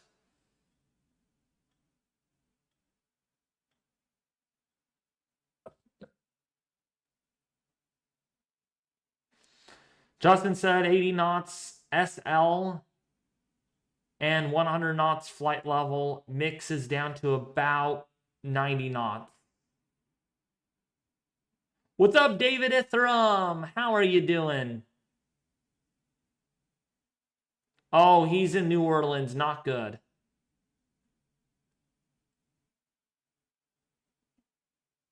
Oh, there's two Justins. Okay, I was reading. Okay, that's why I got confused. There's two Justins with the same profile color. So I didn't even bother that. Okay.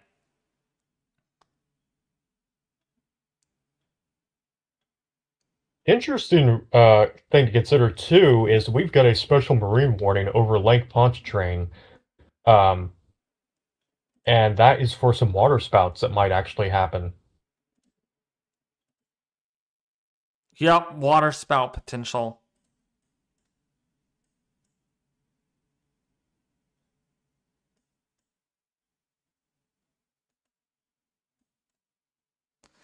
That is a really defined eye, but the western eye wall is really eroding away, but it is really trying to hang on though.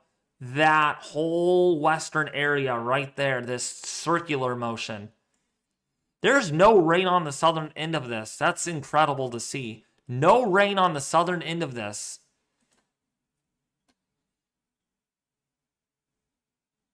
Yeah, I don't know if that's a realistic interpretation or if maybe that is the effects of some wind shear or dry air trying to come in. But the eye itself is pretty circular. Oh no, there's no rain on the southern end, Ethan. That eye wall collapsed.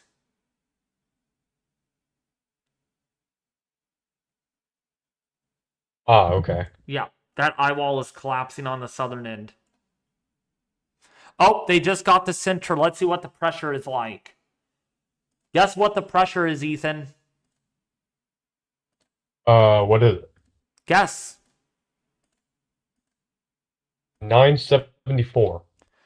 971 millibars. Ooh, okay. That's a bit more. That's a bit more than I thought. It Or a bit dropped. more of a drop, I should say. It dropped from 976 millibars earlier to 971 millibars now. Yeah, so that might validate what we were saying earlier about it slowly intensifying, uh, forming that more circular eye. Could be.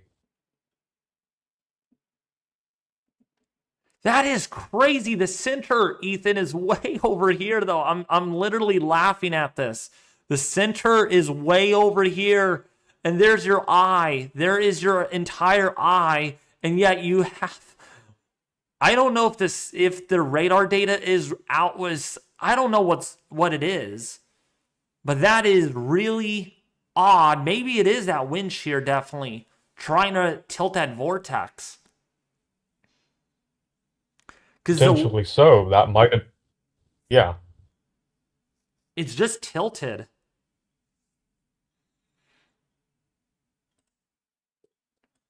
I'm wondering. I am wondering if they're going to up the intensity. I am judging at this time.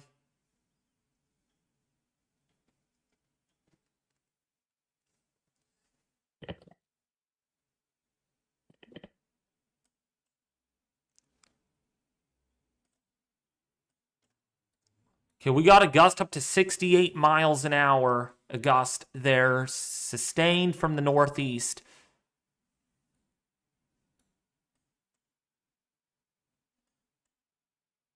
Golly, where this has to be a category to hurricane with that flight level data.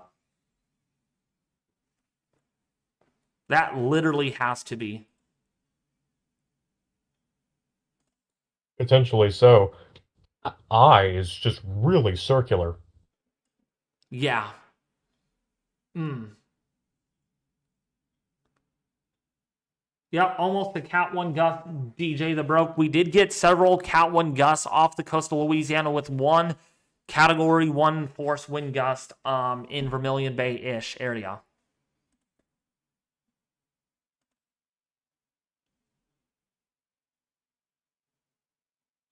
Wow, that is some intense wind going on with that station over here.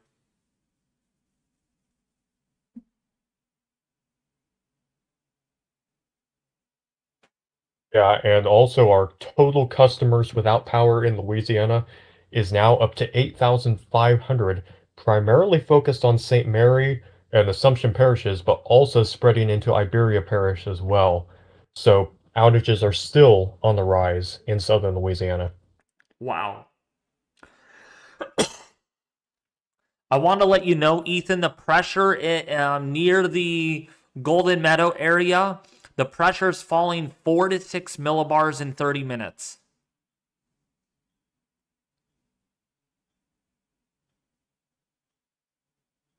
And that falling pressure does indicate the approach of the system. This core of it is where the pressure is lowest, so if you're at a fixed location, obviously, as this comes closer, the pressure is going to fall, and as it does start to move away from you, that pressure is going to increase. If you have a way of monitoring that, that can, provide you a good assessment of where you are relative to the system.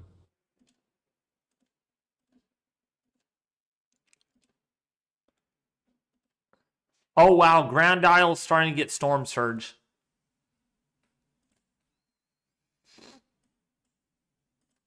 I would imagine with the track of this system,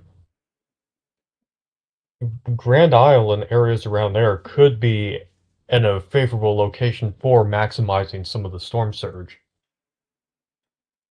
Yeah.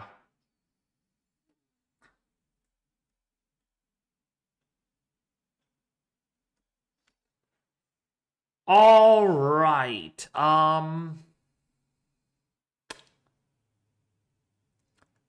That probably explains it. That's why that station's not picking up hurricane force wind gusts, because it's near that eye. So I think the eye is actually moving more kind of towards Morgan City, while the other portion, the convection part of it, might be due to the shear tilting the vortex. So I'm wondering if the worst conditions are actually happening right where these people are at now. Man, look at the storm chasers. 1, 2, 3, 4, 5. 5 storm chasers. Oh yeah, there are a lot of chasers out there right now, giving us some reports and covering the system from a range of different areas.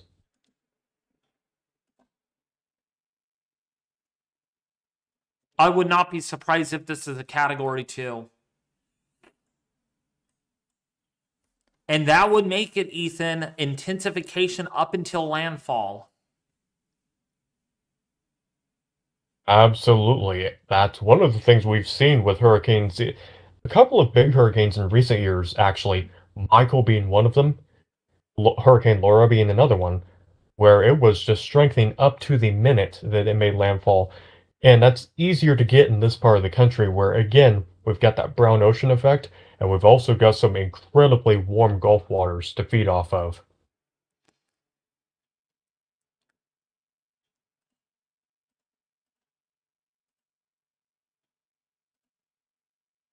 This pressure is definitely...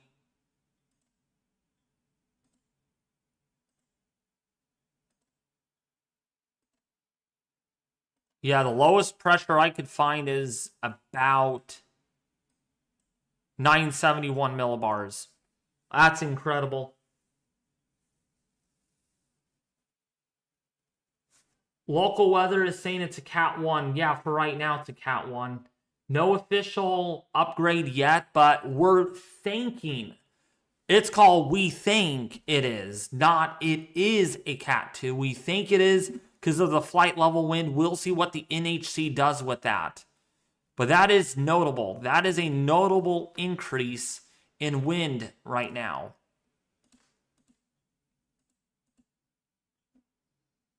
And we're just waiting for the next update from the NHC.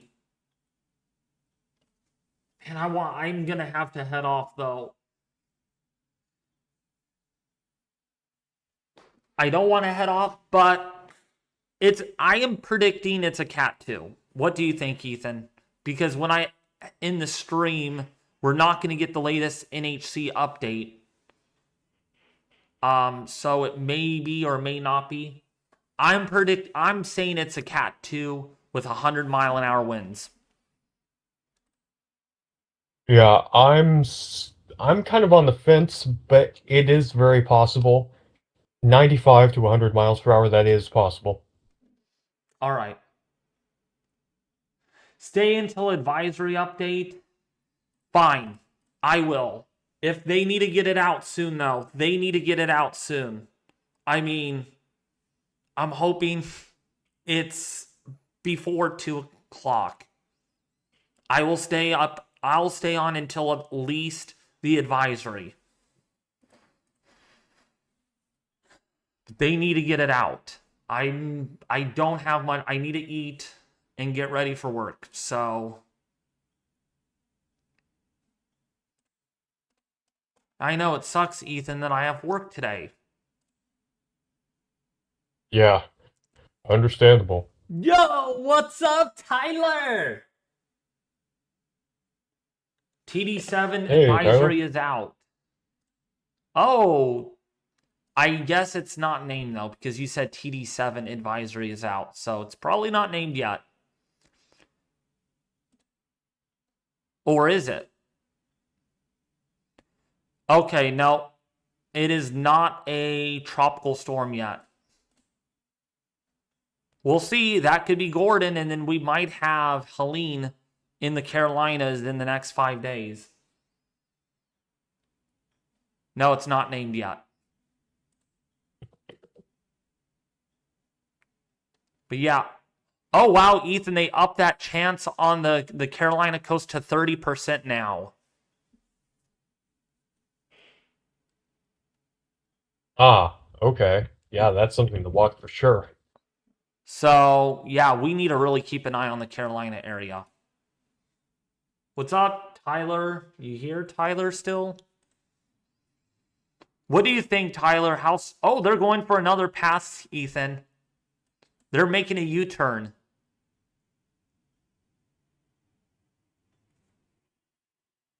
Yeah, they should be getting more data.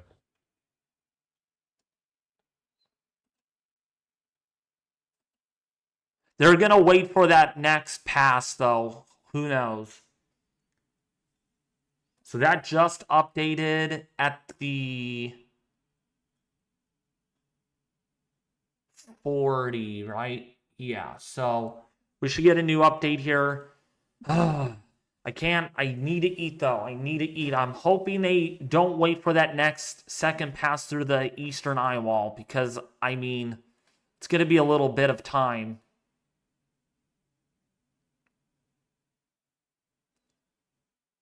Yeah, and I've got to be going pretty soon. Yeah. I'm waiting until about a 155. If it's at 155, I'm going to end it. No matter what. I'm sorry. So let's hope they update it within 11 minutes. Now 10 minutes left. Endless clips. I just got a tornado warning on my phone. I don't see a tornado warning at this particular moment. Maybe my radar's a little bit behind, but I don't see any active tornado warnings at this time. If I do see it come up, though, I will let you know.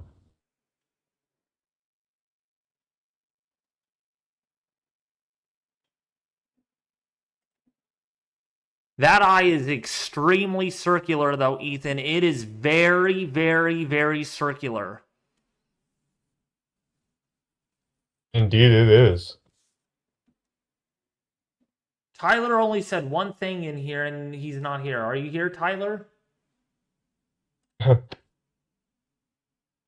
He comes and leaves. It's been a while since I've talked to him. It's been a while for me too.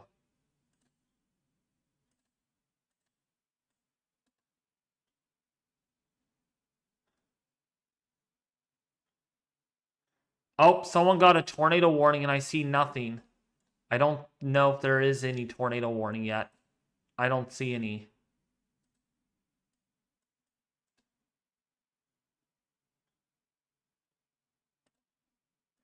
Okay, we just got a sustained wind of 60 miles an hour and a gust up to 70 miles an hour again on that weather station in Vermilion Bay.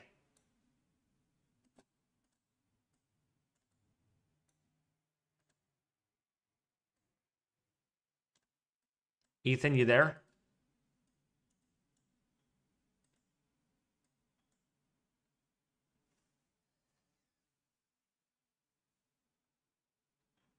All right.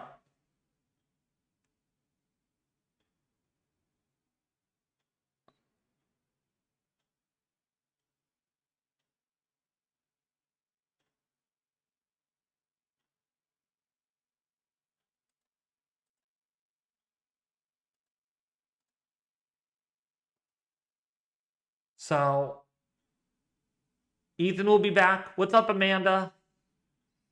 This could be upgraded. This could be upgraded.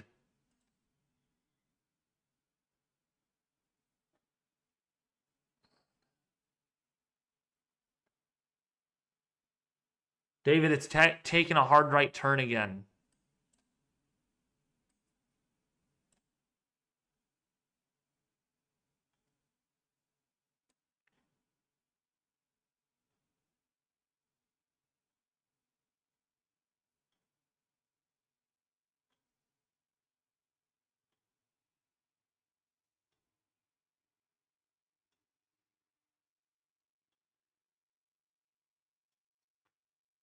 How that is.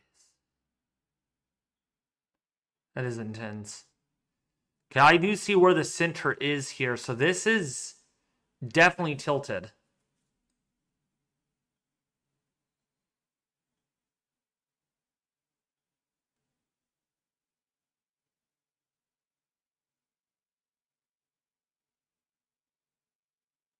Yeah, it's right over here. This is where the center is.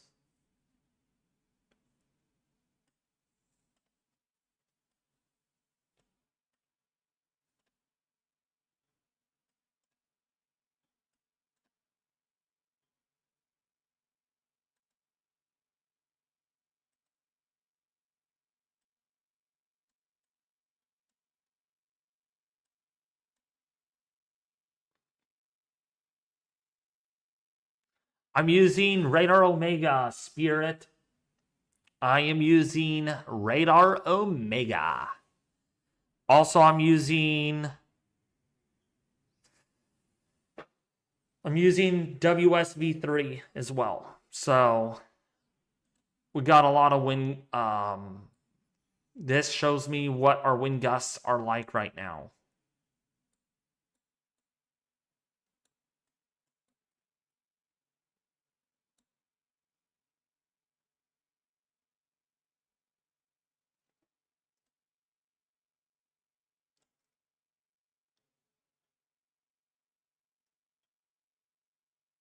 Hello? Hey, Ethan, welcome back.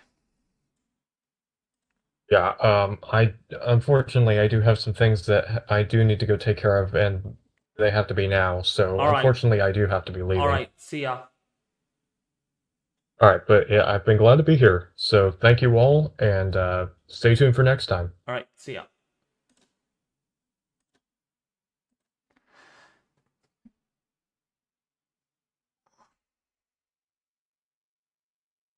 Yeah, we're getting 100-mile-an-hour winds on the velocity. So that's even confirmed.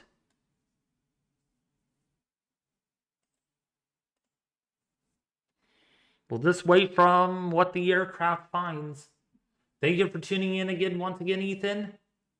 You're awesome. And we will be live here until we get that new recon data in to see what the central pressure is.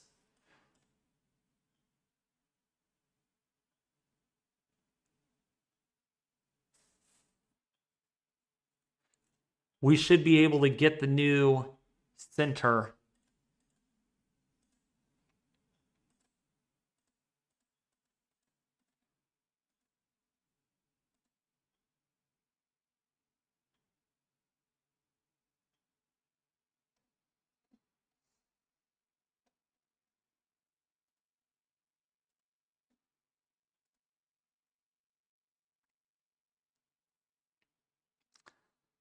Yeah, we're going to get the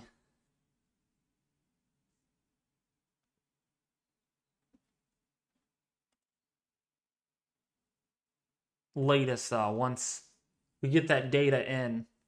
We're just waiting. We're just waiting patiently.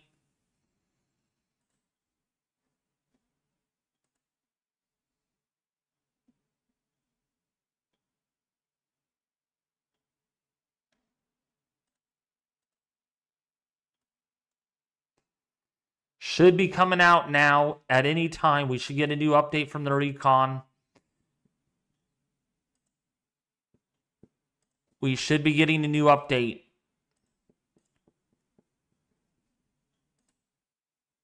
Come on, Recon, update, update, update, update.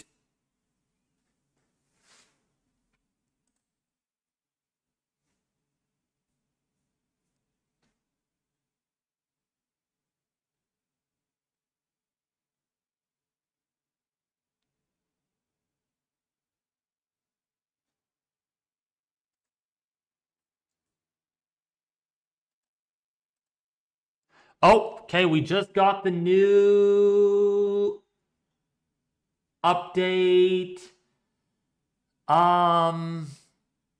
Okay. Let me see here what we got. New update came in.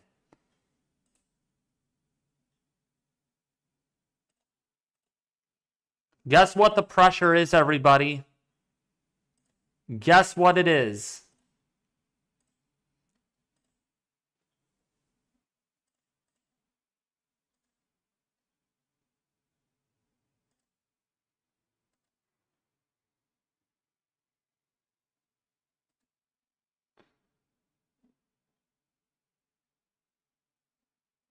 Guess. Come on. Let's have some fun. What's up, Kabine? So right now, we got a new update. The lowest pressure I found was 971 millibars. So it was 971 earlier. So the pressure has not dropped anymore. Actually, no. Yeah, 970 millibars. 970. And they did not get the other eyewall yet. They did not get the other side yet. Okay? So we don't know if they're going to find the strongest winds yet. Okay? So just got to be patient. We got to be patient. But I'm guessing because the pressure did drop even more, I would not be surprised if this is a Cat 2. Easily. What's up, Roger? So no, we got 971 millibars. 971 millibars. Their extrapolated pressure right over here is what they got. Okay, anyways, I am going to have to head off. I do have to get ready for work soon.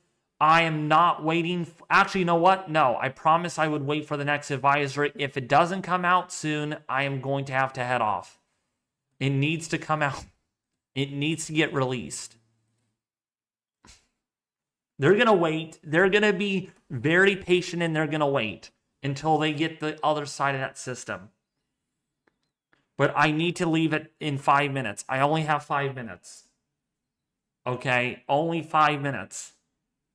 Because I would like to eat something really quickly and then get ready for work. Come on, update.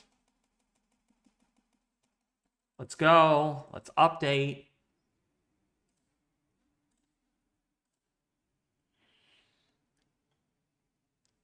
You guys, how about this? Anyone in the chat, please take a look at the latest NHC update and let me know when they update. You could probably let me know before because I may not get it when you guys do. You guys may get it first. So you guys are going to have to check for me. Oh, nope, I got it. It's 100 miles an hour. We just got an update. 100 mile an hour winds at landfall. Well, not landfall yet, but it's going to be soon. 100 mile an hour winds. Francine now becomes a Category 2 hurricane as the eye approaches the Louisiana coast. Life-threatening storm surge and hurricane conditions are happening. So before I end this, we're going to look at the latest discussion from the NHC. We're going to get that really soon. But right now, we have a Category 2 hurricane. Breaking news right now. Breaking news. Category 2 hurricane. Category 2 hurricane. So this is now a Class 2. So I kind of thought they would. And dude, Justin Wilson, you called it. You called it. I thought you were just joking around when you said, dude, this is a Cat 2. And I'm like, go look at Recon, David. I'm like, oh, yeah, I got to look at that. And wow. Tropical Tidbits' thing doesn't work, it seems like. So we do have a Category 2 hurricane with 100 mile an hour winds right now. So, wow, that's incredible. Only just shy of a major hurricane intensity. All right, so satellite radar and Air Force Hurricane Hunter aircraft data indicate that not only has Francine stayed well organized during the past 6 hours despite increasing westerly shear, it has strengthened a little. The latest reports from the aircraft showed the central pressure has fallen to near 972 millibars with minimum central pressure with maximum 700 millibar winds of 99 knots to the north southeast of the center. Based on these data, the initial intensity is raised to 85 knots. Guess what? 85 knots? This is even 90 knots. That's 105 miles an hour. The initial motion is now 45 degrees at 15 knots. The flow between... Okay, we're not going to really read that very much because we know where it's going to go. Little change in strength is expected during the final hours before landfall. After landfall, Francine is expected to quickly weaken while also losing tropical characteristics. The transition to an extratropical cyclone is expected to be completed by Friday morning when the cyclone is forecast to dissipate after 60 hours. So, once again, this is a 100 mile an hour hurricane. So it is very formidable right now. Very strong and very intense. So, well, I said the same thing 3 times with different wording, but yeah. So 100 mile an hour winds. And I just before I leave here, give me about a couple of minutes. This is with increasing shear, folks. Increasing wind shear. I cannot say it enough. Increasing wind shear. And yet, Francine was able to intensify up until landfall, despite the wind shear.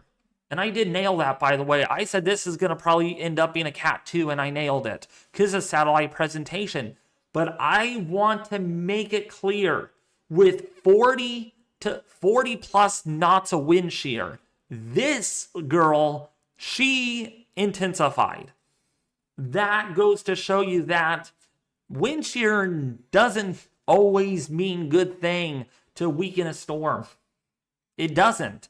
And we clearly saw that. We clearly saw the definition of a resilient hurricane here.